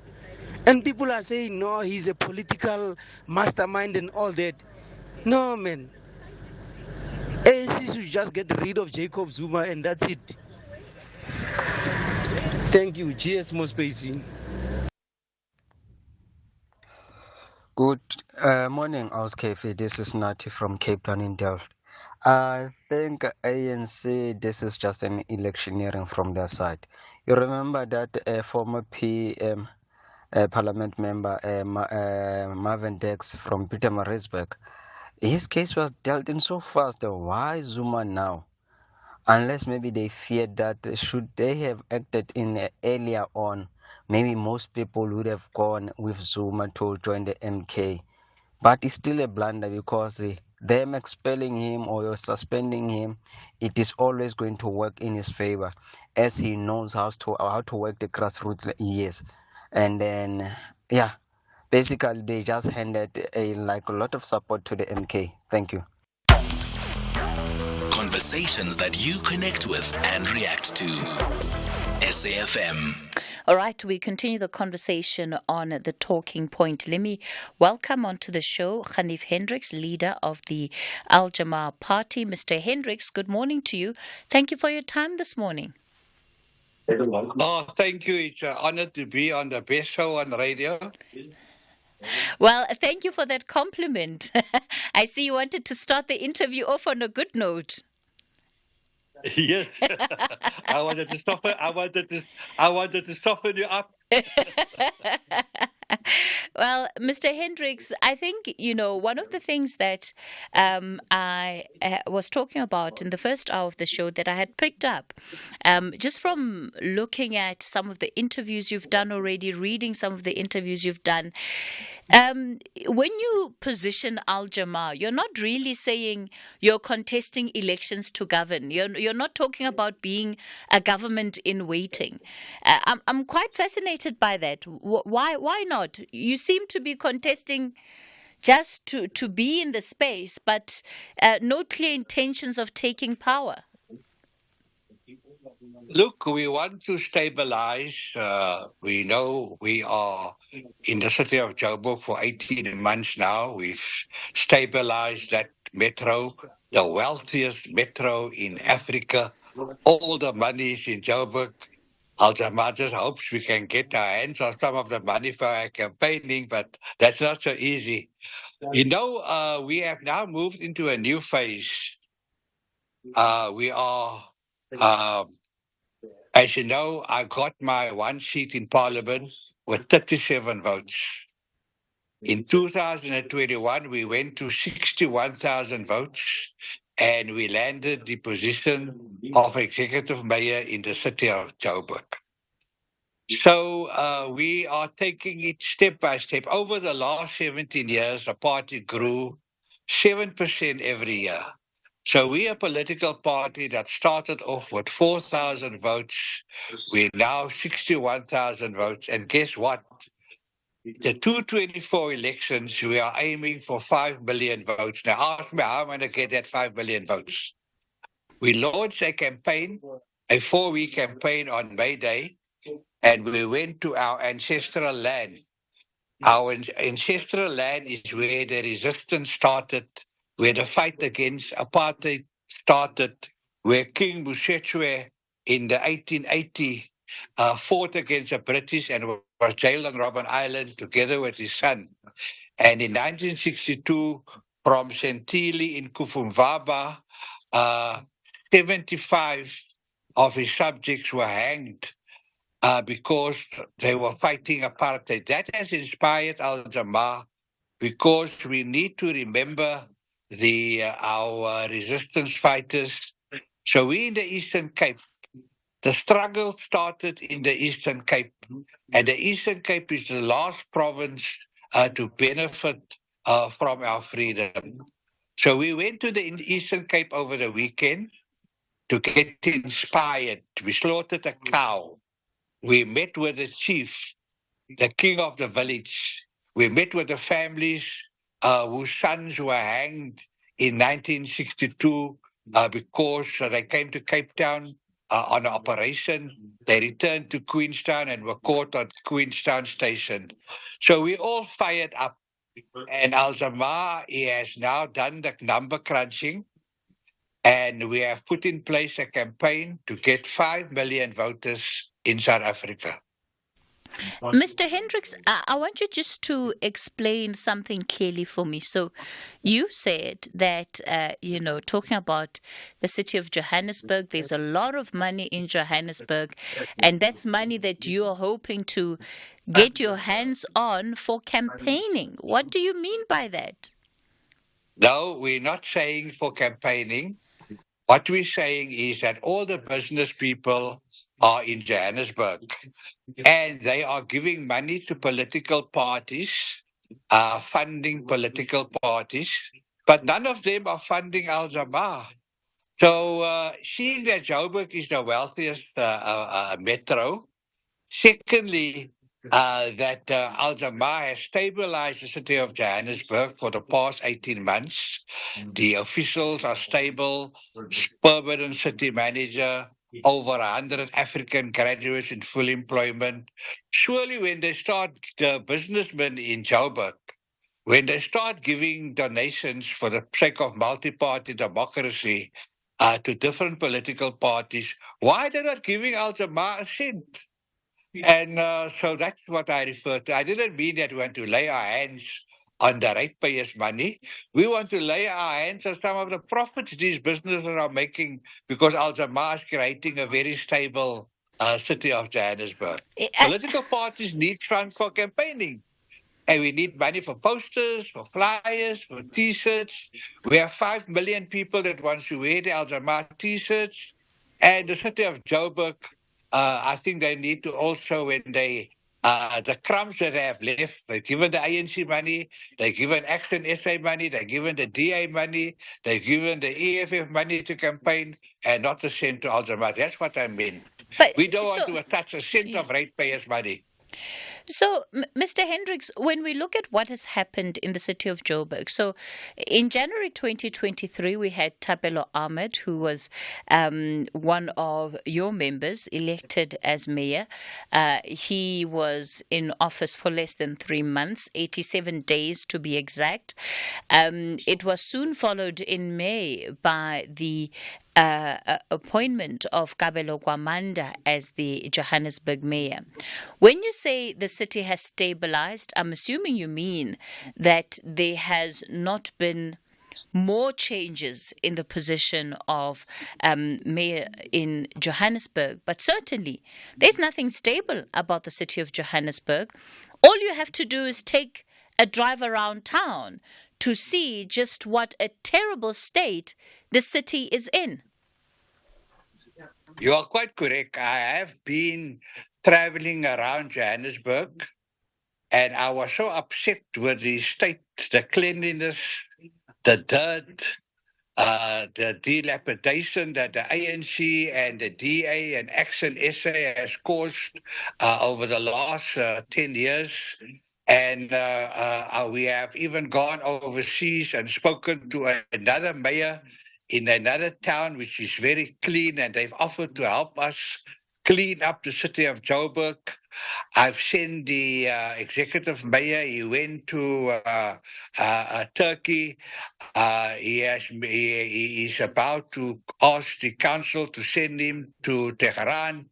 And all these cities have offered to solve the mess that the ANC, the DA, and Action AA has left Johannesburg in, which will take 50 years to fix. But we are going to fix it before the end of our term. As you know, you rightfully pointed out that we've stabilized the city. We've got a clean audit, no findings in the market. The market is the economy. And I already told you that the economy is growing well because there's so many wealthy people in Joburg, and people are moaning about the mess that other political parties is left in, and they expect our mayor to run around and be, whenever someone opens a valve or steals a valve and messes up the water, to be all over the place. He can't be all over the place. And as you know, the way a municipal government works, and I have been a councillor for 7 years, that you have an IDP, IDP then translates into a budget. The budget translates into a line item, and the mayor can't deviate from those line items. He's got to go back to council to ask them to do an adjustment budget. So what the mayor is doing, he identified 30 projects. I spoke to the Premier and I told him, please, I don't want any delays from Treasury. And in December, they gave a report on the 30 projects of the IDP that the mayor committed to, and it was thumbs up. Clean audit. The city of Joburg has never ever had a clean audit with no findings. Mr. Hendricks, let's take a couple of steps backward. You spoke to the Premier in what capacity, telling the Premier that you want no problems from Treasury? Yes, remember that the Premier approached me and asked me that the ANC has been asked by the smaller parties to throw their weight behind them. And we needed their numbers. We already had the PSD, we already had the EFF at that time. And the ANC agreed that they won't contest for the position of mayor when we removed the whip, and then the small parties removed the speaker. So at the commemoration funeral of Guinea Gonwala, the Premier of the Gauteng came to me and said, Alzama, Honorable Hendricks, we have all agreed you must lead. Give us a mayor. Now, I only had 3 councillors. And I strategically appointed Councillor Tapalo to cause havoc in the city of Joburg by appointing 100 young African people, African graduates, who were hanging on temporary contracts for a year. And I told him, appoint them permanently and appoint the city manager permanently. I know he's from the EFF or has sympathies there. Appoint them permanently, we can stabilize. And I said, after that, they will go for your throat, and then you just step down, and then I'll appoint another mayor, and I appointed Kabelo Kwamanda, who was a senior advisor, introduced the 4th Industrial Revolution in the city of Joburg, and he is doing, in Al-Jama's view, an excellent job when we judge him according to the IDP. The IDP is the wishes of the city, residents of the city of Joburg. It wasn't Al Jamah drafted, it was drafted by the citizens of Joburg. So we're doing an excellent job. We're going to stay our term. 9 political parties, some of the major respected parties in the country, they have confidence in Al Jamah. And I am watching the executive mayor like a hawk to make sure he performs well. So we have got a first-class mayor that's going to produce a first-class city. So basically, Mr. And now Hendricks, we're going to also, yes? So basically, Mr. Sorry? Hendricks, you are like the puppet master. You're the one that's pulling the strings behind the scenes. No, I'm not It the sounds puppet like master. it. We want to co-govern. We have a history in the struggle. We respect our ancestors. We respect our resistance fighters. That's why I went to Kuvumvaba to build a commemoration wall for the 75 comrades that were hanged by apartheid. But that's by the side. We want to show that we can run Johannesburg well, so that we can run the metro in Cape Town well. We're going to remove the DA. We've put in plans. I have a cabinet in the Western Cape that can take over. In fact, we have a cabinet that can take over South Africa if I'm asked to govern. Remember, we were asked to govern the city of Joburg. I won't be surprised after the elections if I'm asked to govern the country and appoint a cabinet to do so. But this time I will play a more active role directly. Not just sitting behind. But how can we trust you with governance when you so boldly say that you had put up a candidate to become mayor in Johannesburg strategically to cause chaos in the city, to create instability in the city? So just because you knew you would... No. To create chaos in the ANC and in the DA and Action SA and remove their attempts to make the city ungovernable. So we went in and we fought them, and the city is now stable. There's no chaos. Those 120 African young graduates are running a well-oiled city in the city of Johannesburg. We've got a mayor. They tried 3 times in court to remove him. They tried to, harm him. They haven't succeeded. The city of Joburg has not had a change of officials. When the DA was there, officials lasted 3 weeks. ANC was there, not even 1 month. Action SA caused the worst havoc ever. So we asked the fellow cause havoc amongst them, not in the administration.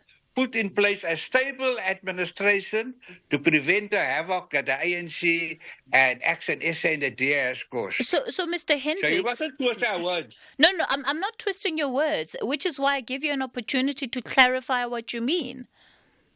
No, thank you very much for that. So when we look at the likes of your current mayor, Kabelo Gwamanda, of course, he's received a lot of skepticism.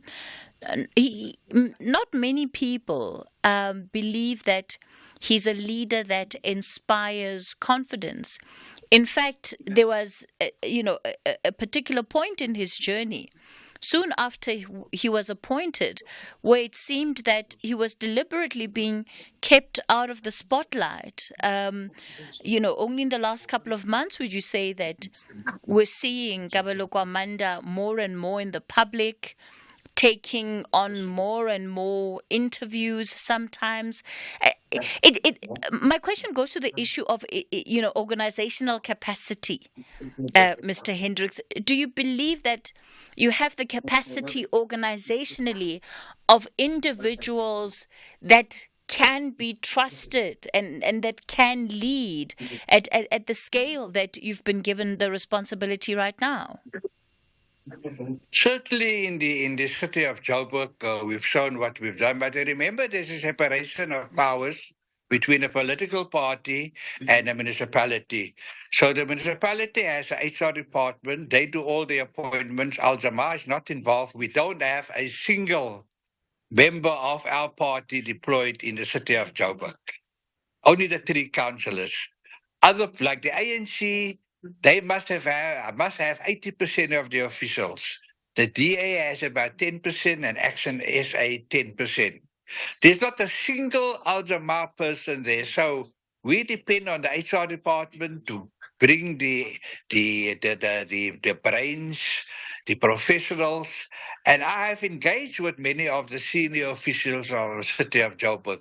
And they've told them since Al-Jamaa has given them 2 mayors, there has been stability, they've got job security, they are permanent, they are putting their shoulder to the wheel, they are turning Johannesburg into an iconic city. The officials in the city of Joburg are so motivated that they're going to surprise the country.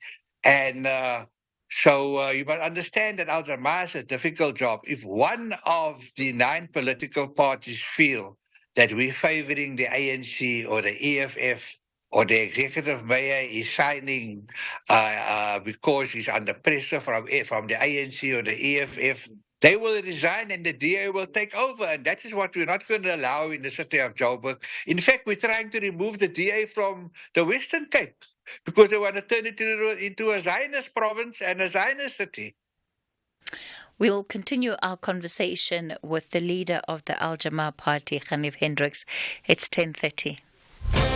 Catch the Tastemaster SA this Tuesday at 7 on SABC2. It's Elimination Week, and contestants must make big things happen as they fight to stay in the competition.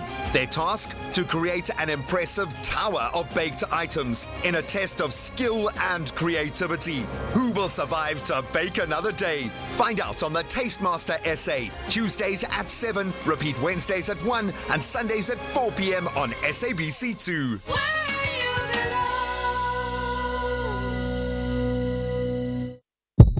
This is the sound of Michelle's heartbeat when we asked her if she had insurance in place for her sweet new hatchback. This is the sound of Michelle's heartbeat when we told her if she switched her car insurance to FNB, she could earn up to 15% of her premium back in e-bucks whether she claimed or not, and get up to 8 Rand per litre back in e-bucks when filling up at engine. Switch your car insurance to FNB. That's help in one. TCs and earn rules apply. Insured by First Rand Short-Term Insurance Limited, a licensed non-life insurer. EFC is live this Thursday. 2 grappling wizards will battle it out for the vacant welterweight title at EFC 113 as Gelson Souza and Zakir Banat fight it out for championship glory. Plus, Faiz Jacobs is out for revenge against the great Sylvester Chipumbu for #1 contendership. EFC 113 live this Thursday. Watch it on SABC Sport Channel on DTT Channel 4 from 7 p.m. Brought to you by SABC Sport.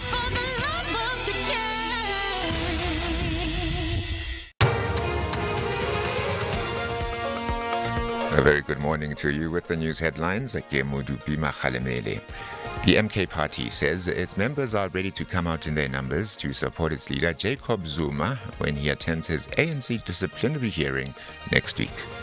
The civil society organization Democracy in Action has threatened to take legal action against the IEC if it fails to make public the minutes of a meeting with U.S. Ambassador Ruben Brigady within 7 days. And Apple boss Tim Cook has tried to beat back doubts about the future of the tech giant after it reported its biggest sales fall in more than a year. Details of these and other stories coming up at 11. Taking a look at your markets this morning, the rand is currently trading at 18 Rand 54 to the dollar, 23 Rand 29 to the pound, and 19 Rand 92 to the euro. Markets in Asia were mixed at the closing bell. The JSE green across the board in mid-morning trade. Markets in Europe are higher this hour. Gold is trading at $2,301, platinum $964 per ounce. The price of Brent crude oil is at $84.12 a barrel. SAFM 104 to 107. nationwide. Join us on Afternoon Express, Tuesday at 6 p.m. on S3 as we ask what makes a good friend with therapist Kim Abrahams. Social worker Tobega Mbogazi shares how to move on from toxic friendships. And gents, get your buddies and make a delicious bacon and wors pasta. That's Afternoon Express, Tuesday at 6 p.m. Repeat Sundays at 8:30 a.m. only on S3.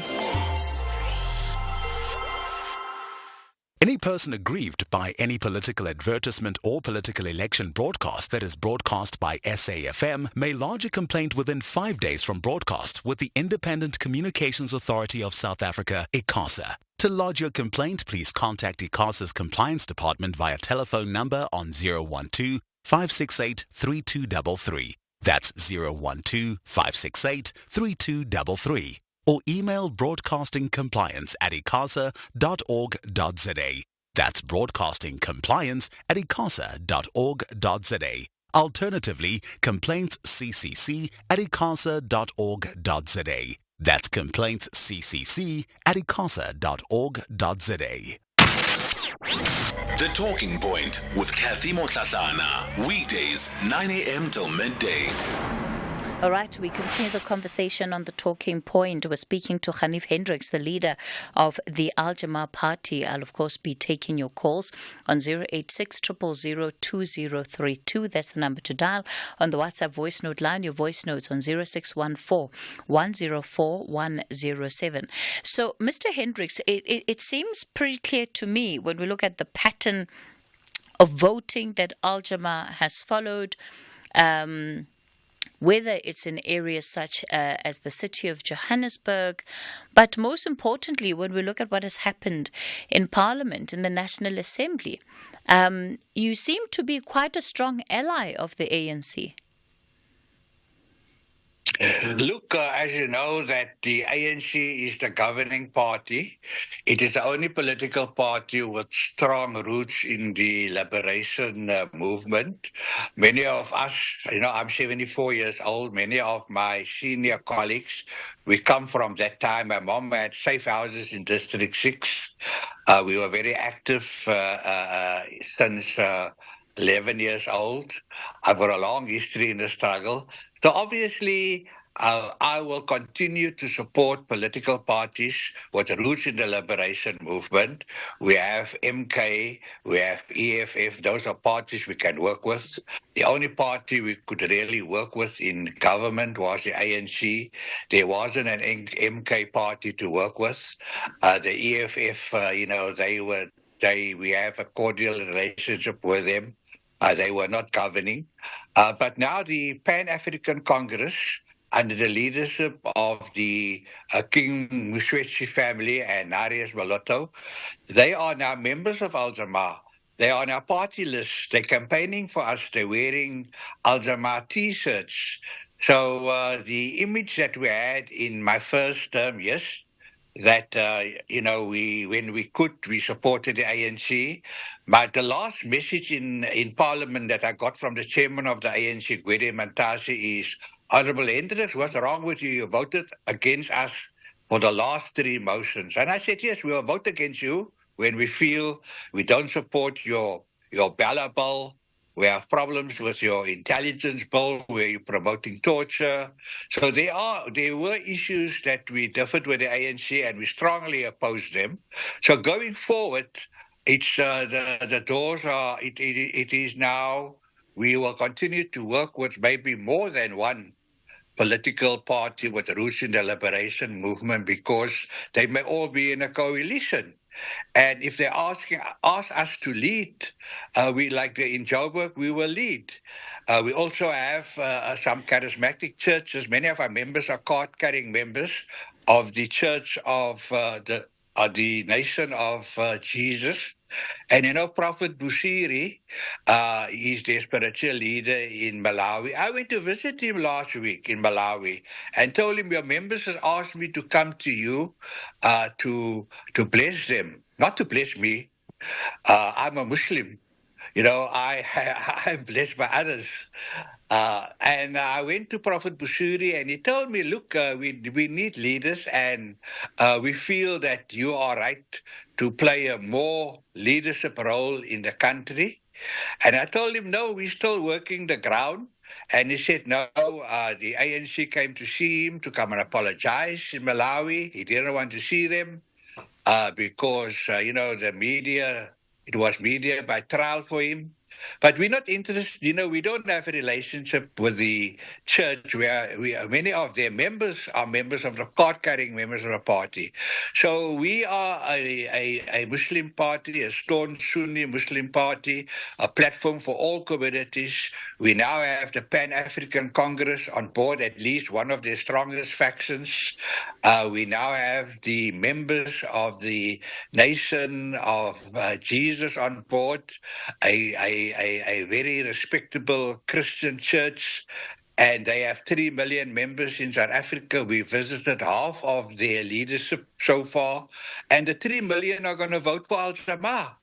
So Al-Jamaa is going to go from a 51,000 member party to a 5 million member party. But I'm not sure whether I'm going to reach them before the end of the month.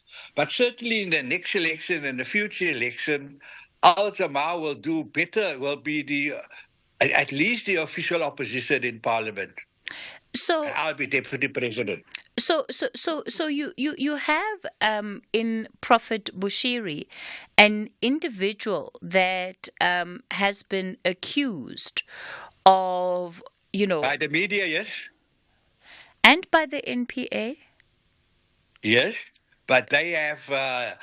There was a guy, Mr. Koza, I spoke to him last week. He said that he was part of the negotiating team to settle the matter. But Bushiri's people wanted to litigate because they were wrongly accused. And the fact that senior ANC members went to visit him last month and they were turned away. Which ANC senior members are these? We didn't disclose the names. They came to him and said, look, we're very sorry that your members have stopped voting since 2021. They were nearly 3-4 million. We want them to start voting again, and we hope they'll vote for the ANC. And he didn't want to see them. That's a message that got to him. And he feels that, it was a trial by media. It was set up. Now they want to come and settle. But Mr. Hendricks, this is still, I was going to say that this is still. But remember, is still an we individual. Don't have a relationship. We don't have a relationship with, we are his members. Any person can join Al-Jamaa. They are card-carrying members of the party. If they tell me go to see our spiritual leader, if the Roman Catholics who are members of our party ask me to go and see the Pope, and I have the opportunity to do so, I respect my members. I do what my members ask me to do if I can. So we didn't go there. So it doesn't bother you. We went there to support our members. Okay, so it doesn't bother you that as things stand, there is a process to try and get Bushiri back into South Africa so that he can answer to the charges that the NPA say they have against him. He's also accused of having skipped the country illegally so. Does that not bother you? Look, obviously, we believe in the rule of law. We also know that they want to settle. He wants to litigate because they was wrongly charged. Who wants to settle? Who wants to settle?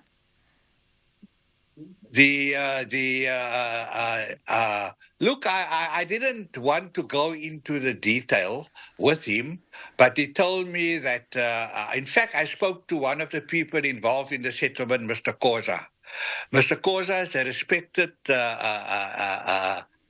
activist. He has, for example, been appointed to be administrator of municipalities when they were closed down. I met him last week, and he told me that he was involved in the Bushiri matter. When I told him, look, I went to Malawi. I most probably get a lot of flack for it, but I don't mind going to see the Pope if my Roman Catholic members ask me to do so. That doesn't mean, that I support what the Pope does or what Bushiri does. In fact, I admire the charitable work of Bushuri. He's just given 1 million bags of maize to the people of Malawi. And I saw, here's a person that could become the president of Malawi. So, but I'm not going to judge him. The matter is for the authorities to decide. And I was given first-hand information that the Bushuri matter, we haven't learned the last of it. He was framed. He was unlawfully charged. They wanted to settle. He said, "No, I want to litigate." As of this last month, we still had the Justice Minister Ronald Lamola talking about how the South African government was still very involved in processes of extraditing Bushiri back to South Africa so he can come and answer to the case against him. Part of that process is to settle the matter, because 3 million people are not voting, and we want them to vote. It doesn't matter which party. They have stayed away from the polls, and that's why the ANC's numbers went down. They used to vote for the ANC. They're all now going to vote for Al-Jamaa. So, Mr. Hendricks, did you encourage him at all to come back to the country? Come back to South Africa and answer to the charges? I didn't discuss his religious beliefs. I didn't discuss his problems. He has got a degree in political science, and he gave me some lessons in politics, which I appreciated. Well, you must have discussed it, because clearly for him to tell you that the ANC was there does say something. So Mr. Jama, then what is your... You must remember, I'm in a church environment. You're standing behind a person who has, millions of followers who pray with him every day. I've got to respect him. I wasn't there to engage him and question him. I was there to tell him my members, card-carrying members, has asked me to come with them. They are engaging you. I'm just sitting here as a guest. Thank you very much for inviting me to your studio. Okay. So what is the value proposition that you as Al-Jamaa have for South Africans? Our value proposition is nation building. That's why we went back to Kufumvaba, because that chieftainship, they were the first to provide the resistance fighters to fight South Africa, and they're the first community, and they're the last community to get water, to get any benefits. We took them a JoJo. We are building a community hall for them. We're doing a commemoration wall, and we feel that is nation building. We can't have people who started whose a community whose people were hanged and they receive no recognition. We need to, start. And by the way, Al-Jamaa is also assisting the Winnie Mandela family to restore her house in Orlando, but that's another story. We're also assisting Thabo Mbeki with his library in Joburg. So nation building is very important for us. Then land. The King Moshoeshoe went to Robben Island in the late 18th century to fight the British, and we're still fighting for our land. So the land is very important, and but more important is what we call decent jobs. President Mandela signed the Convention on Decent Jobs, which is a triple whammy. It means that when you get work, so that this Convention on Decent Work, it means when you get decent work, it must have all the social benefits: medical aid, pension, housing, bursaries, transport for the kids. Then it must have skills training, management training, supervisory training. Okay. And then employers must identify. Now, I want to tell you that every political party is offering jobs as if we in South Africa are slaves. They're not offering decent work. Al-Jamaa is the only political party with a new proposition. South Africa, you signed a convention on decent work. Now put your money where your mouth is. Give the people decent work. Don't give them these jobs that the Premier of Joburg is giving you that the Premier of the Western Cape promises the Eastern Cape 2 million jobs. Those are jobs that want to continue making us as slaves. We want decent work. President Mandela got the first annual award, Winnie Mandela the second annual award for promoting decent work. And all political parties, our government is doing nothing about decent work. They're giving jobs because all of us must be their slaves. All right, Mr. Hendricks, I'm going to go to our phone lines now. I'm going to ask all of our listeners, please keep it as short and to the point as possible. I'm also going to ask you, Mr. Hendricks, to please keep your responses as succinct as possible too, okay?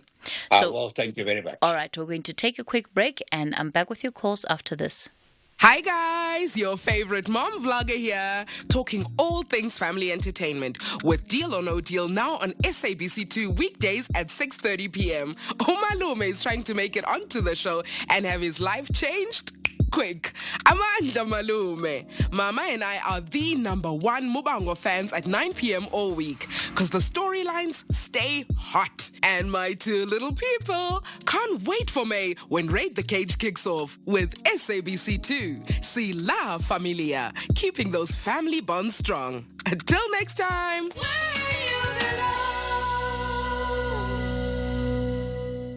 Mama Kitty, I heard Rand Water talking on the radio about how dangerous it is for people to encroach on their pipeline servitude. Yes, those high-pressure Rand Water pipelines are under the ground distributing megaliters of water. When people build on top of the pipeline, Rand Water is unable to conduct maintenance on the pipeline, which has a negative impact on water provision. Pipelines can burst without warning. People could get seriously injured or worse. Yes, people can die from a bursting pipe. That is why people need to understand that Rand Water servitude is where a Rand Water pipeline is located. If we build our houses or businesses on a Rand Water servitude, then we are encroaching on that servitude. They say if communities want to know whether they've encroached over servitudes, they should look for the Rand Water beacons. The beacons indicate the presence of Rand Water pipelines under the ground. They're rectangular, made of concrete, are painted either white or blue, and have the Rand Water logo on them. Let's take a walk around our area to see if there are any Rand Water beacons so that we can also tell the neighbors. Rand Water, celebrating 120 years of existence and still finding new ways to provide clean, portable bulk water. It's time to commemorate Izinja's game, the ones with greatness beyond limits and boundaries. The incredible class on the field, court, ring, bench, and boardroom. This is the 17th Annual SA Sport Awards, celebrating 30 years of freedom through sporting excellence. Experience the SA Sport Awards on Sunday, 5 May on SABC Sport on DTT Channel 4 and SABC 1 at 7:30 p.m. Proudly brought to you by the Department of Sport, Arts and Culture. SABC Sport is the official broadcaster of the SA Sport Awards. Hashtag Izinja's game. Hashtag SASA 17th edition. For the love of the game. Call us on 086 000 2032. Hanif Hendricks, leader of the Al Jamaa Party, is our guest for this Friday. I'm taking your calls for him. Patrick in Pietermaritzburg, good morning. Kathy, I don't trust this guy. I mean, how is he saying that all these Christian guys must vote for a Muslim party? That doesn't make sense to me, Kathy. And also on the point of employment, these Muslim people here in Pietermaritzburg, they employ the Malawians, they pay them peanuts, Sister Kathy. So I don't trust this man at all, Sister Kathy. All right, Patrick, let's leave it there. Mawande in Mthatha, good morning. Yeah, good morning, and thanks for the opportunity. The first question, Mr. Hendricks said that out of the officials of Johannesburg, 60% of the officials are members of the ANC, 30% are members of the DA, and 10% are members of the EFF. Is it not unfair to the people who are not politically aligned if in that city they have only appointed officials from these political parties? Then the second question, you said that Floyd Brink, who's a municipal manager, is a member of the EFF, and the EFF demanded them to appoint him because their numbers were shorter from the officials that have been appointed. Why are they practicing such a cadre deployment? Thank you. Mawande, thank you. Mzi, you're in Pedi. Good morning. It's a waste of time. He's wasting your energy. And his political parties, I don't know what are they going to contribute in building South Africa. He said he went to meet Bush because of his supporters. If the supporters today say he must go to meet Netanyahu and say happy birthday, would he go? He's supposed to have a stance as a leader. You know what kind of a person his Bushir is. But we are Huteka is going there to meet up with Bushir. It's a waste of time. All right. Okay, thanks. All right, Mzi, thank you. Mike Newlands? Kathy, always very entertaining. Mr. Bashiri, I don't understand how you can disregard the law in our country so badly. The man is on the run from the law. He's a criminal. Bashiri is wanted by our law, yet you obviously don't have any faith in our law and didn't even try to bring him back to the country. I thank you for the Western Cape becoming a Zionist state. That was very entertaining. But I do want to know, what happened to your accusation that the ACDP, you accused them of getting money from America along with many other parties, including the DA. ACDP took this very badly and demanded proof. Have you now got the proof that they were getting money from the U.S.? Because you just seem to say crazy things and you can't justify them. All and right. My question is, what will you do with EWC? Will you scrap EWC? Because we don't even want decent work. We just desperately want work. And with expropriation without compensation, we have no investors in our country. Thanks, Kathy. All right, Mike, we'll leave it there. Mr. Hendricks? Look, we have many investors lining up to come to South Africa. President Ramaphosa has done great work in that regard, and people have confidence they want to invest in South Africa. I have at least been approached and I engaged with Minister Patel, who's assisting me, with 5 countries that want to invest. President Ramaphosa, for example, I won't mention the name of the company, signed a $2 billion agreement to improve trade. Al-Jamaa has been asked to host them next week. We're hosting them. They're bringing billions of investment in South Africa. So there's no shortage of investors. We just have to open the doors for them. A lot of red tape has been removed. The DIRCO and the Minister of Trade, they encourage investment. So I don't have a quarrel. South Africa everyone all over the world wants to invest in South Africa. We in the forefront of the Africa continental trade. Africa is going to have 7 years of prosperity as soon as that kicks in. Africa is going to be much better than the European Union. So I want to debunk this issue of investors. Those investors who are storing their cash in their bank accounts, they must go back to Europe, they must go back to America, they must go back to Israel. We don't want them here. We want people here that will unleash their cash and create decent work, not jobs. We are not slaves anymore. So these political parties, ANC, DA, Action SA, promising jobs, they just want slaves. We want decent work, a convention President Mandela signed. With regard to Bushiri, Al-Jamaa is convinced that the last hasn't been heard of what actually happened, the trial by media, also that many in the ANC had hidden agendas. They're now trying to make amends. They want to settle. He doesn't want to settle. He wants to litigate because his name has been damaged and destroyed.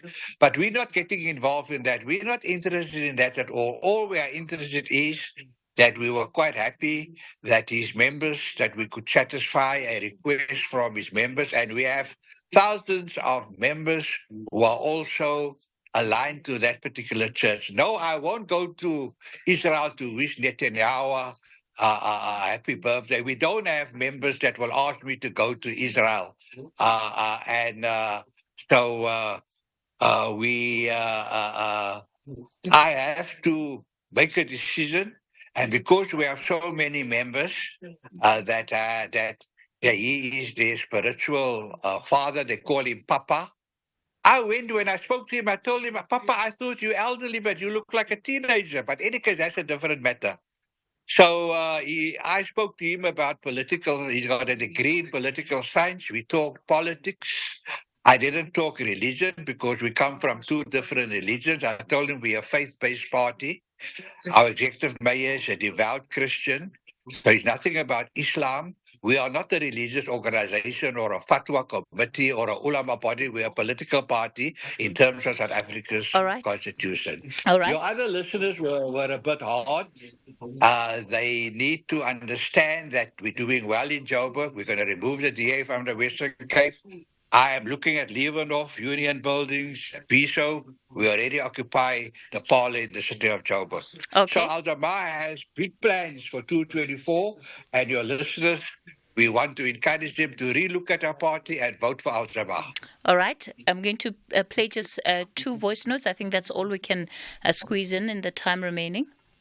To the team, not forgetting the loyal listeners across the country. Mr. Hendricks, welcome. My question to you is, if let's say you become the president of South Africa in 2025, what should Muslims in the country and traditionalists expect from you? I.e., when Christians are celebrating Christmas, New Year, etc., Easter, it becomes a national holiday. But when Muslims are celebrating their 2 Eid, it is not a holiday. Likewise, the traditionalists. What do you have to say on that? It's Bramoro in Bloemfontein. So, Mr. Hendricks is telling us South Africans that he went to Malawi to go there and visit a fugitive. That's what he's telling us. And he's expecting South Africans to vote for a party that supports fugitives. Come on now. I mean, I think that's an own goal. Thank you. This is Luzo in the Eastern Cape. All right, Mr. Hendricks, I've got 30 seconds for you. Yeah, he speaks about an on-goal. Bafana midfielder is a very important member of the church in Joburg. We're going to visit him. We're not going to score on goals. Al-Jamaa is going to score goals. We're going to get seats. With regard to Eid, President Mandela has said that Eid must be a paid public holiday, not for Muslims, but for all South Africans. When I went to the CRL, I told them there's no way that you're going to take away any Christian holidays if you are going to make Eid al-Fitr a paid public holiday. We have to we mustn't increase public holidays, but there must be flexibility that we can exchange religious public holidays for other public holidays on the calendar. All right. So that is my response, and thank you very much for the questions. Mr. Hendricks, we're going to have to leave it there for today. Thank you for your time. Hanif Hendricks, the leader of the Al-Jamaa party. It's 11 o'clock, time for the latest news update.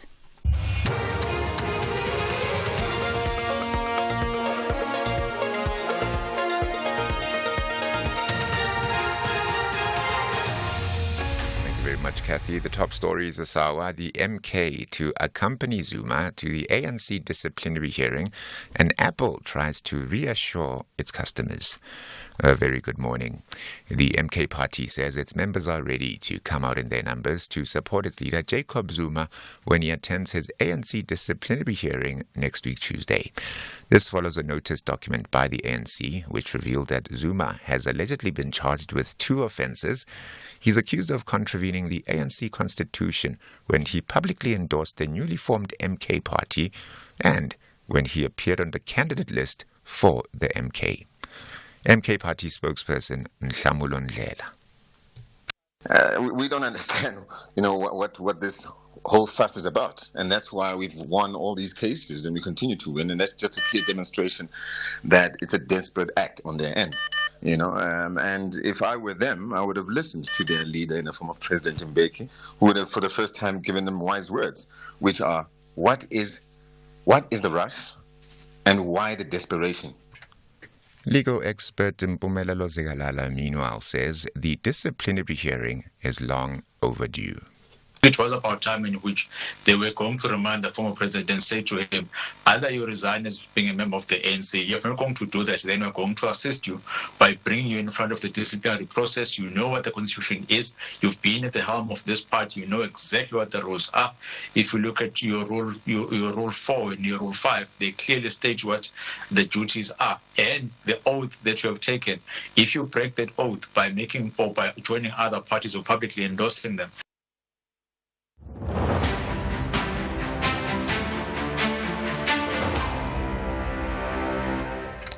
Looking at election news now, the civil society organization Democracy in Action has threatened to take legal action against the IEC if it fails to make public the minutes of a meeting with U.S. Ambassador Ruben Brigady within 7 days.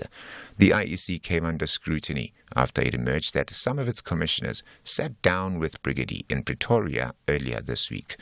The meeting fueled concerns that the U.S. would interfere with South Africa's electoral processes.